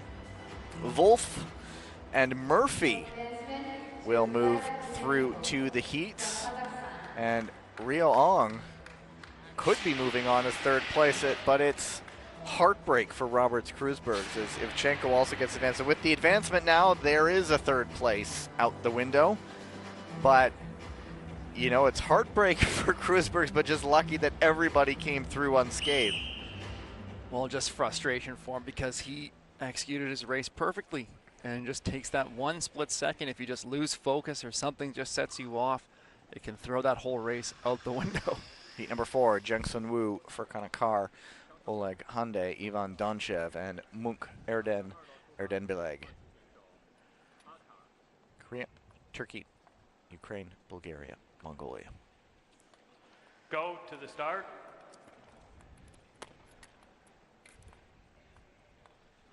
Ready. The great Evgenia Radonova coaching that Bulgarian side.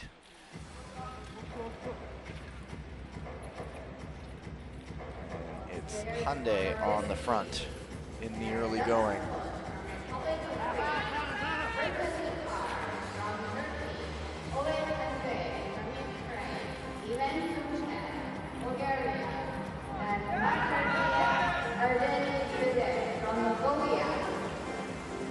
Jang Sung-woo taking the lead of this race.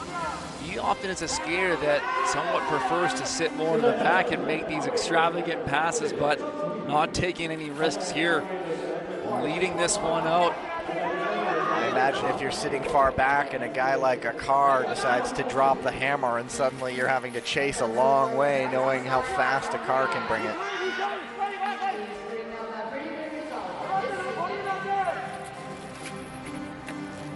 Sung-woo just continuing to accelerate the speed here.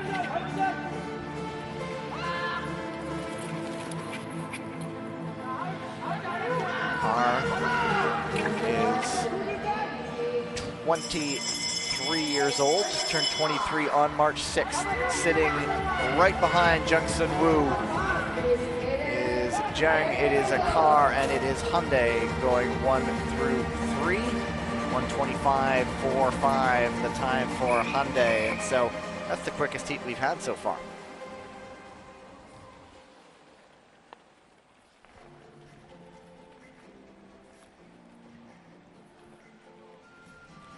So despite one third place time now going by the wayside due to a advancement, Hyundai of the third place skaters is the most confident of his chances right now.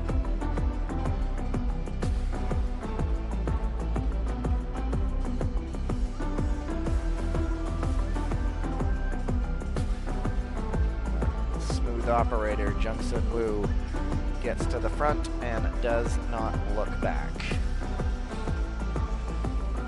Number 5 of 12.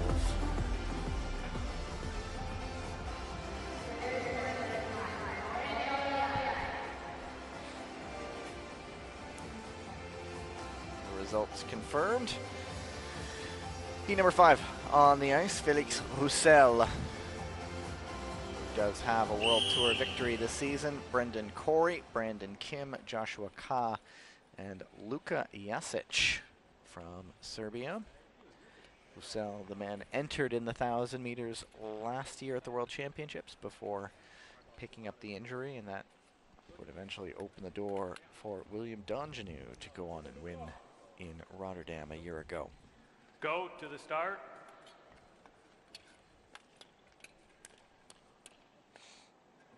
Ready.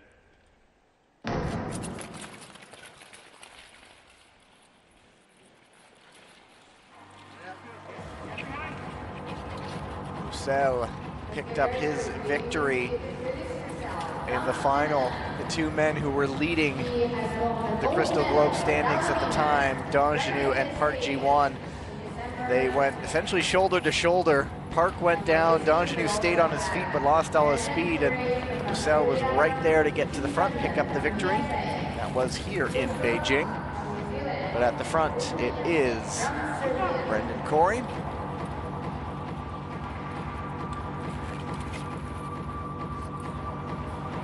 Well, I always appreciate Brendan Corey's tactics. Roussel was off to a quick start. Corey right to the front. Roussel was kind of throwing down some deep tracks earlier in that race, kind of creating some separation for Brandon Kim, but now Kim has closed that gap. Now the games are afoot. The top three, there has been some separation. Luka Jasic, perhaps too much work to do for him. He was impressive earlier. Well, this is a quick race, so these skaters are all going to be good to go through if I think they stay clean and stay on their feet. And it is Roussel looking like he will take the victory. Corey always pushes. He made it close there, but it is Roussel by about 0.03 of a second. 1 and 2 over Brendan Corey, looking like they are going to automatically move into the heats. And Kim, a 1:24.72. That is the new fastest heat.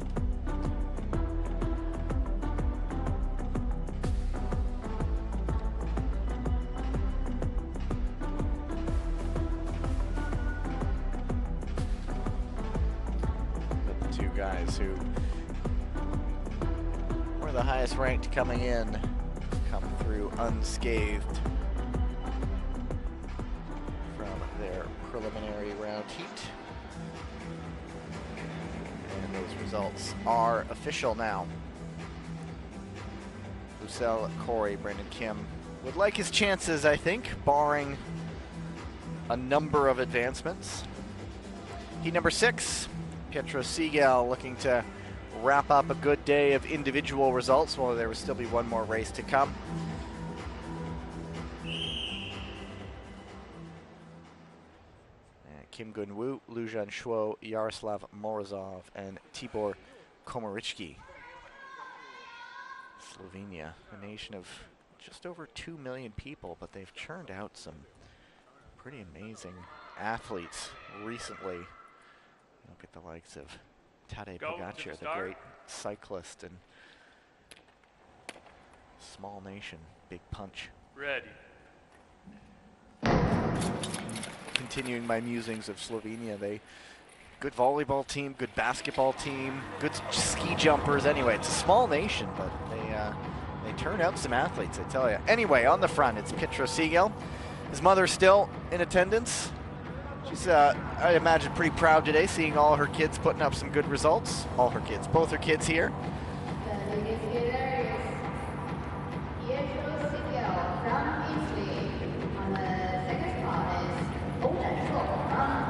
an eye out, Kim Gun-woo sitting in 3rd right now. Kim Gun-woo, such a capable passer, so that's like you said, Gavin, let's watch for him to be making a move. He may just try to strike in behind Pietro Segal, sit in the 2nd place. Lu Zhanshuo, bit of a defensive track pattern behind Segal. As you see, he's skating more on the inner lane as he exits the turn and then shifting a little bit wider on the entry. So a bit of a wide entry, tight exit track pattern. We'll see if Kim Gun-woo can manage that here. Lu is still a junior age skater. He was in Calgary for the World Juniors not too long ago, but he's had some pretty good races. There's the move. Kim gets up into 2nd. Now he chases down Segal at the bell, but Segal holding him off, and all he has done today is win races as Pietro Segal. Well, another nice clean race for Pietro Segal. Kim Gun-woo in 2nd, Lu Zhanshuo in 3rd, a 1:29.24. And so that is not the slowest heat we've seen so far, but it's also not the quickest. Always watching those third place times. There's the move. Well, Lu Jianchuo, as I said, was skating a little bit more defensive there, trying to stay on the inside shoulder of Pietro Siegel on the exits, then shifting wider as he was moving to the entry to kind of offset that wide, tight track pattern. But Kim Gun-woo kind of put that pressure on him on the outside, was able to hook it tight to make that inside pass. And results, Siegel and Kim moving on automatically. Lu on the bubble now. Heat number 7 sees the return once again of Sun Long, Stan de Smet of Belgium, Hayashi Kosei, Ben Jung of Germany, and an X factor here with Daniel Eibog, who we've not seen him all season, but he's really not missed a beat. This is an interesting race here. This is going to be a tight one for the finish. Sun Long, de Smet, Hayashi, and Eibog.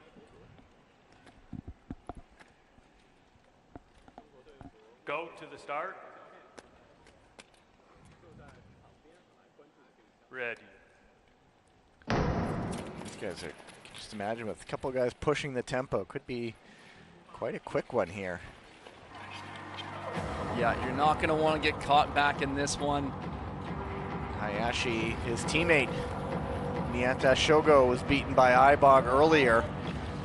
Wondering if he gets to the front and not gonna risk it.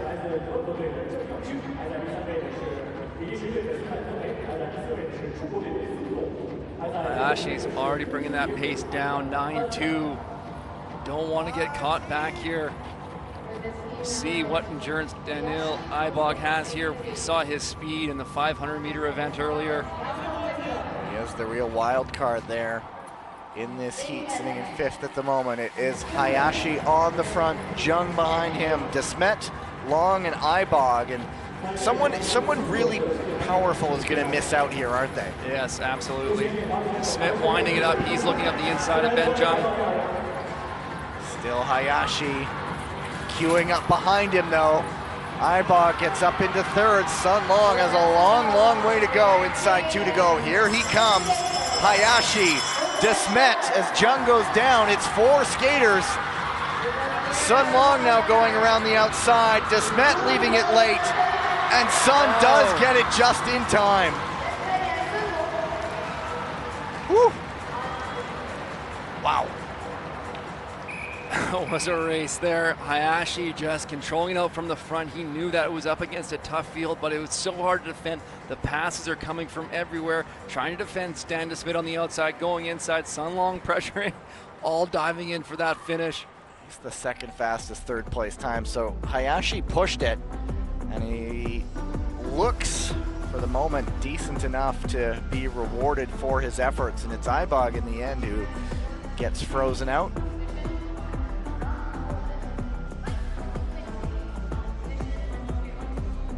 And I completely missed Jung. That must have been right near the end, because Jung was with it until the end. He towed in there on the straightaway, just kind of on his own. Here's another look there. Sun Long just carrying that speed so nicely on the outside. And Hayashi couldn't get a big reach with the boot there. He didn't get his leg out that much. And there's the photo. So de Smet goes through, as does Sun. Hayashi will now watch, but as 3rd place times go, he should be modestly confident. Don't want to say anything that will He's come gonna back be to all bite right. ya. I think so. Okay, I'll let you do it. Yeah, There I'll we make go. the call. It took us this long to figure out that I should just let you make those calls? I'll gladly just call it right now. Boy. Heat number 8, Michał Niewinski, Quentin Vercock, Moon Won-jun, Frederick Pedersen, and Alejandro Rivero. Pedersen, 4th place in the 1500 at the World Juniors in Calgary not too long ago. So if there's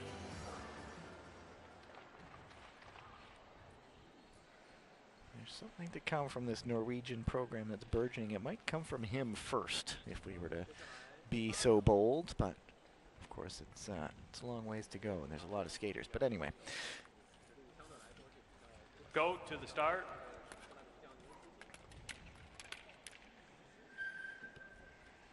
Ready. Nowinski has been on the podium in the 1,000 on World Tour. Close friends, training partners with Roberts Krusberg, so I'm sure he would love to avenge his good friend a little bit by moving on. Moon Won-jun getting around to lead for the moment. Well, that was a nice quick move by Moon to strike as he saw Nowinski moving to the lead in front of Furcock. Moon just jumping ahead, quick, explosive power there. Here comes Nowinski. Oh! Cute little move up the inside there. Almost faked one way and dove in the other way. Yeah. Moon was leaning, going outside. Kind of call a little bit of an outside-inside fake there. Now Moon takes it right back. Nowinski's going to go right back at him. So a little battle for the lead. Inside 3 to go. Quentin Falcock, Frederick Pedersen watching and waiting to see if there are any openings. Now Falcock goes. And goes again into second. Nice move for Koch. Looked at the outside first, but was able to carry that transition to an inside pass. Nowinski pulling away with it here. It will be Michał Nowinski taking it. Falcock, the man from Normandy, getting up into second. Moon Won-jun, one of the animators of this one, having to settle for third.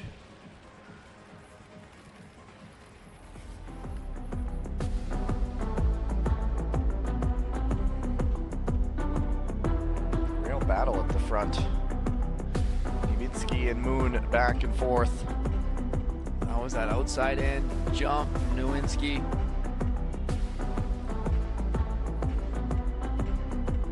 There was Furcock. First looked outside, then transitioned it to the inside. Very nearly drifted out there. Yeah. Well, you got to watch sometimes when you make those tight inside passes. It's so hard to hold that exit tight, so it opens the door for that skater to try to jump you back. We kind of saw that back and forth earlier between Nowinski and Moon there. There you go, Nowinski, Falcock moving on, and we'll see them again shortly. Moon Won-jun will have to wait a few more heats to see if he does. 4 to go. Park Ji-won, Stephen Dubois, Zdenek Sepal, Kwon Seung-min, and Jakub Karabin. Not bad in the ways of power in positions 1 and 2 in particular.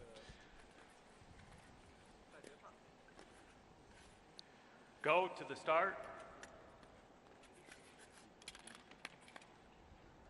Ready.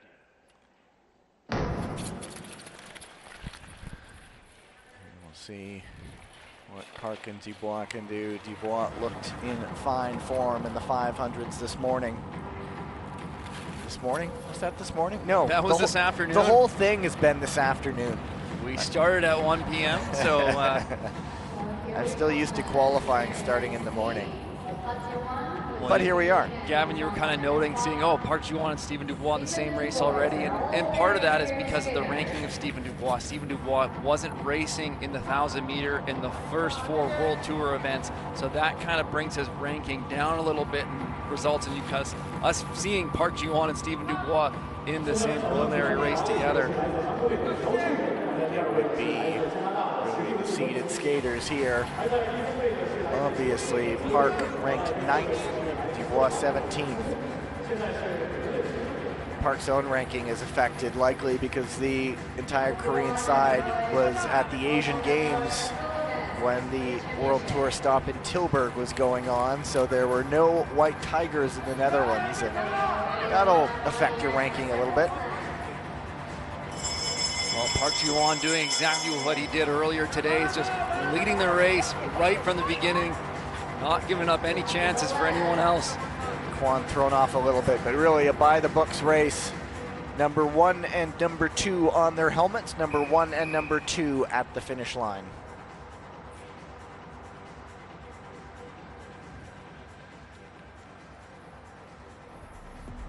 Not sure what they would have said amongst themselves, but the class of the field, obviously there, 2 top men coming into this season. Park was the only man who had ever won Crystal Globes.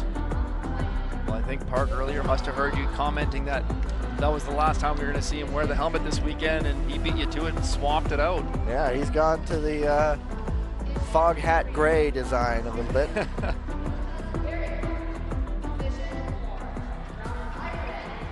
And those results are official. 126.2 for Zdenek Sapal. We'll see if that holds up. Now the remaining 3 heats have 4 skaters each. As you see those confirmed results. Liu Xiaowang, Thomas Natalini, Lucas Wareham, and Sean McAnuff. The lone man flying the flag of Ireland this weekend.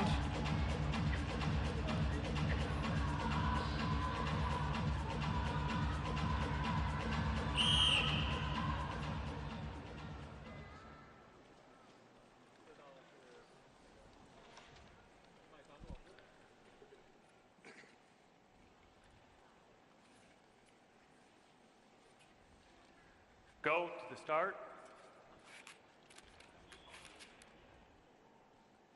Red. I know Natalini was actively sharing both the photo and the video of his extracurricular activities in Milan when he flipped off the rink. I just admire his toughness for coming back and not only finishing that race he was in, but every other race he was in that weekend. Is McAnuff, man born in Oakville, Ontario, Canada, now living in Budapest, training with the Hungarian program. He was saying that they sometimes have the Belgian side coming through to do some training there. The Belgians also train in Montreal. There's really a couple of hubs that a couple teams drift in and out of, the likes of Montreal, Salt Lake City, Bormio, Polish training base. Well, Sean McAnuff's pushing the pace here. I like what he's doing. He's not letting this be a slow race by any means. He wants to make sure he's going to be in that top 3. Liu Xiaowang there, taking advantage, jumping up the inside. Natalini looking outside. Natalini with a difficult time in the 500 with that false start. Them going shoulder to shoulder. Natalini trying to go around the outside. A little bit of drama, but they both come 1-2. McAnuff picks up 3rd, this time 129.76. And yeah, Wareham, I think he's hoping for a recovery in time for tomorrow. Obviously feeling it a little bit. Well, when you get a stomach bug and you're not eating, it just totally zaps your energy.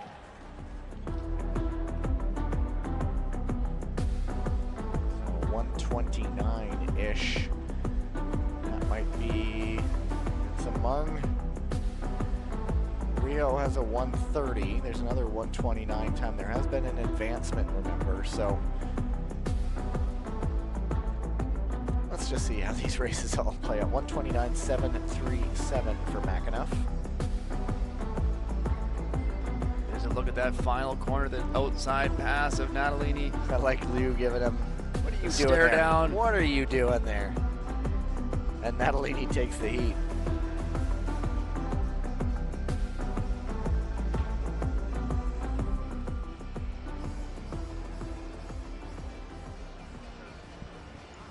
McAnuff had a pretty good-sized cheering section of well-wishers that came down from Hungary and cheer him on. One of those nice guys on tour that you meet. Not everybody is nice on tour from what I've met, but you know, one of those just pleasant, affable guys whenever you get to chat with him. Always got my favorite service dog that was hanging around in Milan. It's a very cute dog, wasn't it? Heat number 11, Mieta Shogo, Luca Speckenhauser, Nico Andermann, and Etienne Bastier.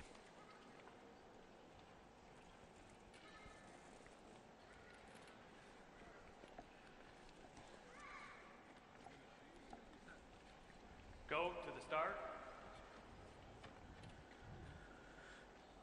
Ready.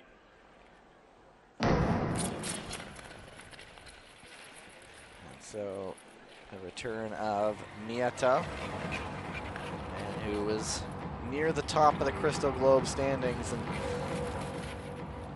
he was 11th in the distance standings for the 1,000 meters. And of the 3 individual distances, that was his lowest ranking on the World Tour. His overall world ranking is 12th in the 1,000. Well, Shogo's wasted no time getting the pace going in this race. It's pretty quick off the line there, straight into the 9s. Interesting. Andermann gets ahead of Speckenhauser. Speckenhauser doesn't look panicked though, but Bastier also an interesting one to watch. Maybe more of a 1,500 meter specialist. Now there's the opening for Speckenhauser to get up into second. Well, we know Bastier has the endurance, so he's going to want to be trying to size up a pass on Andermann as we come to the end of this race. There's Speckenhauser now taking control to the front. Nice pass to the inside. Andermann now responding. What a move for Nico Andermann. Bastier. This would be a shock. Bastier for third, and it's going to be Speckenhauser taking it. Andermann in second. And just not the race for Mieta Shogo. Well, we've seen Shogo racing in every distance today. I'm wondering if those are adding up in the legs, just getting a little bit heavy. Shogo started that race off quickly, and I think that caught up with him at the end. And I did say that the 1,000 is where he got his lowest results, and so might be prioritizing his 2 preferred distances. But Speckenhauser chased back, retook the lead when it mattered most, and a good move for Andermann to jump up into second. Well, Bastier as well, that was a quicker race at that time, will be good enough to push him through. 26.556 with 1 heat still to go.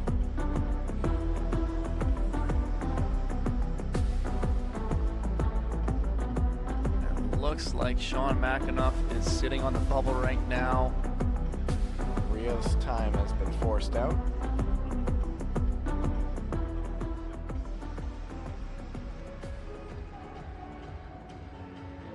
Speckenhauser is through.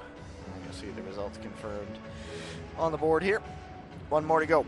Niall Tracy has fond memories of this distance on this ice, picking up a medal here earlier this season. Dan Koss, Adil Galiakhmatov, and Robin Bendig.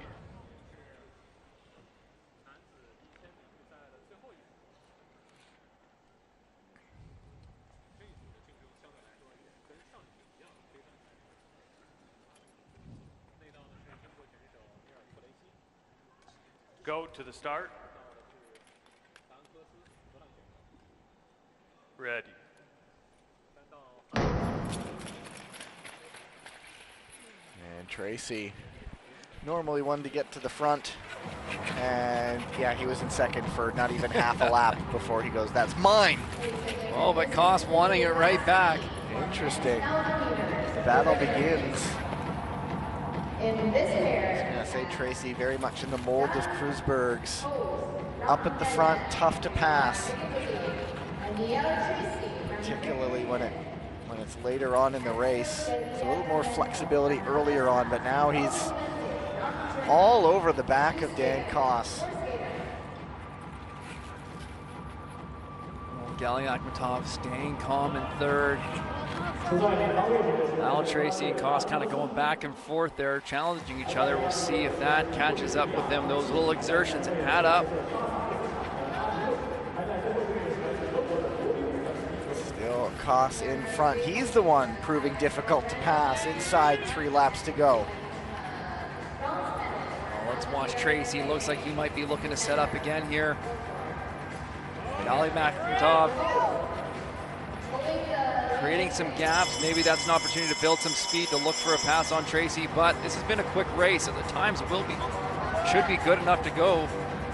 And it is Koss who's going to take it. Who's up for second? Galyakhmatov does. Tracy, looks like a 125.9-ish. 125.95, which would put it faster than some of the other heats we've seen. Nothing is getting reviewed, so that is a point in their favor too. But Tracy, so often the guy who likes to dictate, facing the unfamiliar prospect of chasing it down, and the door opened a bit for Galyakhmatov late there.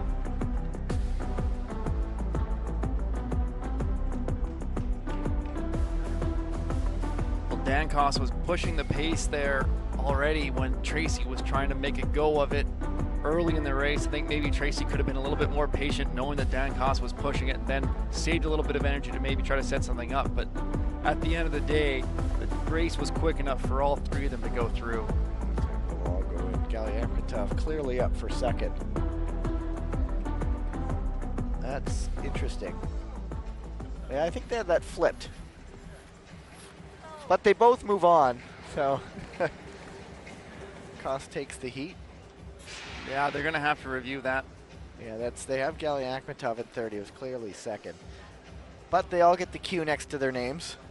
Let's see who was frozen out. Sean McAnuff does miss out, as does Rio Ong of the third place skaters. So you're going to see the list of qualified skaters. They're going to resurface now. The lights will go down.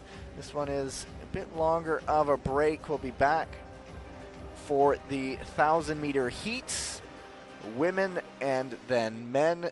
And that time, when we do the heats, there will be no resurfacing in between the two. And so it's right back out for the final individual distances, individual races on qualifying Friday. Back with you in just under 18 minutes time.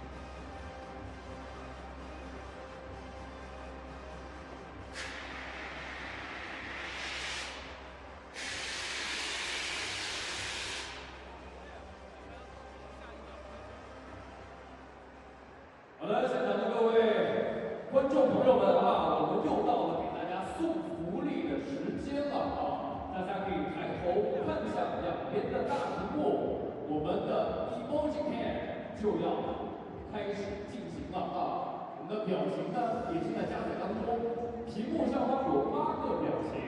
在刚刚的比赛过程当中呢，我相信大家一定都感受到了各种各样的情绪，那这些情绪呢也会展现在大家的脸上。那么接下来就要看我们选到的幸运观众，你的面部肌肉是否活动开了，能否模仿正确我们的 emoji 呢？如果能够正确的模仿出来，或者能够有其他的发挥，都很不错。那么我们将会为您送上主办方为您提供的精美礼品，也就是刚刚我手中拿到的冰箱贴1个了啊。那么如果想要玩这个游戏的观众，请让我听到你们的声音好吗？声音再大一些，我们的摄像老师就选到你了。我们先来寻找一下今天的第1位幸运观众哦。可以挥挥手，我们的视线老师可以将镜头推上去，看选中的是哪一位。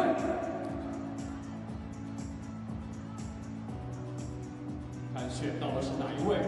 哦，这位穿红色衣服的小妹妹，哎，我们导播老师给了你一个非常简单的表情，哦，露齿笑，我们旁边妈妈也可以拍下来。啊，做得很好，来到现场看比赛。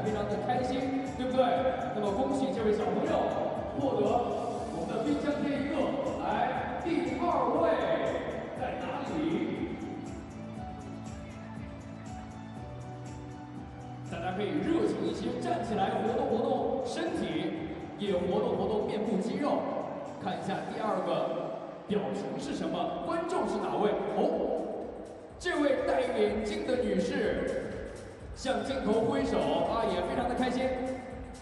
我们可以把2个手放在脸颊两侧，然后做挥手的动作。哇，非常的甜美啊！恭喜这位美丽的女士获得了我们的第3名哦，还有你的爱心，还有互相的动作。来，我们最后一位了，把握住机会哦。看最后一个表情是什么？观众是哪一位呢？我们要准备揭晓喽。哦，这位帅哥啊，戴眼镜的帅哥，我们看一下这个表情是什么？哦，一个胃，我们单眼的一个眨眼的动作。哎，我们看一下大屏幕上是什么样的表情？已经做出来了，对不对？已经做出来了，对不对？我们给全场的观众朋友一个胃，让大家感受到我们的爱意，好吗？哦，非常不错啊！恭喜以上3位幸运观众获得由我们主办方为您送上的官方特许产品冰箱这一个，恭喜各位！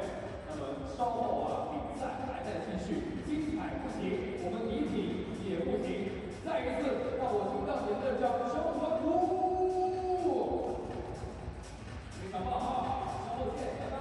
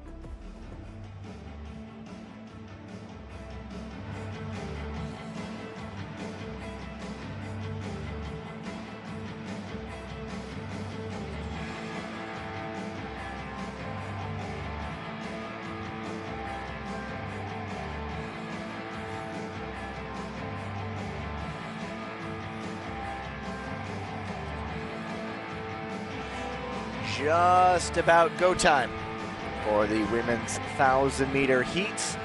This is how it works. There are 6 of them, top 2 from each race, and up to a maximum of 6 third-place skaters moving on. So if things remain clean, it's the top 3 moving on. And I will always feel the need to explain it, just so that we're clear. Potentially 3. They remain clean in the preliminary for 10 rounds of races. Yep. Can they do it again? Hey, you never know. There's the seeded woman in heat number 1, Elisa Confortola of Italy. There's Lee So-yun. Also in this heat, Yang Jingru, Katerina Buric, and Lisa Eckstein. There's Eckstein right there.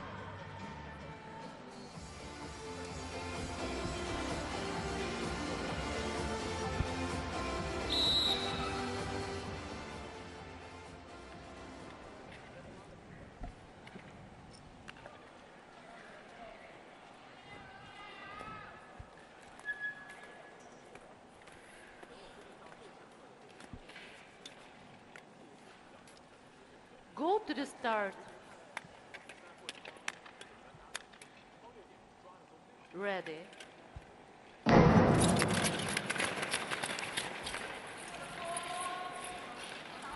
It's a special call out to the on-ice officials.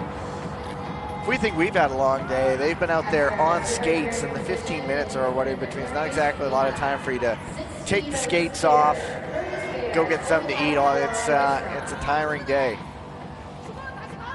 Yeah, you got to give them credit. They're out there on their feet all day long, and this is only day 1.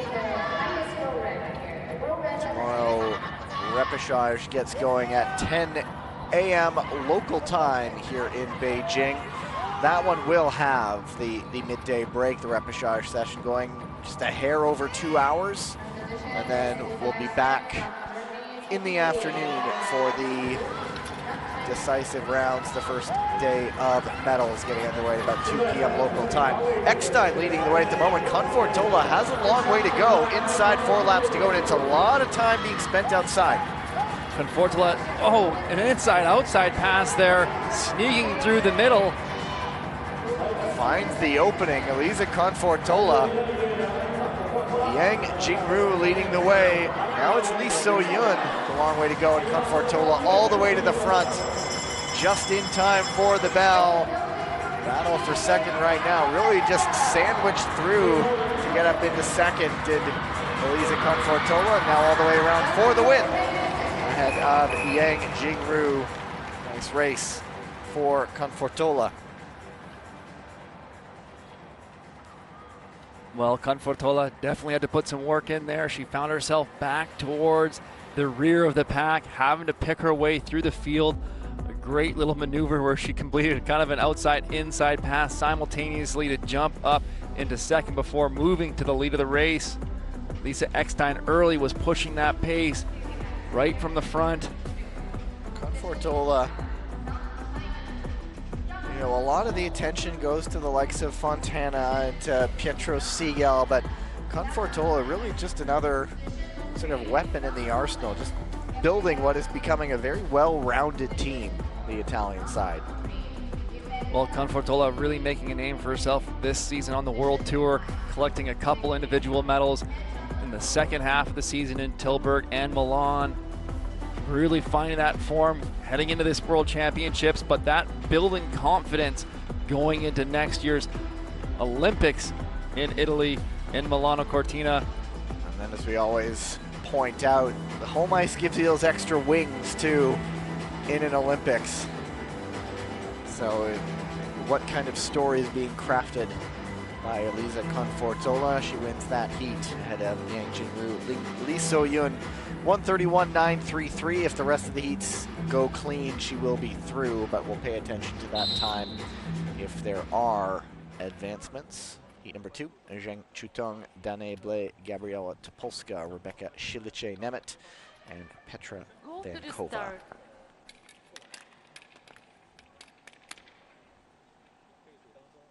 Ready.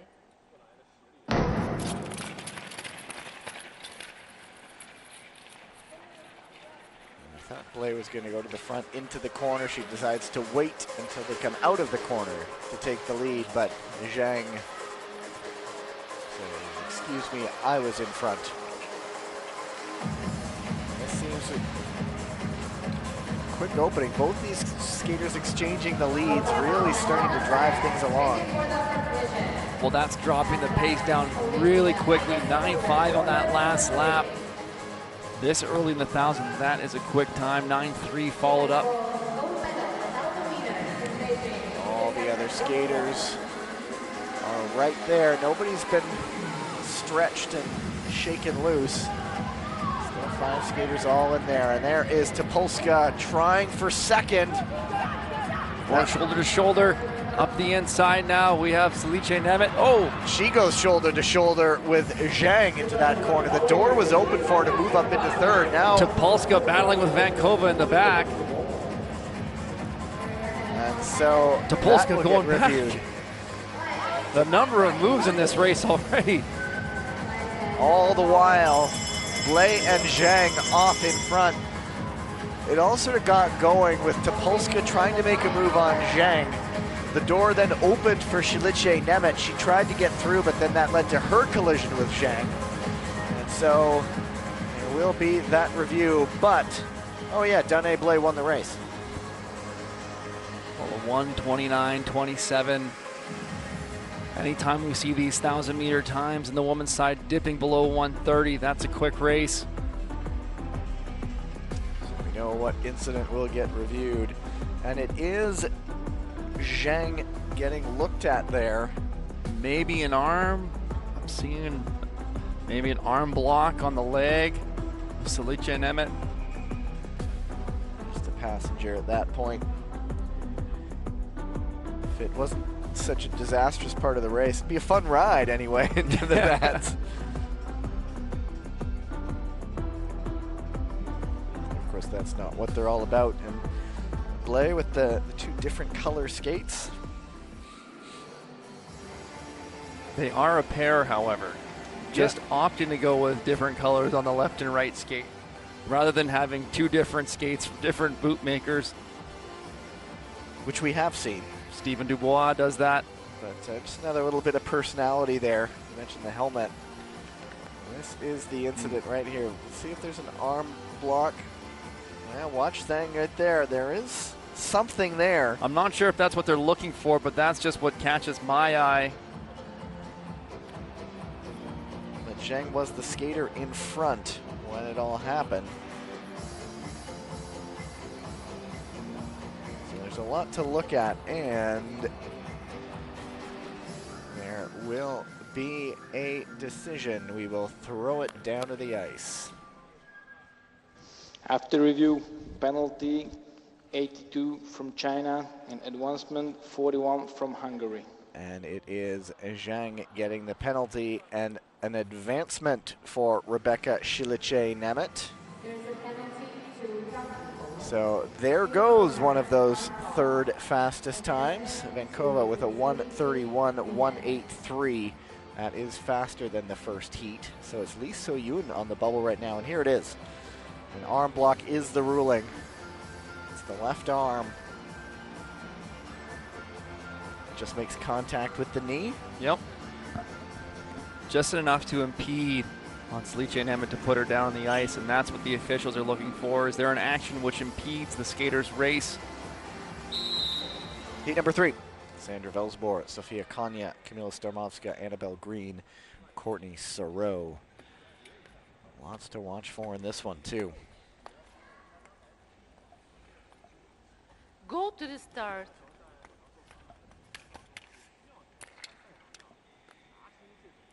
Ready. Starmovska will be a tough one to watch. Saroux and Sandra Velsborg. But at the moment, it is Sofia Konya. And Saroux thinking, I'm going to get to the front. I'm going to stay out of danger here because Starmovska, Green, Velsborg, Konya all have pretty good speed, and it could turn into a battle.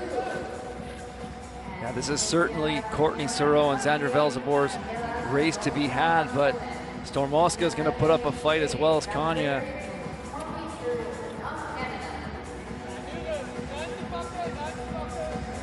Still Sereau at the moment. Stormovska. Xandra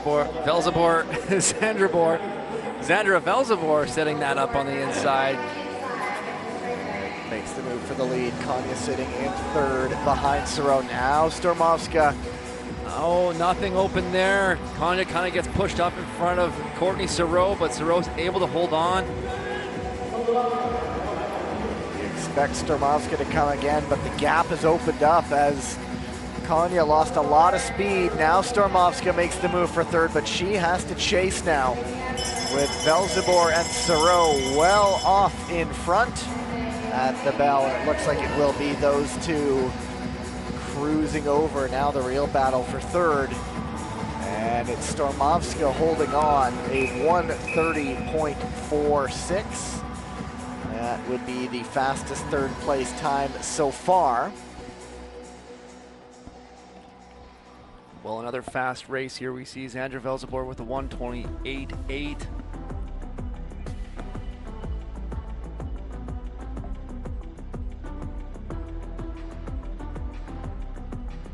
Here's a look at that. Konya going up the inside of Courtney Sereau. Sereau defending that second spot. Didn't cost her any speed. Sereau just kept going around the corner. And yeah, I think that move cost Konya more speed than it did Courtney Sereau, and that's when that gap opened up.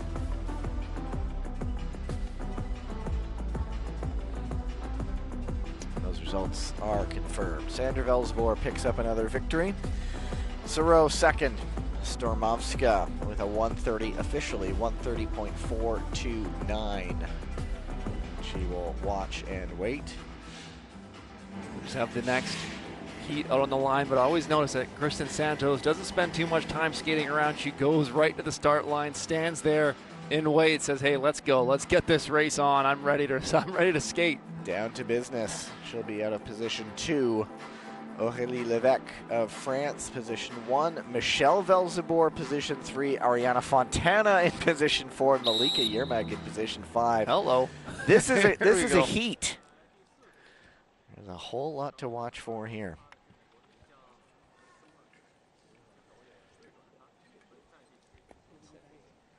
Go to the start.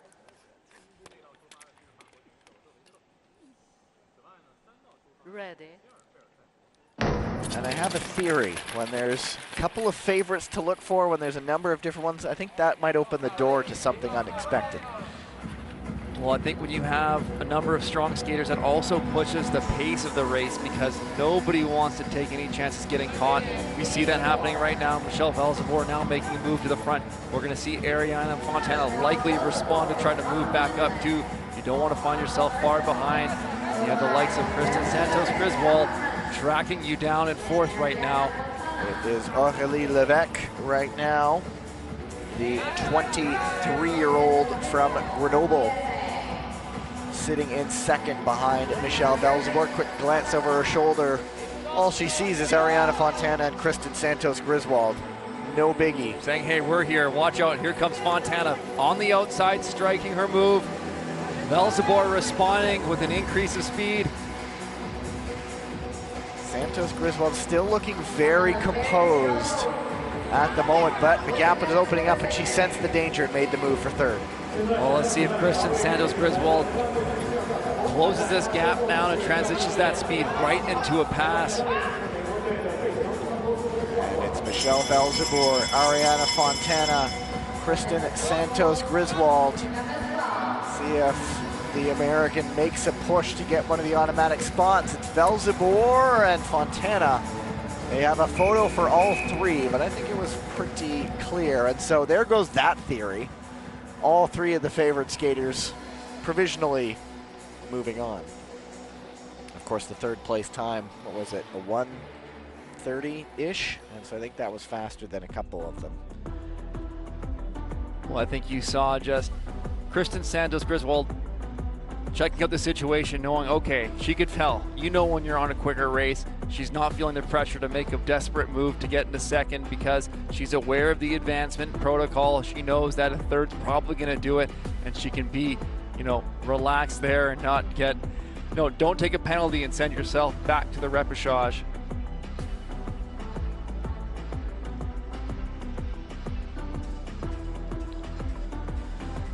And so, officially, Ariana Fontana did win the race by 1/1000th of a second. The reach right there.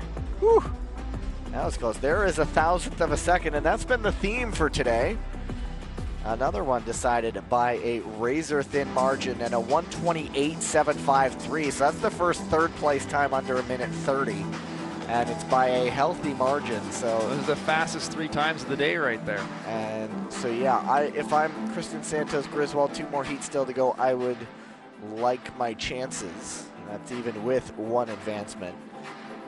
And so 2 to go as you see the results there. The clock next to Kristen Santos Griswold name, but odds are good for her. It's moving on. Heat 5, Hannah Desmet, Olga Tikhonova, Kim Geely, Gloria Yoriati, and Dita Van Oorschot. Don't be afraid to call it, Gavin.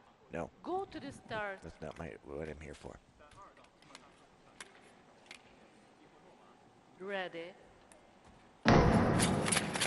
I do not do well with egg on my face, so I'm always going to hedge my bets and play it safe in those sorts of instances. Her odds are good and shall remain that way until they're official. Yoriati front right now. Desmet, the ever-dangerous Hannah Desmet. Oh yeah, the ever-dangerous Kim Geely too. Another race with a lot of talent. Well, it just speaks to the depth of the field on the women's side right now when race after race, even in the heats, we're saying names, we're calling skaters that we're used to seeing in the finals and on the podium time and time again. Kim Geely, this time pushing the pace from the front. It is Kim, it is Yoriati, and then we shall see. Watch Desmet right now. You can see she's winding it up, dropping that right arm, accelerating out of the corner, working her way on the outside. It's never really a matter of if with her. It's always a matter of when. You know Desmet is going to make the move as soon as she gets the chance, and now she does. Now she builds some daylight, and the race is really for second. Well, inside that was 2 to go. 8-9 from Desmet there, right in the middle of this 1,000 meter. And it's Desmet off in front, Kim in second, Yoriati in third, and that might be how it ends. Indeed it does. Yoriati with a 1:30.15 unofficially, and so that's, yeah, it's faster than a number of times. So one of the quicker heats, at least in terms of the third place time. The one that really only matters for time right now. But Desmet, we've seen it before. Once she gets to the front, she can just drop the hammer and pull away if she wants to. That's what she did there.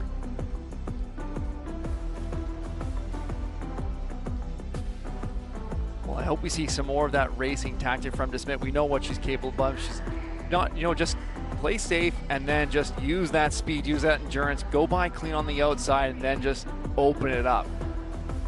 That's what's going to be, I think, the key to her success this weekend, if she can kind of utilize that strategy. Right now, she's going against Kim Geely there and opening up a gap like that. That's sending a message. We've had several of those today. Yeah. Oh, that's one right there. So Desmet and Geely go through. Yoriati has to wait one more lap for her spot to be confirmed.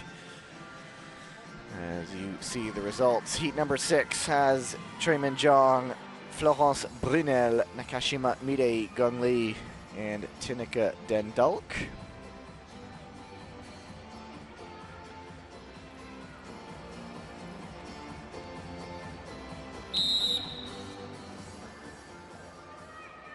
There is Gongli.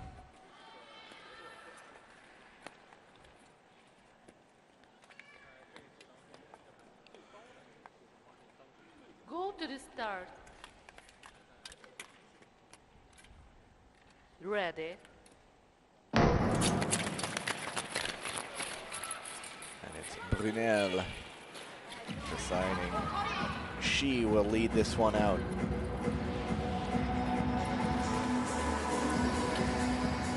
Always watch to wait and see what Choi Min-jong will do. Being pushed. Nakashima Mide really forcing things. It's a long time spent out in open air on the outside and no opening for her. Well, Nakashima trying to go the long way around, but Florence Brunel had already had the pace picked up quite quick, making those outside passes so challenging. Now Choi goes to the front. Brunel, will she battle back? Nope, not going to take that opportunity. Oh, coming out of the corner. Gong caught on the back foot. There will be a review there, but the skates just came out from under her.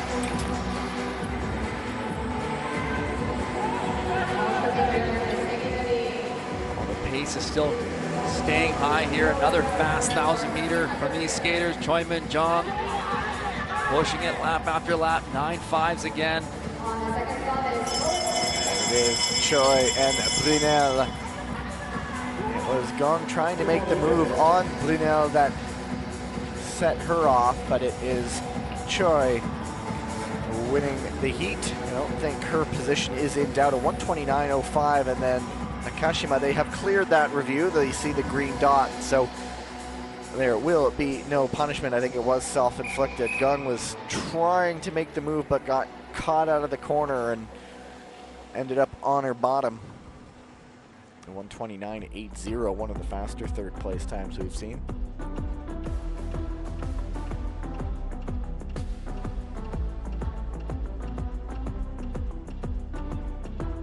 We'll see if we get a replay here of that incident with Gong Li going down, looking to hook tight. I think as she was trying to make that inside pass here, a little bit of a slip and then gets caught on the heels. That's enough to send her down.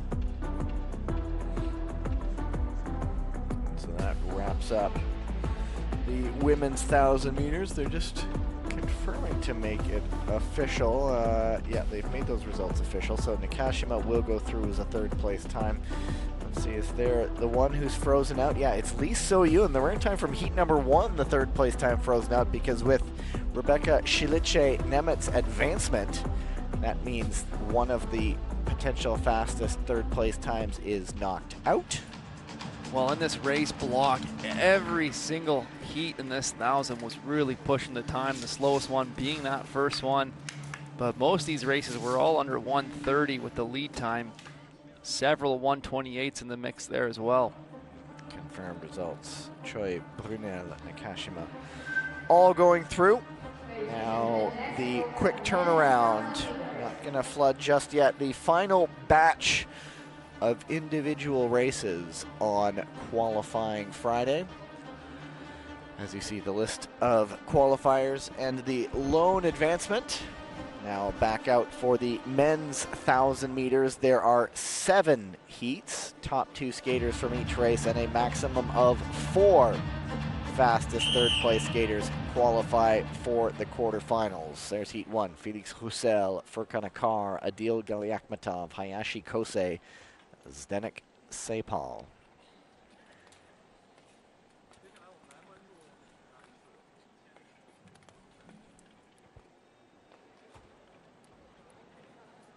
Go to the start.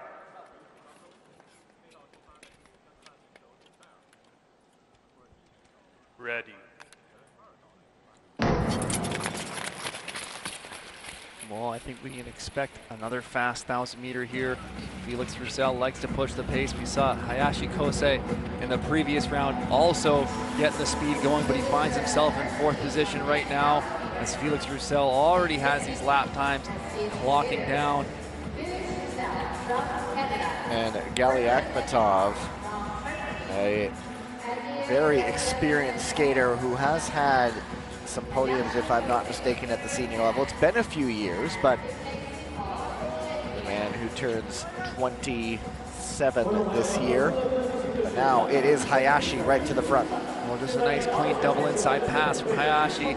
Just that quick explosive power on the exit, jumping himself from the lead, and now he's building the speed. He's dropped it to 9.0, 9.1 now. Felix Roussel responding right back. He wants to control this race. 8.7 there. Galiakhmatov now looking to get into second. completes the move. Is Roussel still leading the way. Gali Akhmetov in second. Watch out for a car. We know the top end speed he has, but what's left in the tank? Koz Hayashi looking. Here comes a car.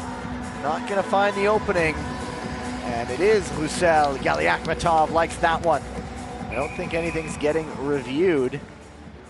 Good fist pump for Gali Akhmetov. He always liked the emotions he used, so yeah, he's liking that one. Well, he knew that was a difficult race. He had some challenges up against with Hayashi Kosei and Felix Roussel, so getting in there for that second, ensuring that he's not racing that repechage is a relief off of his shoulders going into the rest of the weekend.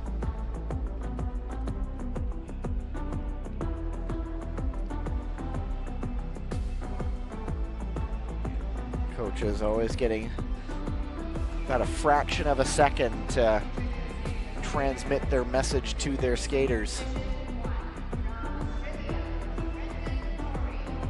And Roussel will move on through.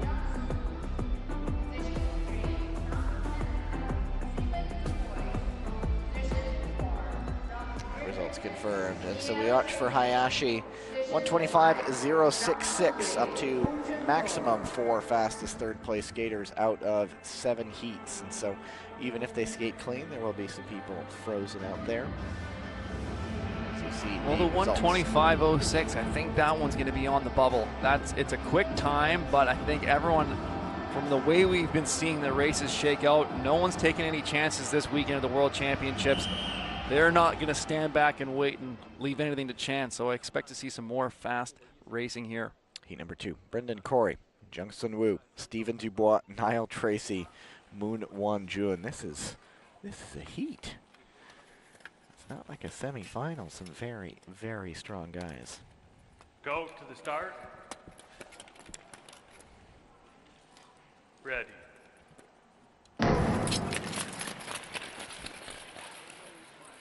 And it's Corey again to the front, just like he did in the last round.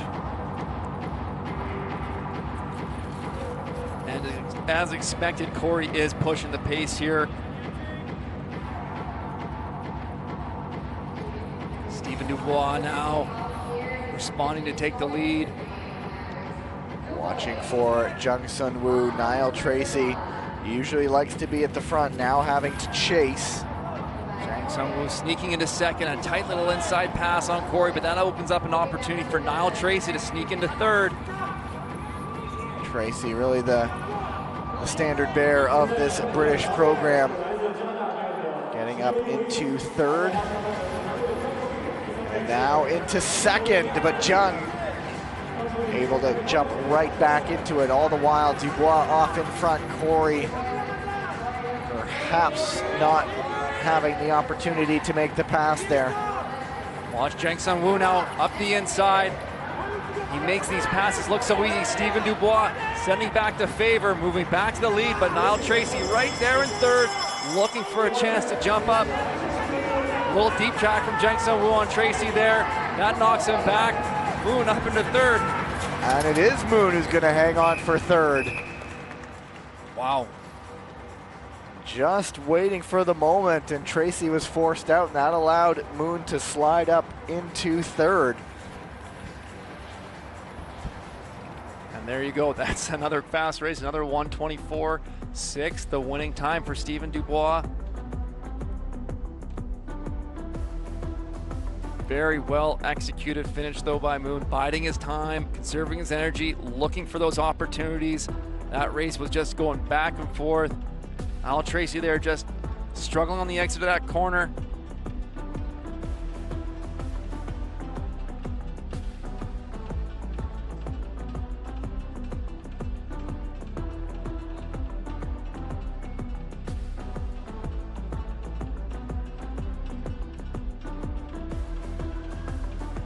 Look at this last turn. Look how tight this is as they drive to the finish line.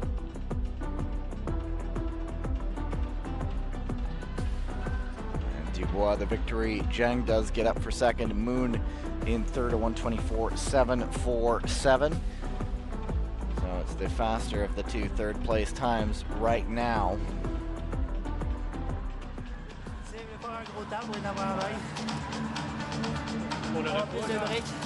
Well, I expect another one with Park Ji-won about to hit the ice. Another quick race coming up. Park is the headliner in this one alongside Sun Long. So two pretty strong guys, but it's Oleg Hyundai who will start in position 1. Etienne Bastier and Thomas Natalini. And so in terms of ranking, Sun Long 7th, Park 9th, Natalini 16th. And so some interesting prospects in this one.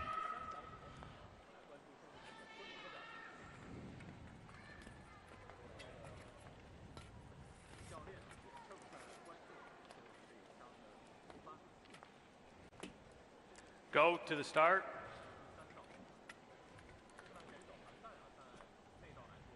Ready. And it is Park quickly out.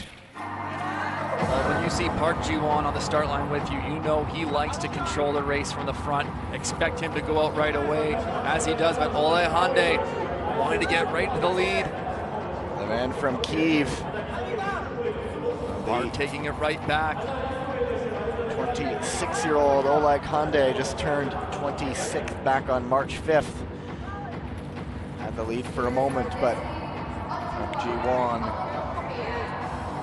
getting it right back. Watch out for Sun Long, slips out of the corner. That cost him a lot of speed. Natalini up into third.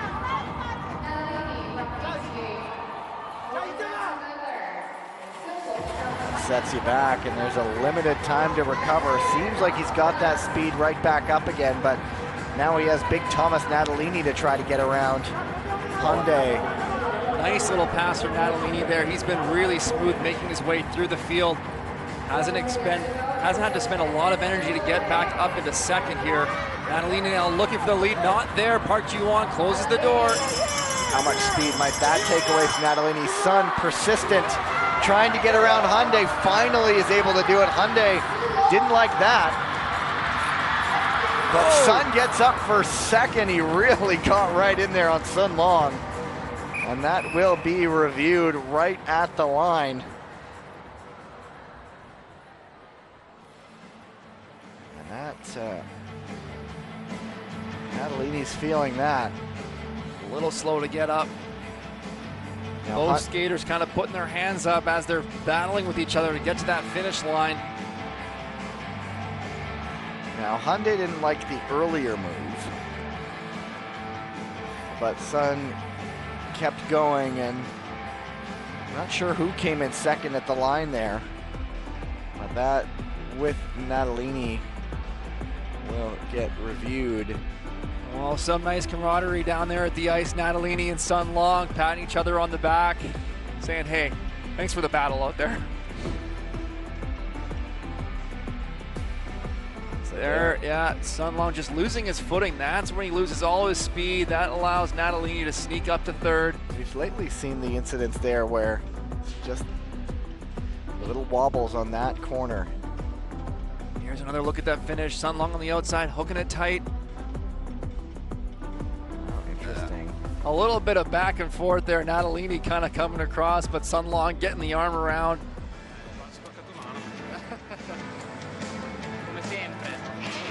There is a video review here.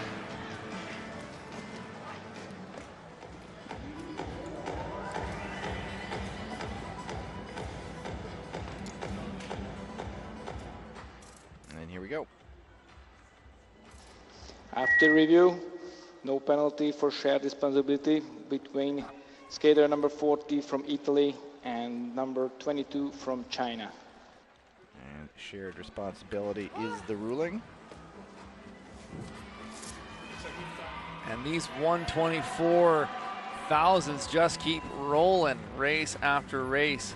So Natalini did hang on for second.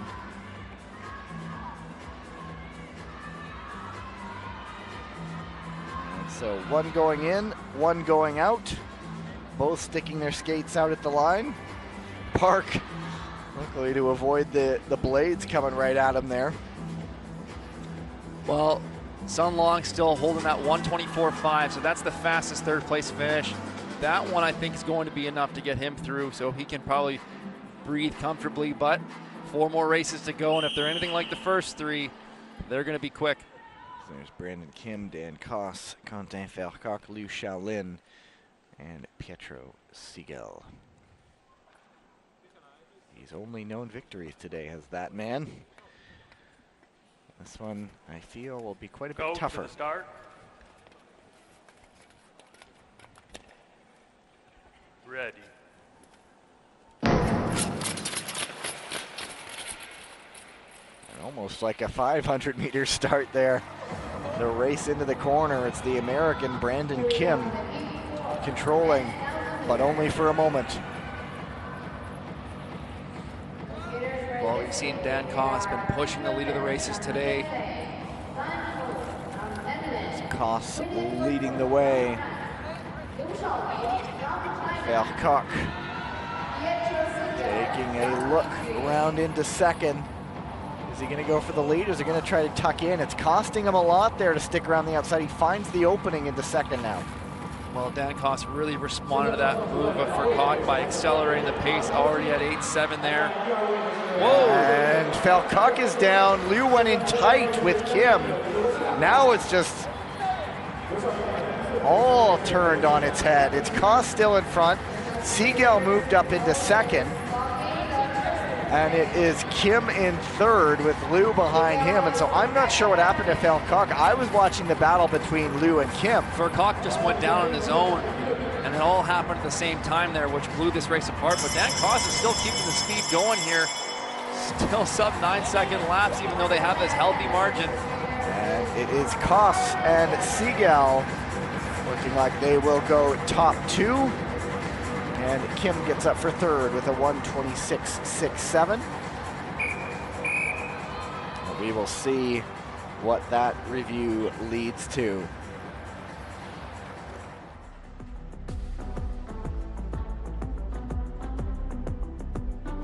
So, stumble off the line from Siegel. Maybe cost him a spot there as he was trying to get up out of 5th, but okay, so this is the move coming up. And shoulder to shoulder. Vercoq's blade might have been clipped there. Did it get caught there by this from Brandon Kim's hand or something? I thought I saw, watch his left. Watch the blade, right there. Yeah, I think it might, the hand of Brandon Kim might have just tapped the blade, which caused a toe in for Vercoq. And so as he's falling, he's looking around, what just happened? I don't think he had any idea, and he was in a spot where he would have been in the top 2, and so gotta be feeling the fatigue a little bit, our officials down on the ice. Taking a look at that one, because it was a split second. Koss, I think, happy enough to be moving on. Well, it might be a contact from behind, potentially, that they're going to look at there to see if Vercoq was impeded upon. Another look. So I'm watching his blade it's right. It's the next stride here. It's as that left foot comes up. Right. It catches we can't see it. The leg, I think, of Brandon Kim. As Liu and Kim were going for it.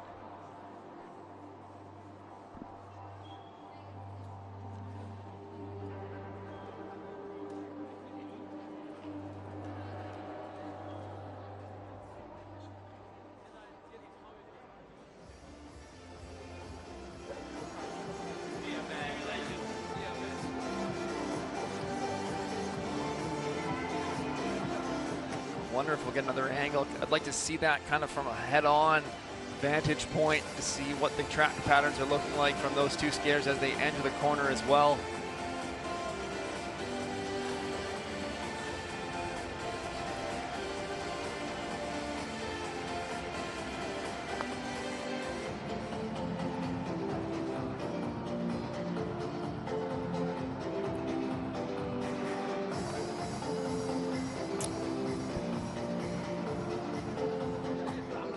So it looks like a decision has been made. It's a tough incident because there's Vercoq in front. He has no idea what's going on.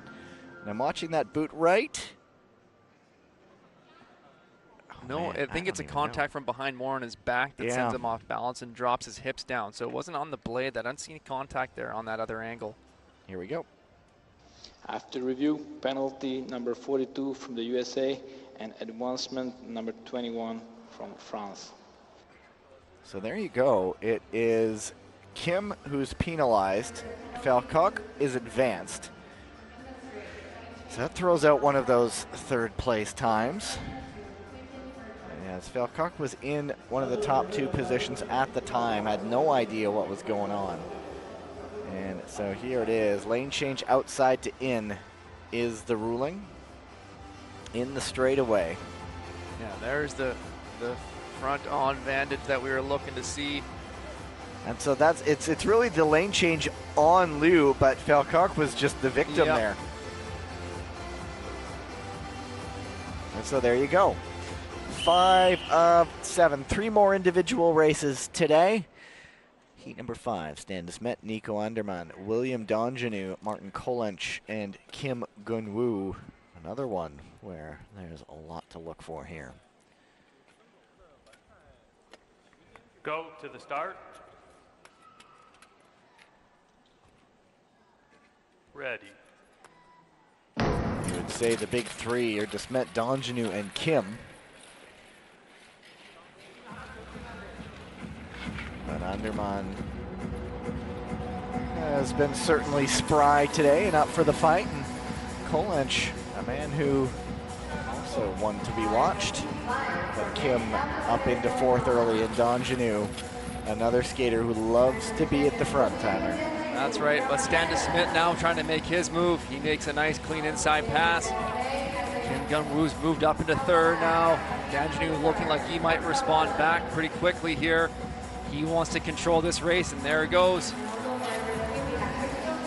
I love watching Donjanu when he takes control and leads from the front. Sometimes we've seen him spend a little bit more time in the back, but he's not doing that today. Owning this race from the front.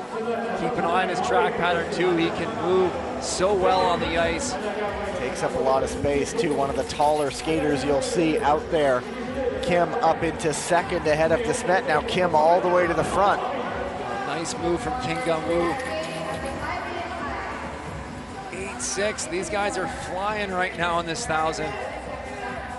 Coming up to 1 to go. It is Kim in front. Donjanu checked his speed a little bit. Is that going to open the door for de Smet? Is that going to open the door for Andermann trying to get up into 3rd? Not going to do it. Kim takes it. Donjanu made it close, and de Smet hung on for 3rd with a 125.16. Every single race has gone 124 in the 1,000. And if Hayashi Kosei's 125.066, 3rd place from heat number 1, is not moving on, then I don't think Stan de Smet will either.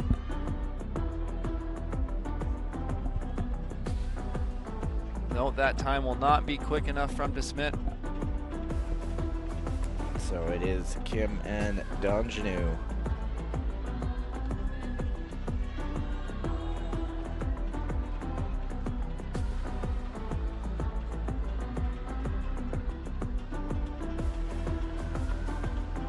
So as it stands with 2 heats remaining, Hayashi Kosei's in that last time advancement position with a 125.066. Oh, it is still there. I thought that might be the bubble time, and that's the bubble time right now, but I don't know. 2 to go. 2 to go. You did hedge your bets after all your flack you're giving me for not being bold. You're the one who's hedged your bets. Well, it was the first one. time. I think that was a great call. It was you used to have no problem calling the first heat and saying that's going to be fast enough. Where's that brave Tyler we all know? Well, I knew that one was going to be tight. So it's Kim and Donjanu coming out of that heat. I could have been completely wrong, you know. Maybe it wasn't a bubble at all. 2 to go. Michał Niewinski, Tobias Wolf, Watanabe Keita, Liu Xiaowang, and Liu Zhanshuo.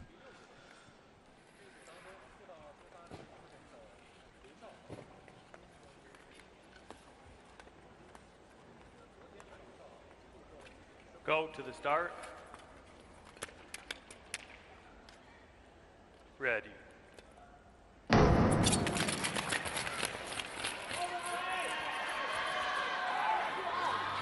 And It is Niewinski on the front with Liu behind him, and this one, another tempo really pushed. Well, this is maybe one of the faster laps we've seen off the start. 9.0 lap. This is off to a very quick go. This time will be flying if they can maintain this pace. Is Niewinski, but they're queuing up behind him.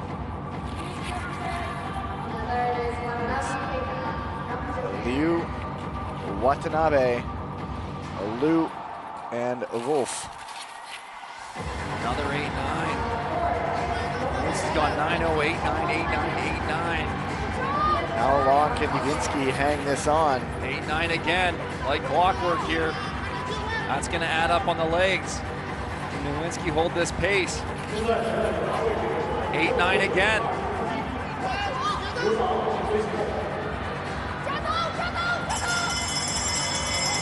It is still Niewinski on the front, holding them off for now.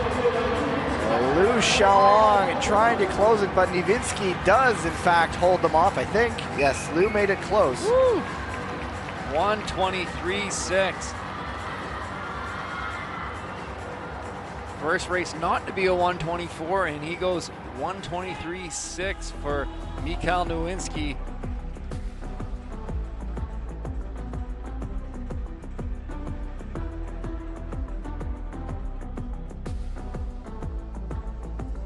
Really did keep that tempo up, and he had the legs to hold on for that long. Well, that's going to get Watanabe Keita through in that third time position, but that knocks out his teammate Hayashi Kosei. So Watanabe 1:23.785. Yeah, it's one of the faster ones we've seen so far.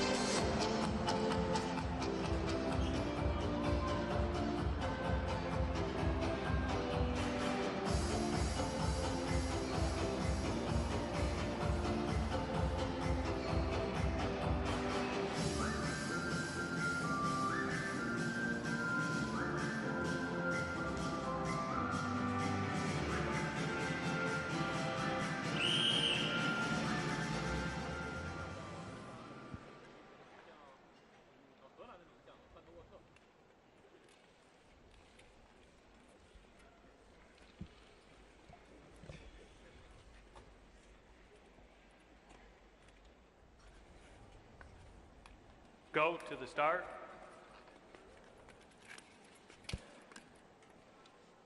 Ready. Last heat, Lucas Beckenhauser, Jens Van Het Wout, DNA Cellier, Peter Murphy, Gleb Ivchenko. So a couple of third place times have not made it. Of course, there's an advancement as well, but Beckenhauser, Van Het Wout, really the men to beat in this one.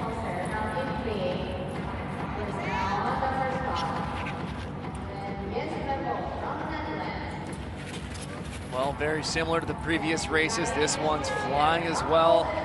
I like Lucas Beckenhauser pushing the pace. I think he's expecting Jens Van Het Wout to make a move here where he'll try to tuck into second and probably defend from second position behind Jens Van Het Wout. Always watch for Cellier, but Van Het Wout sneakily up the inside. Cellier follows him, nicely done.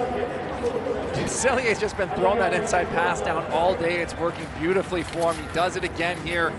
This is a great position for him to be in right now. He just wants to keep a tight little gap behind Jens Van Het Wout, not letting anything open up. And Ivchenko tries for a third. That knocks out Beckenhauser. But it's Van Het Wout. Cellier, the legs may be going a little bit, but he really has had a good day, has DNA Cellier, trying to hang on for second. Here comes Ivchenko, and it's Jens Van Het Wout ahead of DNA Cellier. Another race, 1:23.24, the unofficial time for Jens Van Het Wout. Blistering pace again. Cellier finishing second. Cellier is having a day. This is the best I've seen him skate all season long. It's the time to do it. It's the time to deliver at the World Championships. I'm sure that Polish team is hungry to get another medal as they did last year in the relay at the World Championships in Rotterdam. So having Niewinski and Selye in position to move on to the quarterfinals. Really solid 1-2 punch for that side. And there's the move by Ivchenko. Speckenhauser not able to hold it.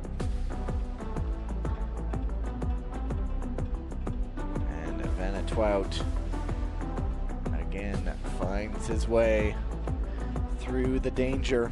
Not even through it, he was just in front of it. So now Ivchenko will wait.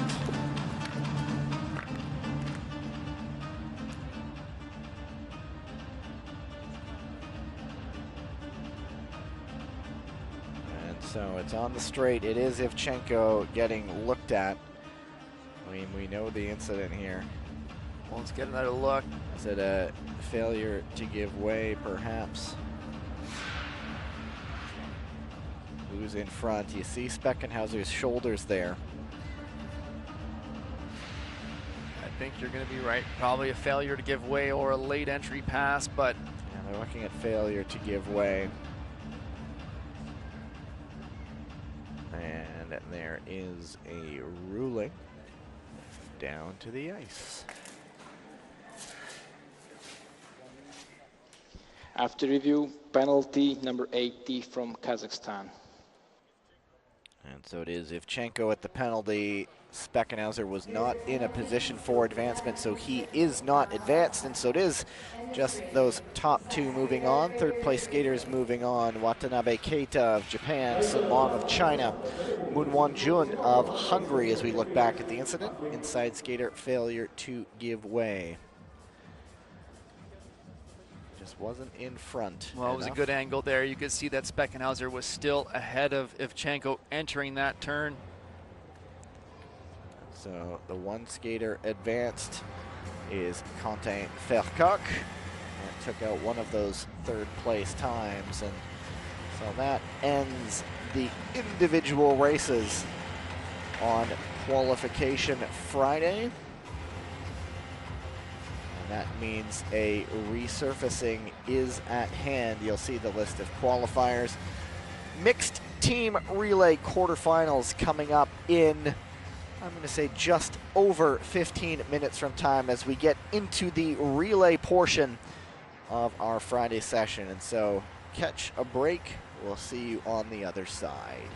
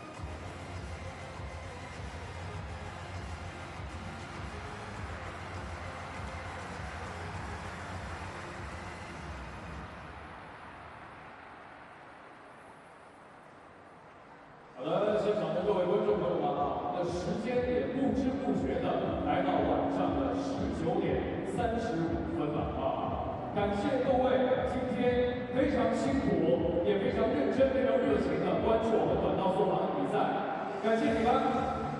那么在交兵休息的环节，又迎来了我们游戏互动的时间。我手上拿着我们的主办方官方特许商品，也就是我们本次赛事的冰箱贴。那么在今天我们这一轮游戏开始之前，我要问2个问题。第一个问题是，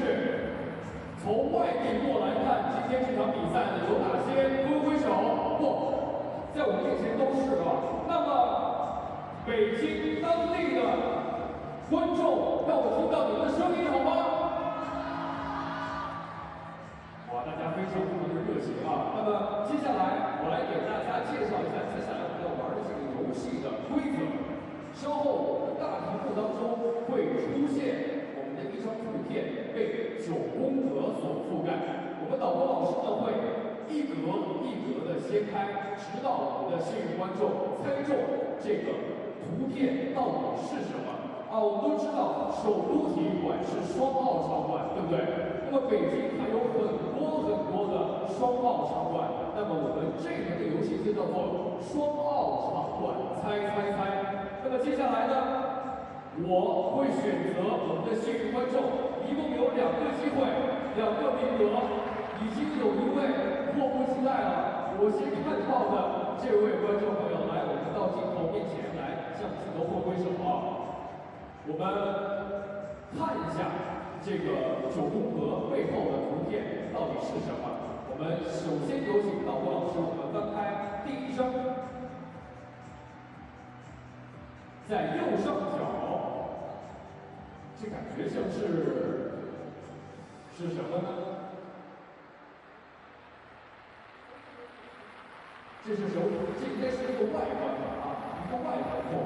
我们如果猜不出来的话，请导播老师再翻一张啊，我们看一下，再翻一张，能不能有更多的线索？这个位置左下角，小朋友知道吧？就是首体，看一下是不是首都体育馆？非常可惜啊！那么我们9宫格背后的图片是水立方国家游泳中心，非常可惜啊！那么来有请这边的这位小朋友，我们来看一下第2张图片。这个游戏还是有点稍稍的困难啊！来看一下，导播老师翻下第1张，是一片天空，根本猜不出来，谁也猜不出来。我们看一下第2个，露出了一角。这是什么？第3个，已经非常，这是什么？首都体育馆，我们完全分开。没错，这是我们本次比赛的场馆。那么这个冰箱贴送给你了，小朋友。我们再来往上走一走，我们来寻找下一位观众。我们找一位男士啊，这位帅哥。我们站起来，大大方方的跟镜头挥挥手。哇，好帅，也感觉非常的干练。平常有体育运动吗？平常最喜欢的运动项目是什么？跑步。除了跑步还有什么？短道速滑。没错，请扣我们的题目短道速滑。那么我们看一下，给这位帅哥送上的题目是什么？来，我们翻开第1张。也是一片天空，你能猜出来吗？很明显不能。来看第2个，是一片树林还是一片草地啊？这有一点点线索，你看能不能找到这个？露出了冰山一角。鸟巢翻开，没错。翻到第4张我就知道是哪了。鸟巢国家体育场，恭喜这位帅哥！同样也获得我们主办方给你送上的官方特许冰箱贴1个。那么我们比赛还在继续，我们所有的观众朋友们也都还在我们的比赛场地之内，期待接下来的比赛，对不对？那么再一次，我们这边的观众，还有这边的观众，还有对面的观众，给我你们的声音好不好？我喊3、2、1，大家把尖叫声给到我们这边场地。3、2、1，尖叫声！好的，那么精彩还在继续，稍后见喽，拜拜。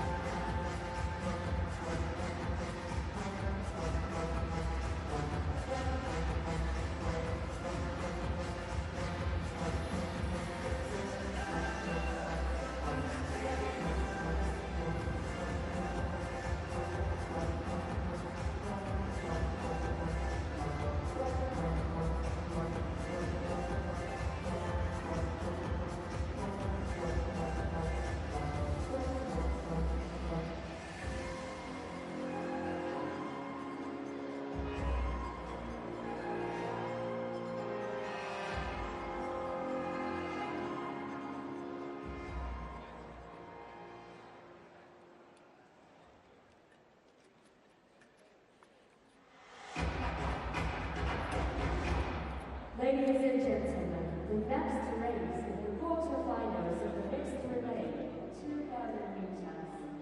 女士们、先生们，即将进行的是混合接力2000米1/4决赛。接下来，全场的观众，让我们给接下来比赛的运动员们来点掌声欢呼！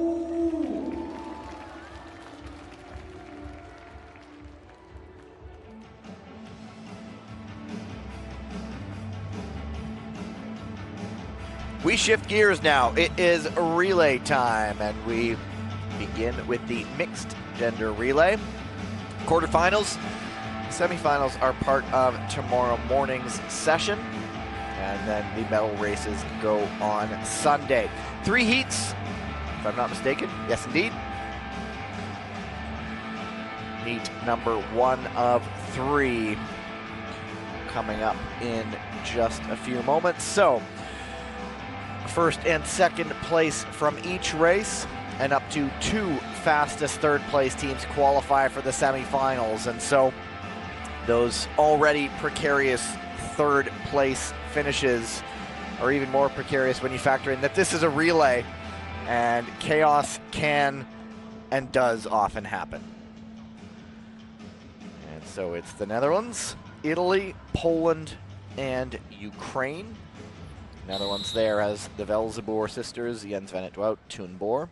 Italy, Chiara Betti, Elisa Confortola, Lucas Speckenhauser, Thomas Natalini. Poland, Kamila Stormovska, Natalia Malashevska, Michał Niewinski, Łukasz Kuczynski. And Ukraine has Ksenia Adamenko, Yelizaveta Sidorko, Oleg Hande, and Rostislav Leontenko.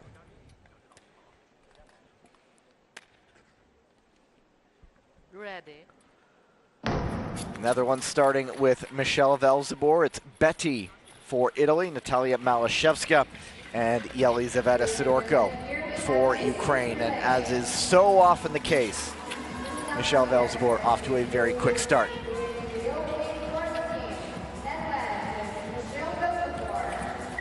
Well, the Dutch team doing what they do best in the mixed relay, and that is leading it and trying to do so start to finish, as they've done several times this season already. They came off some dominant performances. Oh, and the Ukrainian team is down in the corner there. That was Ksenia Adamenko. And it's a difficult situation because Sidorko had to come around and tag up. And of course, with the scheduled exchanges, it just gets all the more confusing. And it's Toon Boer. It is Boer on the ice, and it's Speckenhauser for the Italians. And so the Velzeboer sisters in this mixed relay, they get their team off always to such a quick start. Well, you blinked, and in a moment, Xandra Velzeboer just opened up a huge gap on the rest of the field, and that split this race up. And then you add Jens van Wout to the mix, and he's going to open up even more of a lead.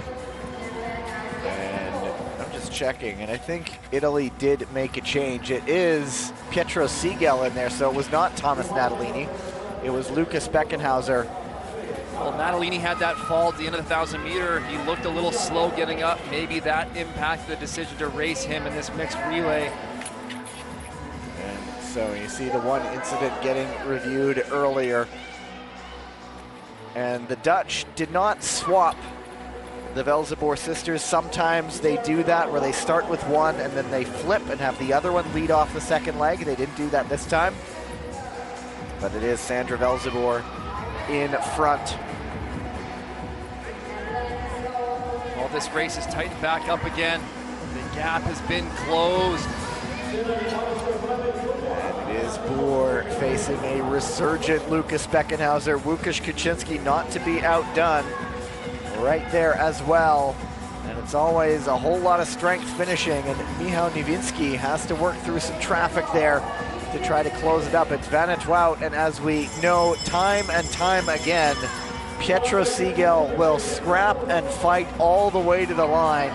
But this time, with top 2 moving on, he will say, yeah, that's good enough. And Niewinski always pushing and almost going into the end boards there and end pads. Well, actually, we got to look at this time here. What was the world record we were talking about earlier? 2:35.37. Hold up. We've done it again, haven't we? I think we and we missed it again. Well spotted. We caught it. We'll wait for the official time. we'll wait for it to be made official. I was caught off guard again. I just saw that time. I said, we were looking at this earlier today. The world record is 2:35.427. And I think we have a new world record in the mixed relay potentially. We gotta wait for the official though. Official time, 2:35.427. And it would mean a graphic that we've only seen once before. The WR, there was the incident on her own.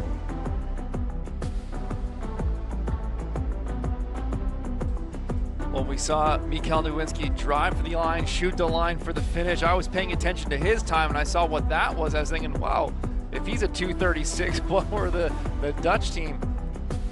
Because as we know, the third place, there's 2 third place times that can qualify as well for the semifinals.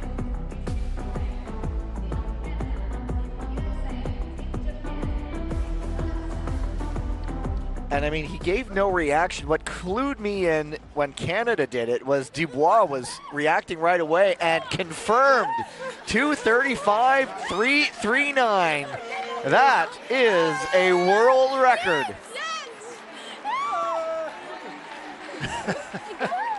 I don't even know if the Dutch were aware that they were on that pace as they were skating. This ice in Beijing has produced 2 world records in the mixed gender relay.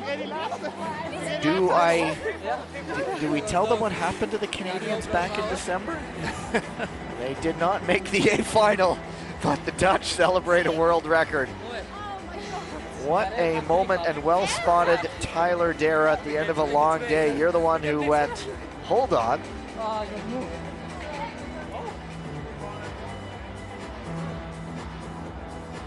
There it is on the board, 2:35.339.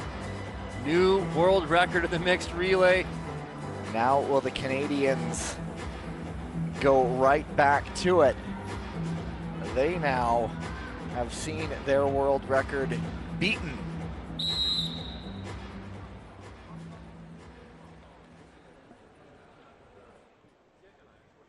And it's the Canadians, it's the Americans, it's the Japanese, and it's Kazakhstan.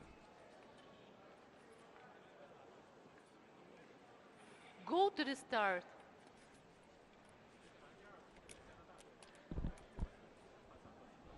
Ready. They still have the old graphic up on the screen. And so we'll see how fired up the Canadians are. It's Florence Brunel getting them off quickly to the early lead. It's Julie Latai for the United States. It's Kurokawa Kii for Japan. And it's Yana Khan for Kazakhstan. It's going to be Danae Blay coming in. Kristen Santos Griswold, Nakashima Mide, and Alina Ashgalieva. And the Canadians, I think they sense something. They are off like an absolute shot. Well, they've created a huge separation between themselves, the Americans, the Japanese, and the Kazakhs. They are flying out front. And with clear air in front, now they can focus on trying to regain what they just lost. It was Steven Dubois finishing in December. He's not out there this time, but they do have William Dongenou, a guy who can also finish quite nicely. Again, you don't want to get distracted by times here. While it's great to get a world record, they got their eyes on wanting to get that world championship title, so they want to skate clean, they want to skate solid. I'm the one distracted by a world record. I'm the one paying attention to it. So I felt like I missed it again. Well, we have a tight battle. Hasi Kose jumping up into second. But then, yeah, I was about to call the Ninjas. And Nikisha jumps up into third ahead of Marcus Howard as the second time the women are back into the race. An 8.2 lap time, the Canadians that time. Florence Brunel inside 7 to go. She will give way to Danae Blay. She will start her final 2 laps. Before the men come back in, it is Kazakhstan in second, Japan in third, and Kristen Santos Griswold in fourth for the moment. It will be Roussel. Oh, Danae Blay goes down. Dongenou tags it up. And he will go off now, and he's waiting, because I think he's waiting for Florence Brunel to come in, and she missed it. Well, that is just devastating for the Canadian team there now. And they are bringing it back. There's an injury. It's Blais down. They are bringing it back because she's right in a dangerous position there. And Julia Latai over to come and help her out. And immediately they whistled that one dead. And oh my, our fingers are crossed for Danae Blais. We were busy watching the time, but they whistled that one.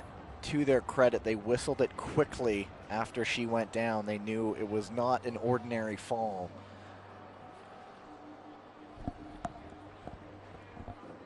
Well, it happened so quick right here. We're kind of sheltered. We can't really see what had gone on and the boards there. All we're hoping for is the best for Danae Blais. And we will get a look earlier on. Oh, it was Blais. Uh-oh, I hope there wasn't a collision there. Oh, there was. Oh, my. And Santos Griswold was also there, and she was down too. We completely did not see that.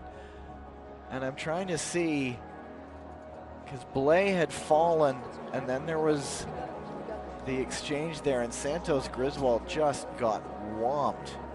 Is Kristen up, or is she down as well? I'm not seeing her. We may have two skaters down right now. It is Blais and Santos Griswold who are down. Blais is, I see her helmet. She's sitting up. She's at least up on her knees or sitting up. Santos Griswold is up. There's something with her mouth. They are holding a towel to her mouth, and I'm not sure if her face hit the ice or if that's where she took Blais' hit, but whew, that is why they blew it dead initially. I first thought Blais was the only one there.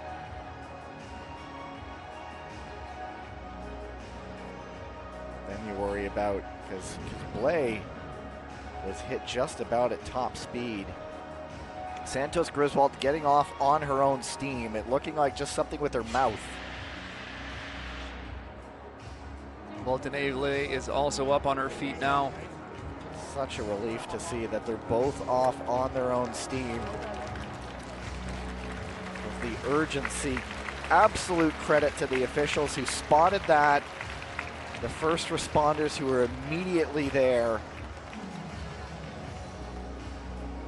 And it's always nice when the skaters are up on their own feet. There is that concern of concussion and all that, but you won't even theorize about any of that. They are both up on their own steam. They will get looked at, I have no doubt.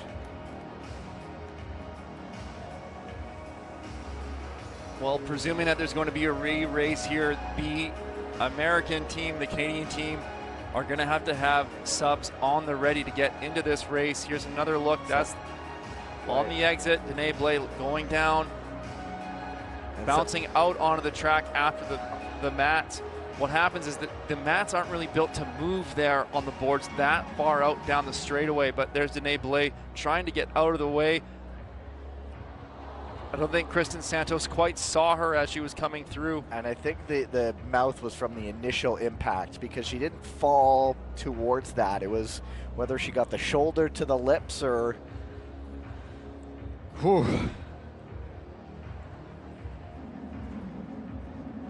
They both got up, they both skated off on their own. Well, I see. With some help, of course, but... I think Kim Boutin in the heat box, getting her helmet on.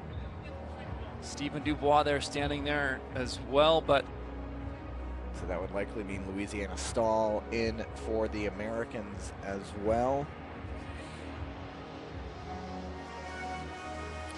Yeah, I think that is her coming out. Now imagine trying to stay composed. There is Kim Boutin.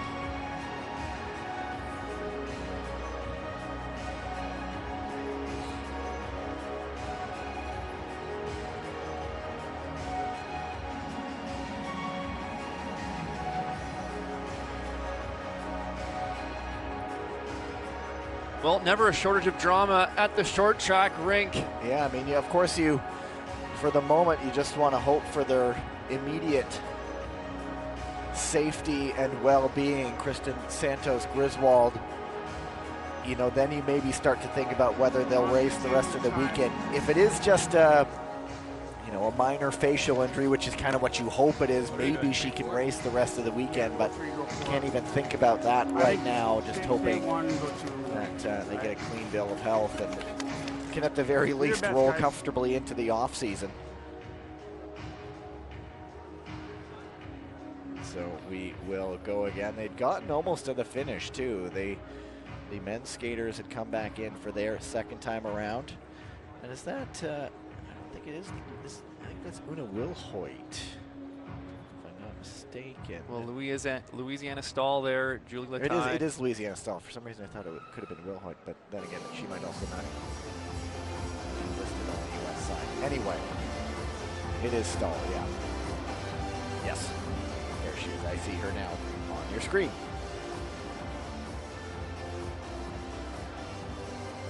It was Wilhoit earlier in the season when Latai was out injured. This changes the complexion of this one. The Canadians will get a second chance at it. They had seen their chances drift away there for a moment.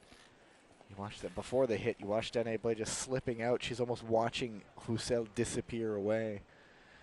Go to the start. Ready. So it is Boutin, Latai, Kurokawa, and Khan. And it is Boutin off again quickly. One of the absolute best in the world when it comes to starts in the sprint race. And this is very much a sprint relay. Well, when you have to sub skaters out, it definitely plays to your advantage when you have the depth on your team and you can sub out a skater like Danae Blay with someone like Kim Boutin. And it is Brunel leading for the Canadians. It's a real battle for second. It is Nakashima Mide leading Louisiana Stall right now as the men come in for the first time. Well, you really got to get your wits about you when you have a changeover like that. You got to refocus your mind. You go through kind of the ups and downs of that race where the Canadians were flying and had that unfortunate incident, and you have the injury of your teammate. You got to get that out of your mind. You got to get back to skating and refocused on the race. And Donjanu in, Hayashi in, Nikisha in, Andrew Hio all in safely.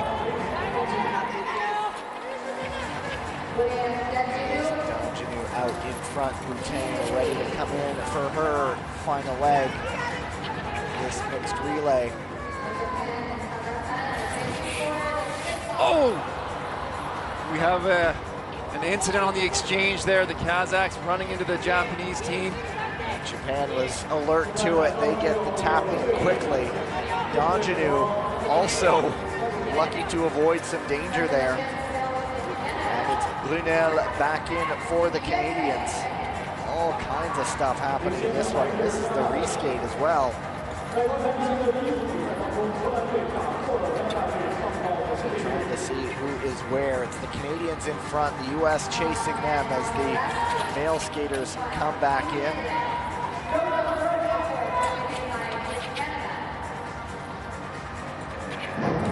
One more exchange coming.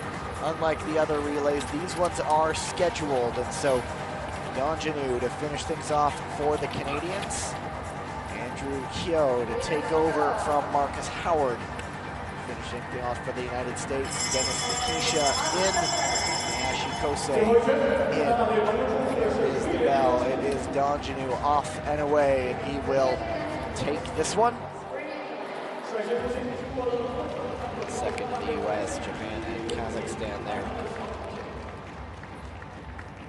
So, we'll see how things go there. I'm seeing possible lane change from outside to in.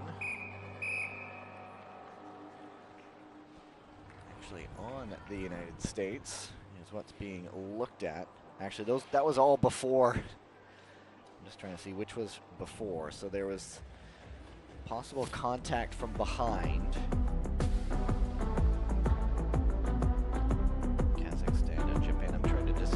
things were before. Yeah, this is the incident right here. Yeah, there it is. That is what's the possible contact from behind. On the exchange. Yana Khan. And there's William Danjanu splitting in between them. Whew. You can see the breath there.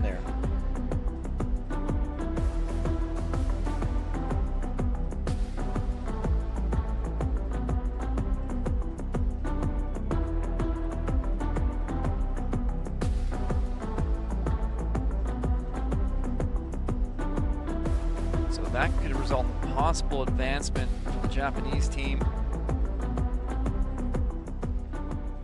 which would consume one of the third place advancements. We are throwing it down to the ice. After review, penalty to Team Kazakhstan and advancement to Team Japan. And there you go, as you thought. So it's Kazakhstan getting penalized. Japan get advanced. They join the US and Canada. So now it's just potentially one third place side. Now we watch Poland's 236.410. It was kind of a fast one, considering it was just 1.1 seconds off what is now the world record. Heat number 3 features Republic of Korea, China, Belgium, and Hungary.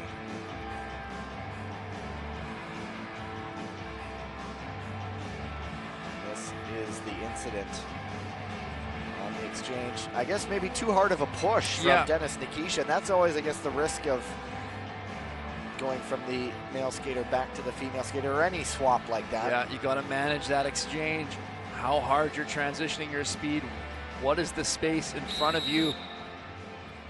This can happen on any exchange. Doesn't matter who's who and who's where. Grant has Lee So-yoon, Kim Gyun-hee, Kim Gun-woo, and Lee Jung-soo. It is Lee So-yoon starting things off. It's Fan Keshin. Usually such a reliable entrant for the Chinese. Hannah Desmet starting for Belgium, and Zofia Konya for Hungary. Go to the start.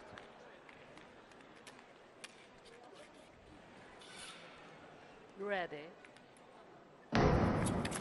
This is where Hungary will really feel the absence of Petra Yashapati. Really integral part of that growing Hungarian mixed relay side. It's Fan Keshin in front right now.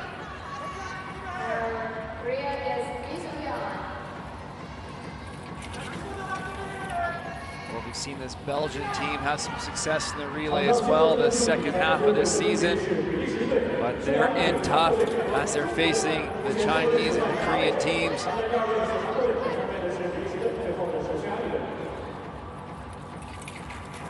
Is Wang Xinran leading for China ahead of Kim Gyun-hee, who I don't think it did any of the individual distances, did she? Either way, now skaters are on the ice. It is Liu Shaolin for the defending champions in the mixed relay. He will bring in Sun Lan next. Will be Kim Gun-woo for Korea, Stan Desmet for Belgium as they jump up into second, and Moon Won-jun for Hungary. Kim Gun-woo setting up behind Stan Desmet. Opts not to make a pass.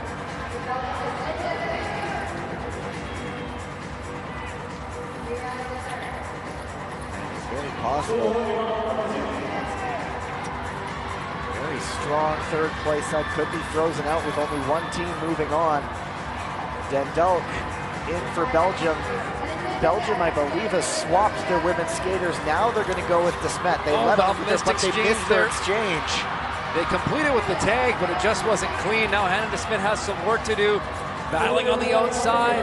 She has a long, long way to go. It ended up almost being like a Madison exchange in track cycling with the arm swing, or what we're seeing these days in team sprint in on the oval in long track.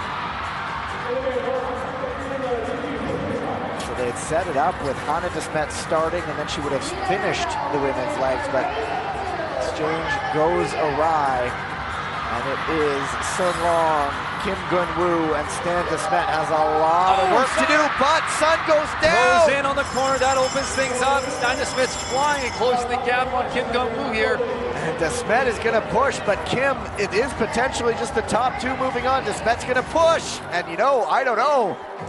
Oh, I think that still went to Kim Gun-woo and the Korean team at the finish. What are we saying about expecting Wow. chaos? That could be the defending champions not moving on, because he was on his own. There's no review. There was an incident reviewed earlier, but you see the green dot, it was cleared. Well, Sun Long was just attacking that straightaway, toes in as he's part way down. And it was on a corner of the ice that we've not seen incidents, so it's not like it was one of those corners where we've seen them go down. Well, it was just in the straightaway when it started, so I think just bring that left foot through, trying to drive it through too quickly. I'm not sure. We'll get a replay of it, I am sure. It was Van Keshin getting them off to a great start. And there's, had congestion in the earlier exchange the first time the men came in. And so indeed it is. It is. Hey, Belgium did win by 4,000ths of a second. And there's the exchange that kind of went awry, but that fight back from the Belgian side. And then here it is. There it is, that left foot toe in on the straightaway. Oh, heartbreak. And then there's no one around, and even if they were right on the spot, there's no speed in it. He got up, to his credit, put in a valiant effort to the end, did Sun Long, but the damage had been done, and so it's Belgium, Stan de Smet pushing it late. Right there, times the reach to perfection. So Belgium gets the win into the semis, and so just the 1 third place team, that's Poland, and there it is, Belgium ahead of Korea Republic. And so ends an eventful mixed relay.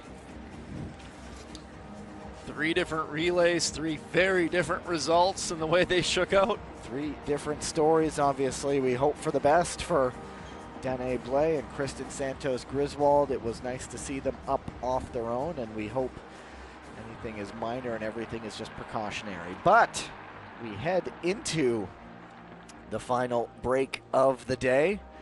You see the 1 advancement going to Japan, the 1 third place time going to Poland. On the other side of the break, the women's 3,000 meter quarterfinals, and then followed that right up immediately by the 5,000 meter men's quarterfinals. So we are approaching the end of a very long day. Stay with us, 1 more break to come.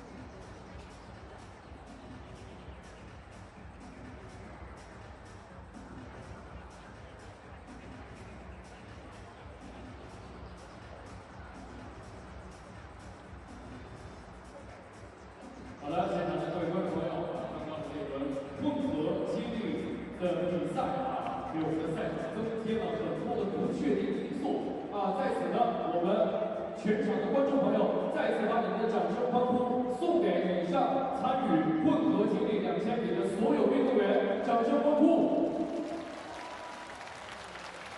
那么现在呢，我们把心情从紧张刺激的氛围当中先抽离出来，我们来玩一个小游戏，同时呢，也是我们第1个比赛日最后的一场游戏了我们这轮的游戏呢叫做 Lucky Can， 顾名思义，也就是寻找我们的幸运观众啊。待会儿我们的摄像老师会对准我们的幸运观众，不需要任何条件，我们的摄像老师只要选中你了，你就会成为我们的幸运观众，就可以获得我们主办方为你送出的精美礼品。那么接下来，让我们的摄像老师看到你们的身影，听到你们的声音，好吗？来，我们寻找今天最后一轮游戏的第一位幸运观众，看一下是哪个区域。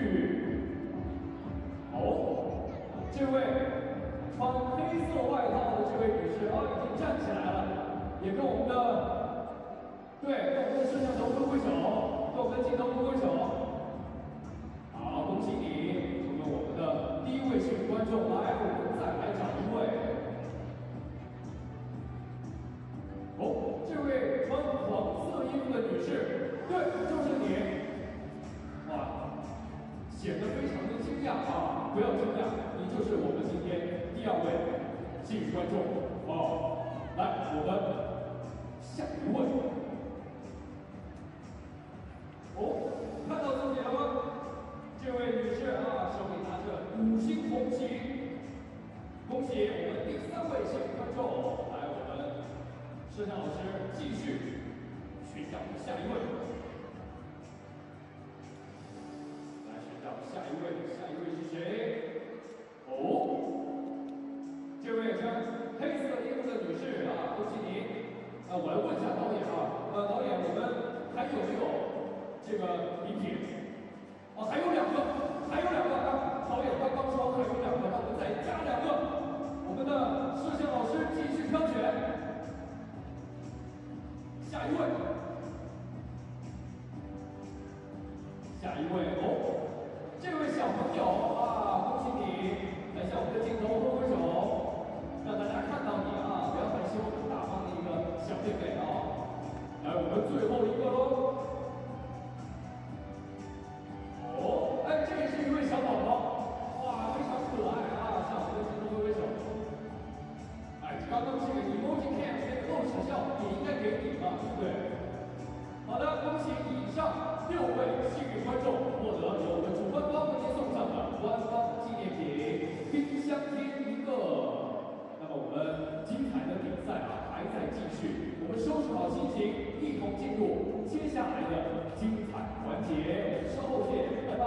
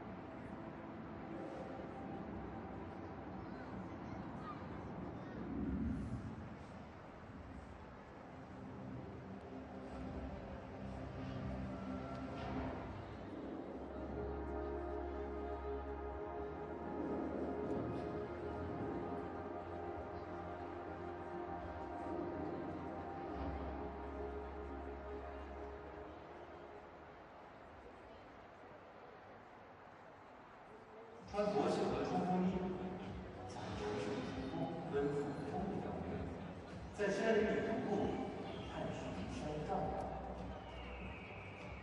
与薄袖和一起奔赴自由。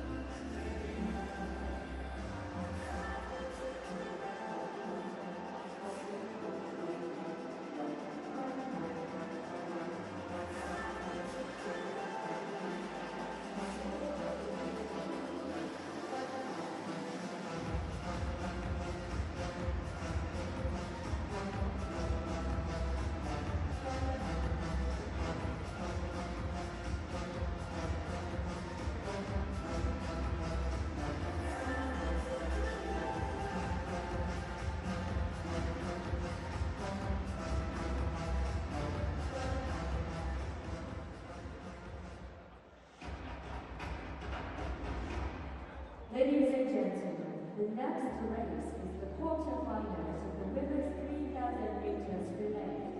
女士们、先生们，即将进行的是女子3000米接力1/4决赛。各位，让我们为这场比赛的运动员们来点掌声欢呼！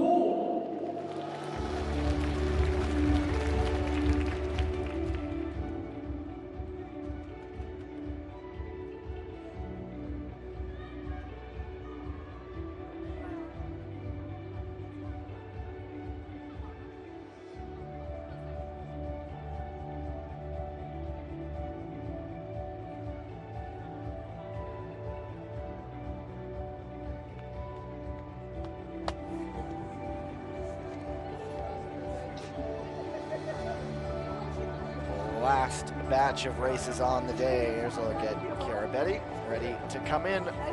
Italy, Poland, Kazakhstan will be in heat number 1 of the women's relay quarterfinals. First 2 heats have 3 teams. The last heat has 4. And the first and second place teams from each race and up to 2 fastest third place teams will qualify for the semifinals. And so it's very possible that these first 2 heats will see all 3 teams qualify. Well, let's expect those races to start off rather quick when all 3 have the potential to get through to the semifinals. And if that might push things, the world record, 4 minutes, 2 seconds, .809, set October 23rd, 2021 here in Beijing. Look at that Kazakh side. Their medal in the women's relay here in Beijing was their first senior level medal on the women's side. Their men's relay side would win gold at the Asian Winter Games in Harbin back in January. There you have Italy, Poland, Kazakhstan. Italy has Chiarabetti, Elisa Confortola, Ariana Siegel, and Gloria Ioriatti. Poland has Kamila Stormovska, Gabriela Topolska, Nikola Mazur, and Natalia Malashevska. Kazakhstan has Olga Tikhanova, Malika Yermak, Alina Ashgalieva, and Zainab Kumarkhan.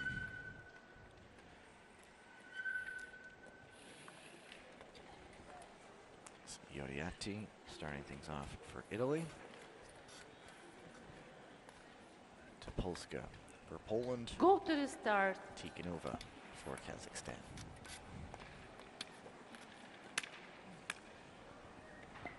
Ready. 3 teams, so have a little more space out there, not as condensed out there, not as tricky on the exchanges, but that doesn't mean this race is not without danger as the teams make their first exchanges.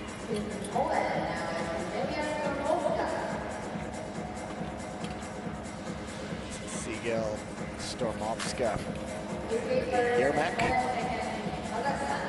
Italy, as the Gladiators, picked up a women's relay win in week number 1 on the World Tour in Montreal.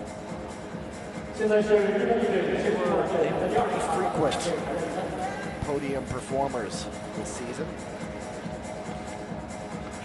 They finished world ranked number 1. That's why we see them first on the line in this relay quarterfinal. Off to a decent pace here. Not blistering, but definitely not slow by any means. Still low to mid 9, so very fair pace to this relay to start. Siegel in.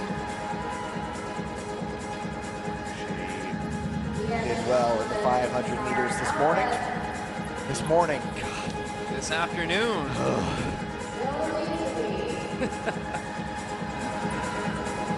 Time is a construct, my friend. It's all how you perceive it. Confortola on the front. Betty is going to come back in. Stormovska, pardon me, it's Malashevska for Poland. No one breaking away just yet. Nobody really trying to turn the screws. Nobody really trying to make a move either.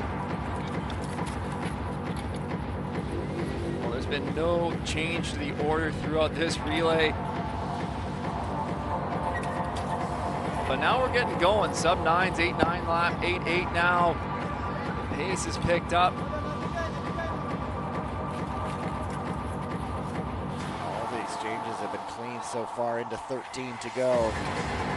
Fortola leading the way. Mazur trying to close her down.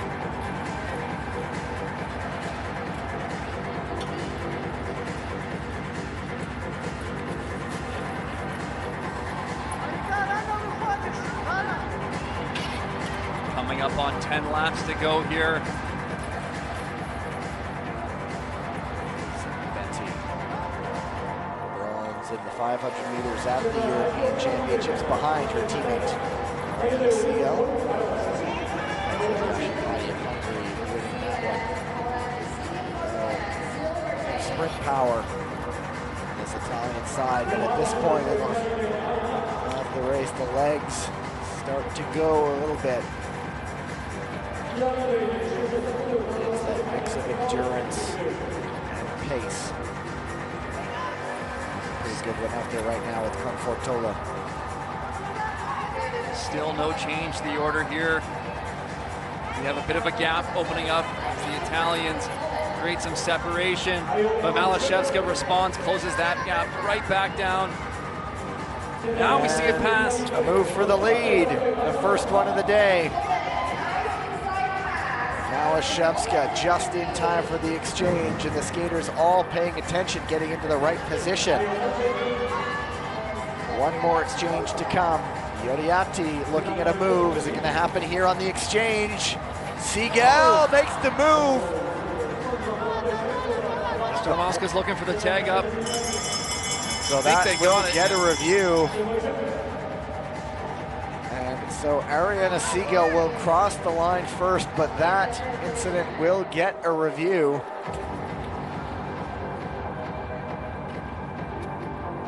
So they were sitting in that position where the top two could move on, and it's the split-second decision. Do I go for it, or do I just sit in a place where I'm comfortable? And well, sometimes if you've been exchanged with a lot of speed, you don't have a lot. You really would have to hit the brakes to back off of that pass. Sometimes you're kind of forced into it based on the situation.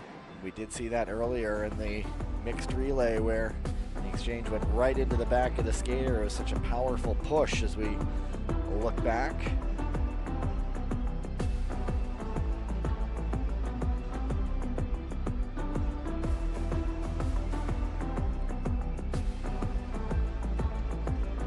There's a look at the inside pass from Malashevska.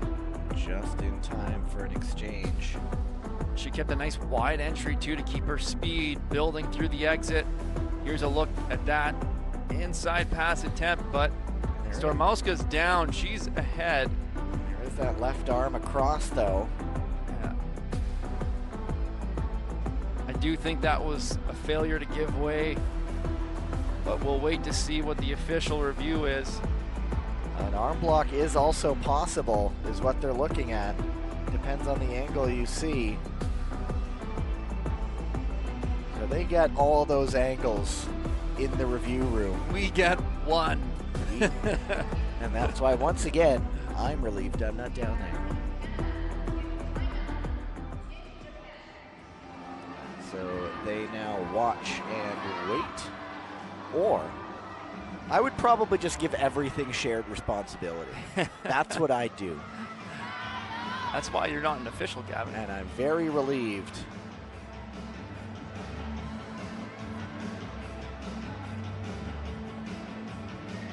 Oh, there was that quick tag. Great coverage there from the Polish team.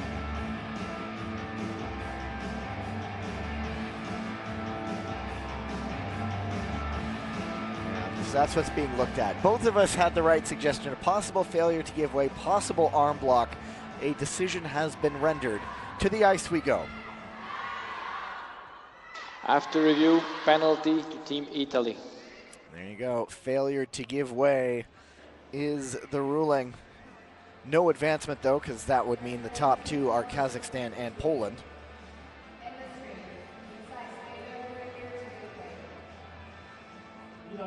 So you mentioned on the exchange, sometimes you're just shoved right up in there and there's not a lot you can do with your speed. Well, Here's a review of the exchange again. She was pushed right up there.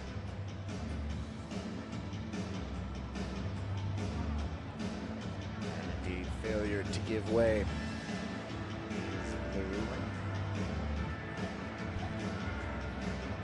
So 4:11.356, the winning time. That is just under 9 seconds off the. Well, no advancement, so that still leaves the third place times open. It does. Canada, China, Japan. It is Florence Brunel. Go for to the Canada. start. Fan Keshin back on the ice for China. And Hirai Ami. for Ready. Japan.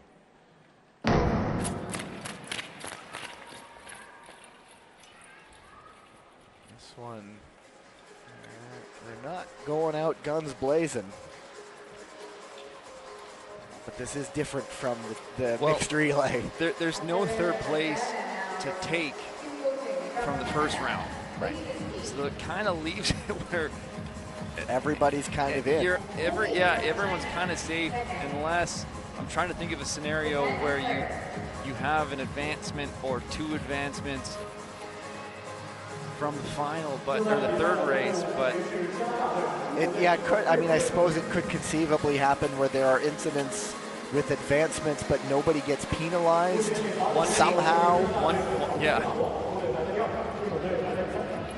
It would be very difficult to find that situation. We'll see if it can unfold, though. Look who's playing it safe now. Yeah.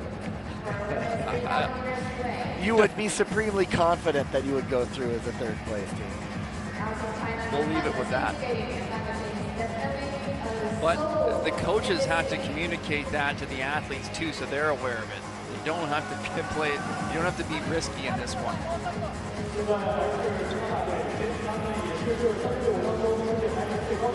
Is Boutin back out on the ice after coming in for the reskate in the mixed relay? Ricky Doak now for the Canadians, Wang Jingru for the Chinese.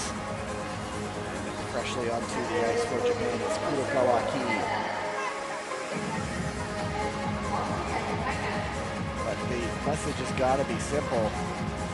No funny business, no silly business. If there's an opening, I imagine if you can't resist it, but you have to be absolutely certain. Yeah, don't take any risks. You don't need to get yourself penalized here. Skate clean, stay on your feet.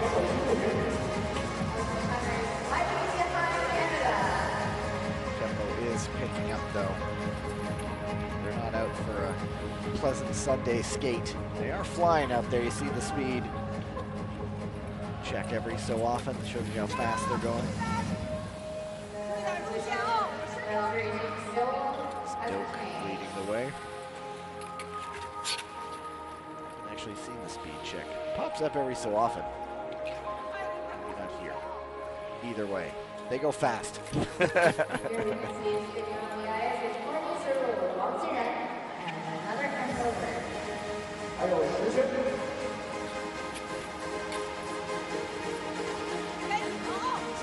Canada, China, Japan. Barring any, we'll just say they're unlikely scenarios in the last race, all three of these sides will move on. And there's an opening for China to make the move. That gets the fans here going. Supporters appreciating the move. We're still tight together here in this relay. Upbeat tempo music. That's almost got them going in time to this one. Resurfacing building up some speed, setting up wide. On the exchange, nope, not there. And Keshin. For China ahead of Florence Brunel. Now it is Gong Li, Boutin behind her. One to go. It is Gong and Boutin, 1 and 2. A little bit of a gap, but will be China just hanging on. Boutin made a push.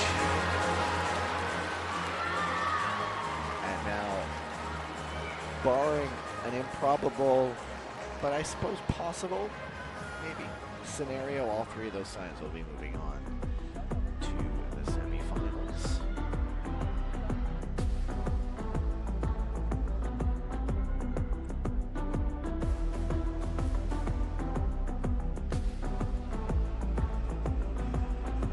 So the results haven't been made official yet, but I expect it to, and there it is, as I say it.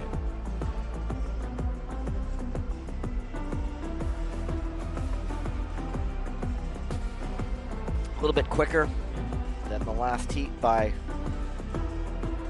almost a second, maybe 9/10 of 4:10, 4:85 for Canada compared to a 4:11, 3:56, the winning time in heat number 1 for Kazakhstan.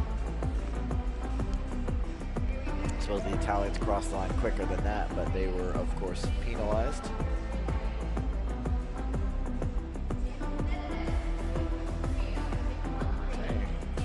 Giving up, but China takes it. And one more women's relay still to come. Skaters are on the ice. Netherlands, Republic of Korea, Hungary, and Ukraine. As you see the confirmed results. Go through the rosters: Sandra Velzebor, Michelle Velzebor, Dita Van Oerschaut, and Zoe Deltrap. Korea has Kim Gi-lee, Choi Min-jung, Kim Gyun-hee, and No Do-hee. Hungary has Zofia Konya, Rebecca Shiliche-Nemeth, Maya Dora Somodi, Sara Luka Bekskay. Ukraine has Ksenia Adamenko, Yelizaveta Sidorko, Svetlana Rapetska, and Miroslava Selyakova. Michelle Velzebor, Choi Min-jung, Go to the start. Zofia Konya, and Yelizaveta Sidorko on the ice. Ready.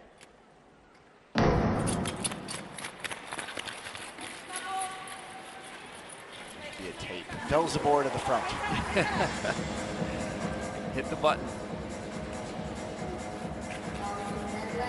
Their relay custom. Get to the front. Keep it generic enough so you don't have to say which Velzebor it is, because they both do it in the relays in particular. Get to the front early. And we're shot in for the Dutch.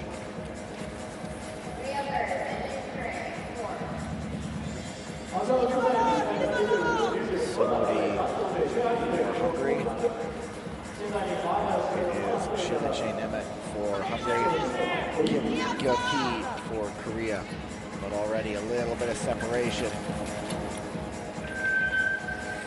It's these three that stay away. They would all move on, but never count out the Ukrainians. They are there in the event anything happens, and they've tightened the elastic back up again.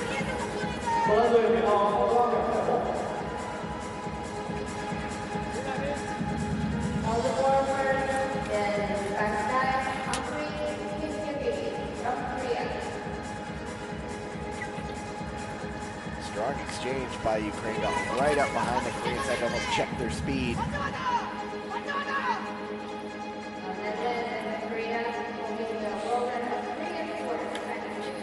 Well, there's a move from Korea into second position now.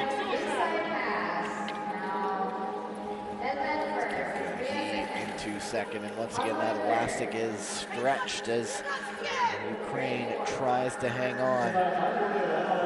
Well, it's always difficult too if you've fallen off the back of the pack a little bit. You always seem to have to wind your way to some skaters who have just exchanged ahead of you, which kind of disrupts your track pattern as you enter the corner, making it increasingly difficult to close the gap. That gap is there. As soon as teams start to really ramp up the pressure, it's that much tougher to catch back on. You don't get a chance to slipstream, you don't get a chance to draft and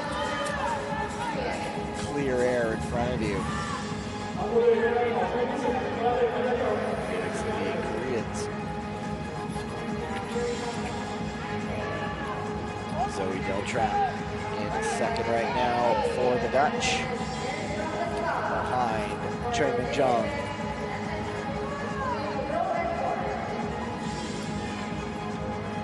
Now we have the Hungarian team following off the Korean and Dutch teams.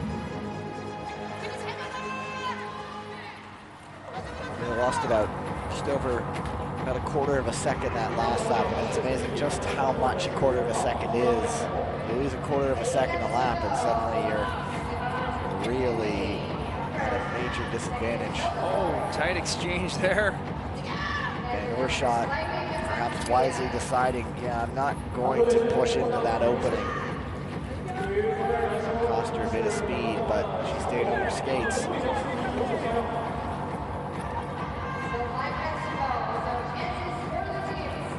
Kim Kyun-hee ahead of Del Trap.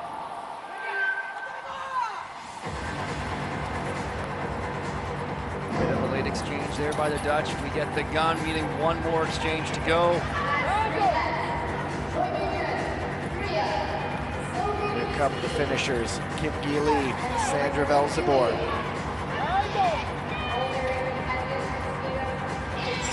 Just see what they can do at the bell. Kim and Velzebor, no, they are both through. They just keep it together, and they do. 4:09, 4:04.933, approximately the unofficial time for Korea in winning that one.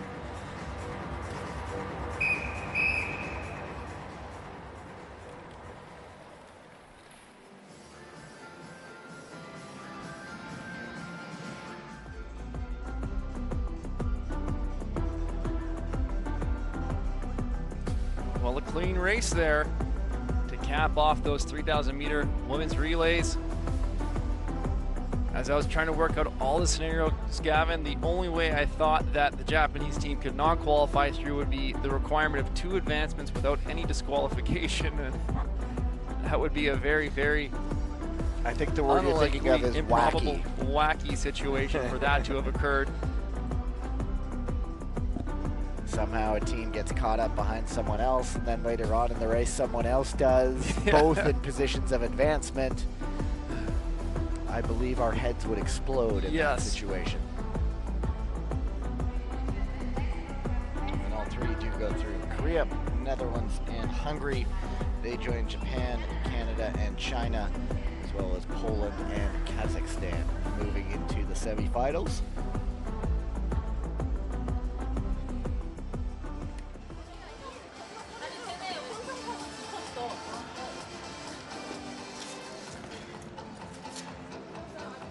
Now we move into the last block of racing for the day. And we do not have a flood. It is just right into it. The men's 5,000 meter relay quarters. You see the results. Korea, Netherlands, Hungary. Look at a list of qualifiers. Let's just get ahead of ourselves. 3 heats coming up in the men's 5,000 meter relays. 4 teams in each heat. Top 2 from each race, and up to 2 fastest third place teams qualify for the semifinals. Heat number 1 as the Canadians, defending Olympic champions. They did not make the A final last year in Rotterdam at World Championships. And there's also Japan, Kazakhstan, and Turkey. There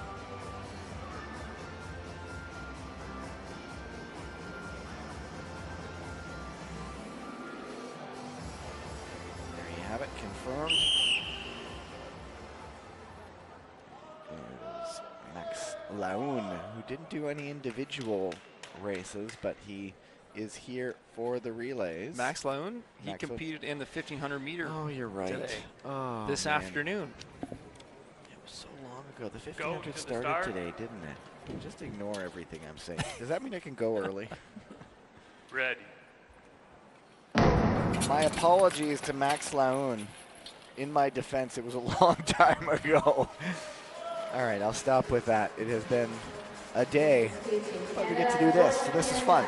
Jordan Pierre-Gilles on the ice, Miyata Shogo, Dennis Nikisha, and who started it was Mohamed Bozdag for Turkey, but now it is Steven Dubois, Hayashi Kosei, Adil Galiakmatov, and Furkan Akar. If I get my orders right, those will be the finishers. That's correct. Unless we see some interesting changes to the race strategy from these teams, swapping exchanges, but based on a traditional relay format, your first skater starting could do the one-lap final exchange, and the second skater in your order will do the finishing laps. And if they do change things around, they will get some colorful metaphors from me after the race. Kidding. But usually, if we've seen enough of these races to know that that second guy finishes last. That's right. That's right. We can make that assumption. However, unlike the mixed relay, the teams have the ability to modify their order, change their lead exchange, how many laps they skate, a lot more freedom in the race, so long as each of the 4 skaters skates at least one time on the track. There was a race here in December where a Korean skater, something was off with his blade and he wasn't able to keep grip around the corners, and so he essentially finished the race standing in the middle, and Korea was down to 3 skaters. And I think that was Lee Jung-soo when we were in Montreal, stripped an edge and had to kind of bow out of the race and let his team carry it home. Gilles on the front, Miyata Shogo, Nikisha and Mohamed Bozdag. And Bozdag up in the third for Turkey.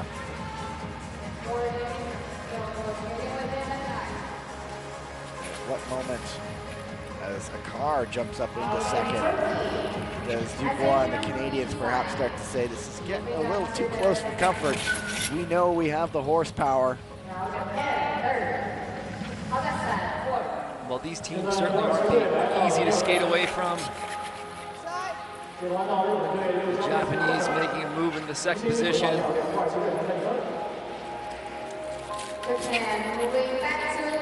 Yoshinaga Kazuki on the ice for Japan.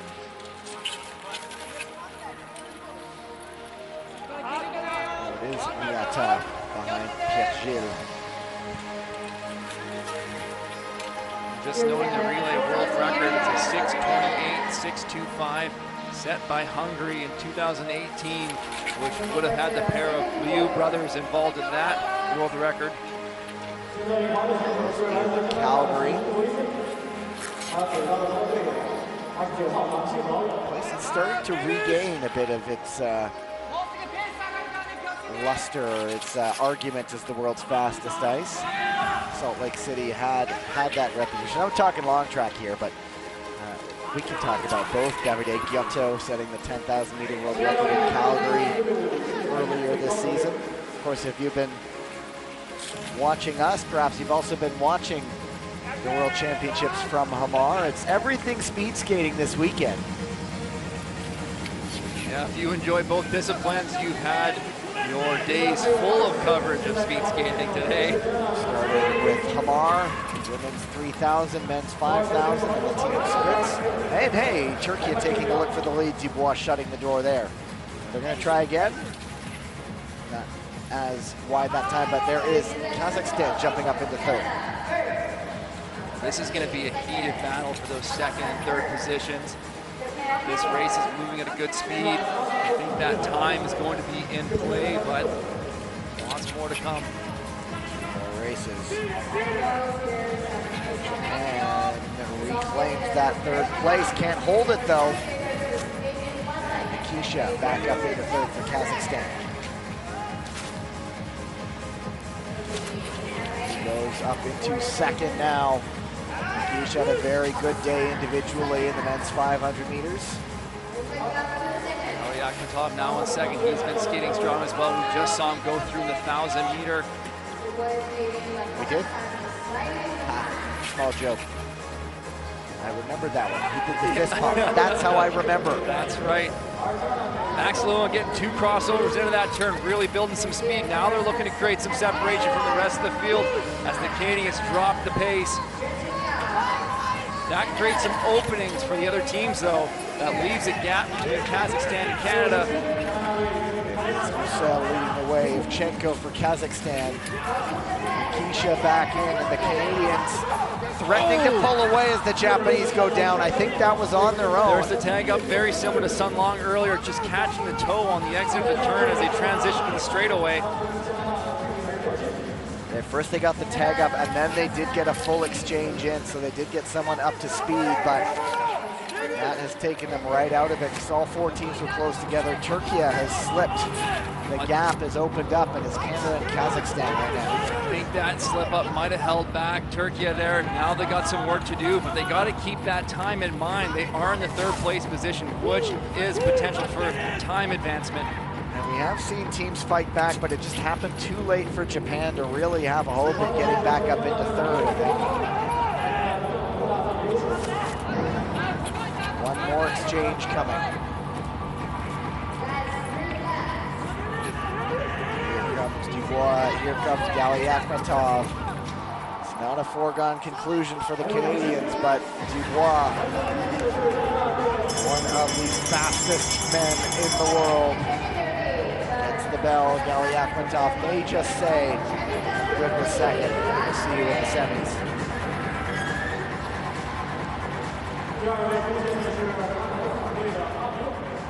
You could really see the ice, drying out and kind of deteriorating over the course of this relay. As you look at the track right now, you can see the heavy wear patches around the apex of the turn. You can see how chewed up it is. The water is really quite freezing quickly throughout this race, so that by the time they get to the end of the 5,000 meter, it's almost dried up. The men know this, though. They're used to having this men's relay at the end of things. It doesn't make it any easier, though. No, not at all. And that's always the most challenging part of the relay, is that your legs are the most fatigued when the ice conditions are the worst, and that's when mistakes are made. Here's a look. The toe catches. Fortunate. That was Mia Tashogo.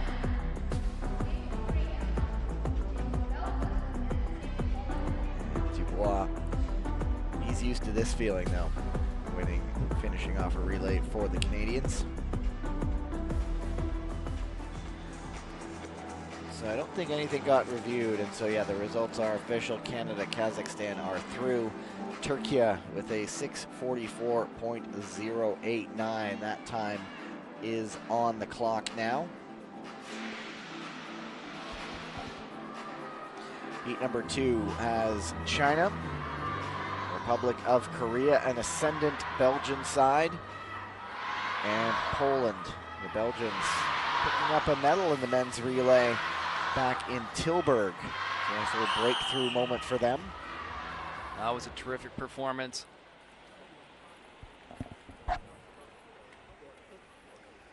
The Belgians are a team to watch near those finishing exchanges. That's where they do a little bit of jostling with their exchange order, their lap exchange count, kind of shifting where they do that one lap. They kind of move it a little bit earlier and then finish with a 1.5-2.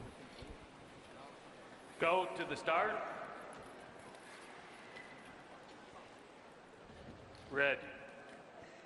China starting with Li Wenlong, Jung-Sun Wu for Korea, Ward Petre for Belgium, and DNA Cillier for Poland. Cillier's been having a terrific day.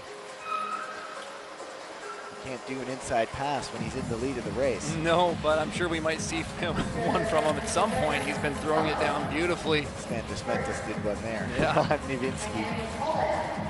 Well, and really the strategy, I think, for the Belgian team is keep ourselves within striking distance, stay near the front, but be in a position where we can stand in the race to finish it for us. Nathan Thomas leading for Poland. Alejandro Rivero is given a look this time for Belgium. I think Belgium, if I'm not mistaken, in that Tilburg, they did face and they had to chase down a gap after an incident. Cillier on the front for Poland. Medalists last year in Rotterdam in this event. As you mentioned, Gavin, they had that great relay performance last year in Rotterdam, collecting the bronze, but they faced their challenges this season on the World Tour in the relay. I don't believe they collected any hardware on the men's relay side.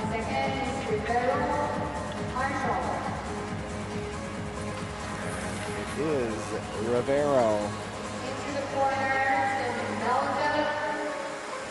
giving way to Guara Wachol.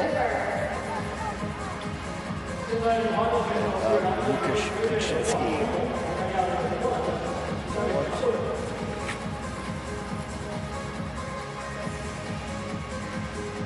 Belgian side proving relay the team is the sum of the parts rather than a group of individual skaters.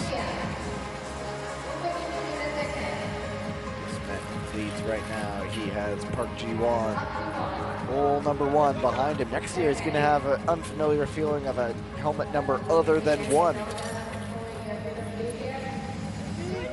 that for a couple seasons now. 2 years in a row.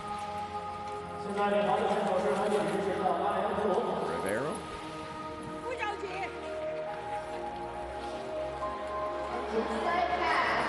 Queuing up behind Wachol now. Koreans in second. China sniffing around though.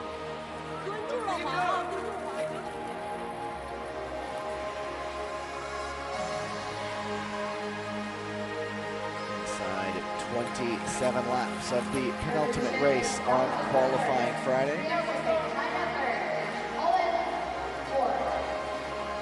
Belgium maintaining control. I think this is exactly what they're hoping for. Shawan on the ice for China. Michał Niewinski pushes in Nathan Thomas.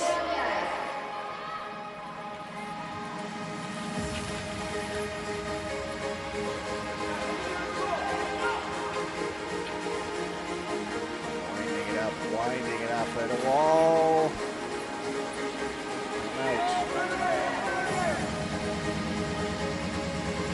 All kind of the preamble until things really get set off. Look now for second. That is Li Wenlong. Just in time for the exchange. China now in second with so long. China, of course, also the defending world champions. 4 gold medals a year ago in Rotterdam, including mixed relay and the men's relay. And Korea strikes back. Belgium, though, saying, you guys can battle it out. We'll just stay up here. Every time there's one of those duels, and out goes Poland. I believe that was on their own. That was Kuczynski going down. Selye had to look over his shoulder. He was waiting for that exchange. All of a sudden, nobody was there. That opens things up here. 3 teams. Now China in the blink of an eye from 3rd to 1st. It is Sun. It is Park. It is Desmet. And for so long, Belgium had been in front. Now they're seeing the 2 teams that were battling behind them, battling in front of them. Seo Ira just on the ice for Korea. Now it's Lee Jung-soo, the great champion, Lee Jung-soo. Oh, that's a tight battle on the straightaway. Perhaps an opening to bounce like that is going to get a review. Earlier move. It was the protestations of innocence. I didn't do anything, just taking the lead here. When the hands come up. And it has been quickly cleared, and so back to the action. Ji-won on the outside. That almost put him off though. Yeah. It was just in time for the exchange, and he had to cut across. But now there's another opportunity, perhaps rounding outside. Seo Ira. The Belgians just change up their exchange order in terms of laps. They throw their 1-lapper down right there. And they've done that before, too. Yeah, they're exchanging now on off corners from the other teams. It is the battle of the Asian powerhouses, China and Korea. Liu Shaoan, Park Ji-won, Poland, a lap down. Look at Park Ji-won on that outside, just attacking the corner. So much speed here, jumping up the inside, beautifully executed. Can he hang on? Yes, he can. Ji-won takes it ahead of Sun Long, and Stanton Smet closed up anyway. I'm just getting an eye on the times there. So Belgium finishes with a 6:48.6. That's 4 seconds off the pace of Turkey in the previous heat. So they are on the bubble. So if it does come down to the third place time in this last race. Did you mention the review? Was it cleared or was it It still was, under yeah, there was a investigation? green dot. Okay. It was cleared quite quickly, actually. So the yellow became green in one of the quickest times I've seen it. It was just that, whoops, just coming through. We see, looking at Seo Yi-ra with the visor, it's very sharp. I know we see the full face mask, but the half visor is an interesting one we don't see often. That's it right there. Whoops. I mean, it was shoulder to shoulder. I think they quickly realized, the reviewers quickly went, yeah, it's shoulder to shoulder. Here's the finishing inside pass of Park Ji-won.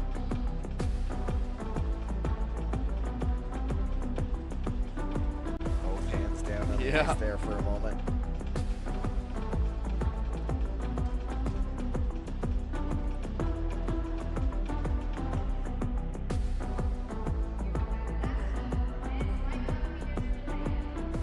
One more race today.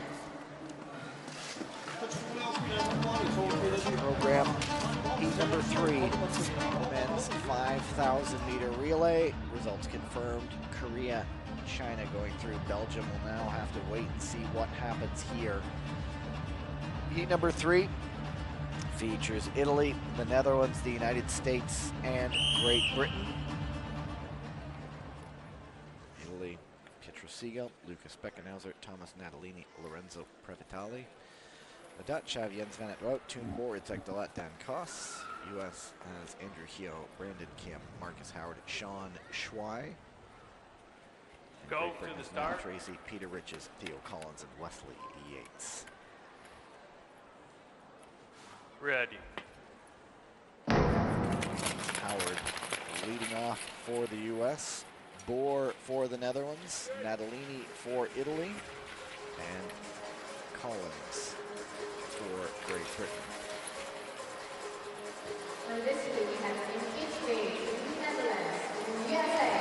Get a look at the men who will close things off. Siegel, Hyo, Van 't Wout, and Tracy. I think that's Speckenhauser up front, actually. It is Speckenhauser, isn't it? Number 12. It's 11 and 12. It always confuses me. And they're similar height in my defense. Similar number, similar size. Petro Siegel rocks the red skates. Very true. Now we know. I expected Siegel on there right now. If I'm not mistaken, the first time we get a look at Schwei of the U.S., he was in, still did some junior races. Showed no fear while the World Tour stops. His father is here watching. And his father is born here in Beijing, so came and said hello to us. Some family ties here in Beijing. Sean Schwei.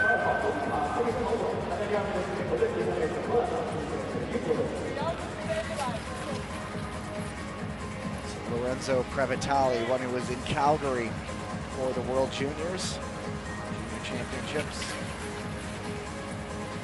Brandon Kim for the U.S.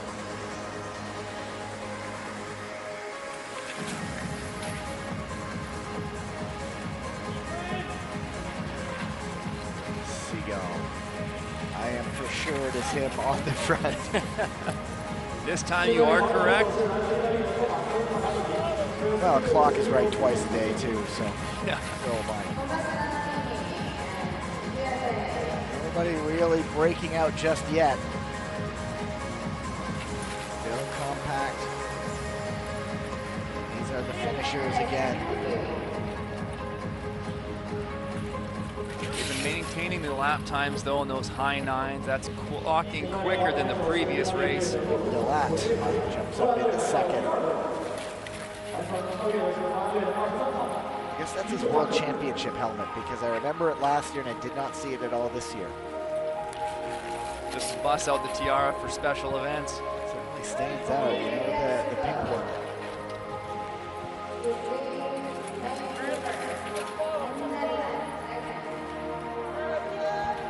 I suppose you could also say, hey, I like the look of that crystal globe helmet that I designed. I'm going to design one similar for me, but just change the color scheme around.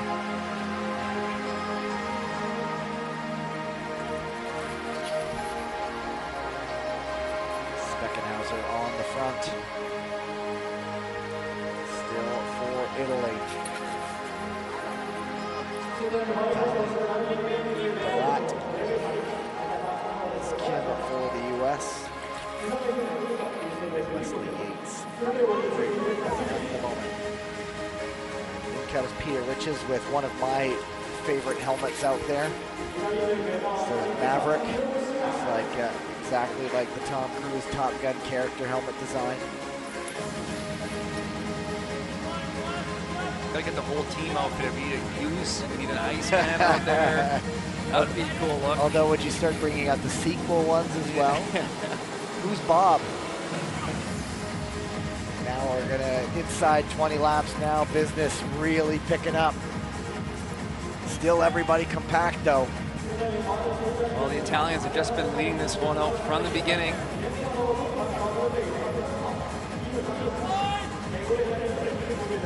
Vitali, Delat, Kim, and Yates. Wonder, Yates, awkward off that corner, is able to get it together there. I'm always wondering now if how the blades are holding up. It might just also be fatigue in the ice. It has been a lot of time, a lot of relays since they were flooded. Last race of the day. Looking right back up there.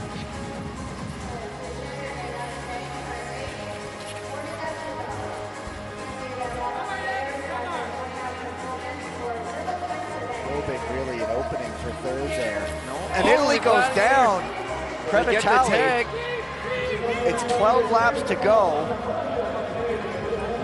And they do put in valiant efforts. They might have been alert to it quickly enough. And if there's a guy leading a chase, you want that man. It's Pietro Siegel. Now Natalini comes in. The Brits are losing contact.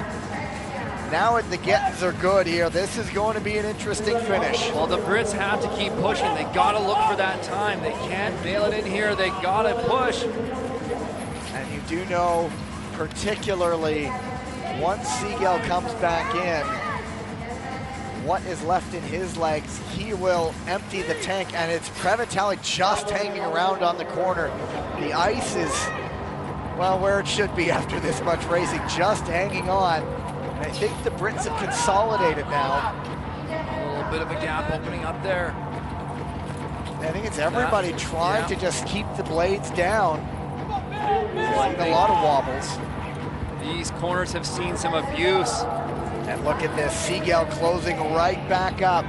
Natalini in with shouting distance. They're alternating their exchanges. And look at this. Italy is right back in it. Inside 3 to go. They're gonna have to make a move at some point. But the ice is just, you have to be confident in your moves. Well, Niall Tracy here, he's got some speed going. Steckenhauser, I don't think he's going to do it. It's Manitowoc taking it. Pio in second for the U.S., and Tracy does get up for third. And a 6:42.45. That might be enough. So absolute valiant effort by the Italian side, trying to close it up.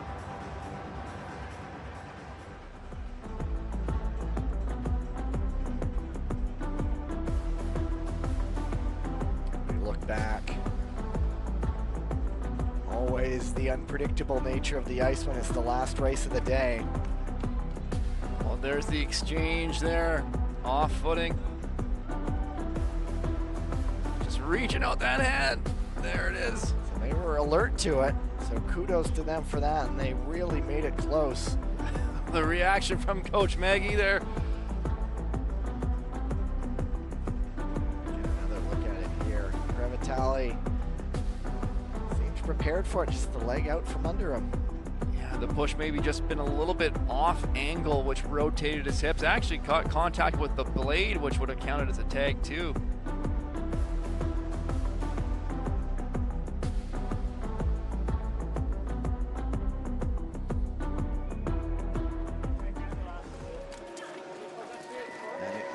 Official. The Brits do go through as a third place time, as does Turkey. Unfortunate for Belgium.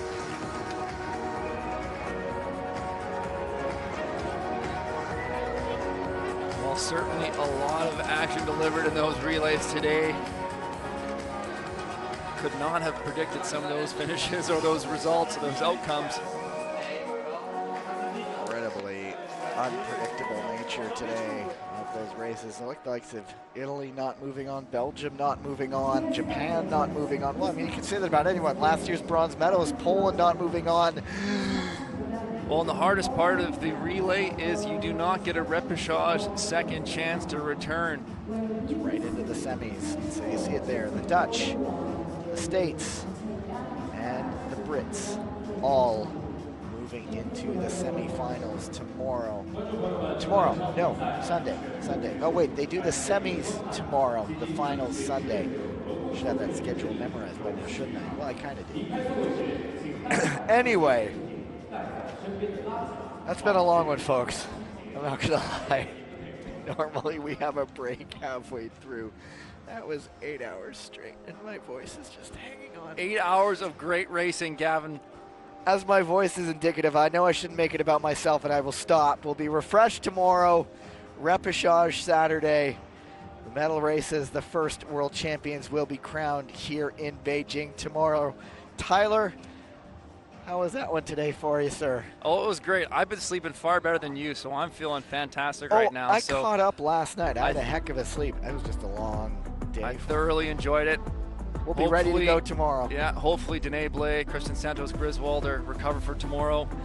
We look forward to seeing them back on the ice.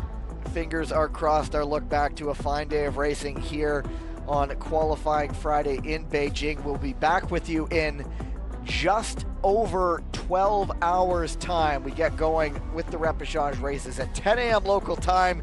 Check your clocks wherever you may be in the world. So we are going to sign off for now for the day. We'll be back with you ready to go tomorrow morning. On behalf of Tyler Dara and the entire crew that put this together, my name is Gavin Day. Talk to you tomorrow, people. Goodbye.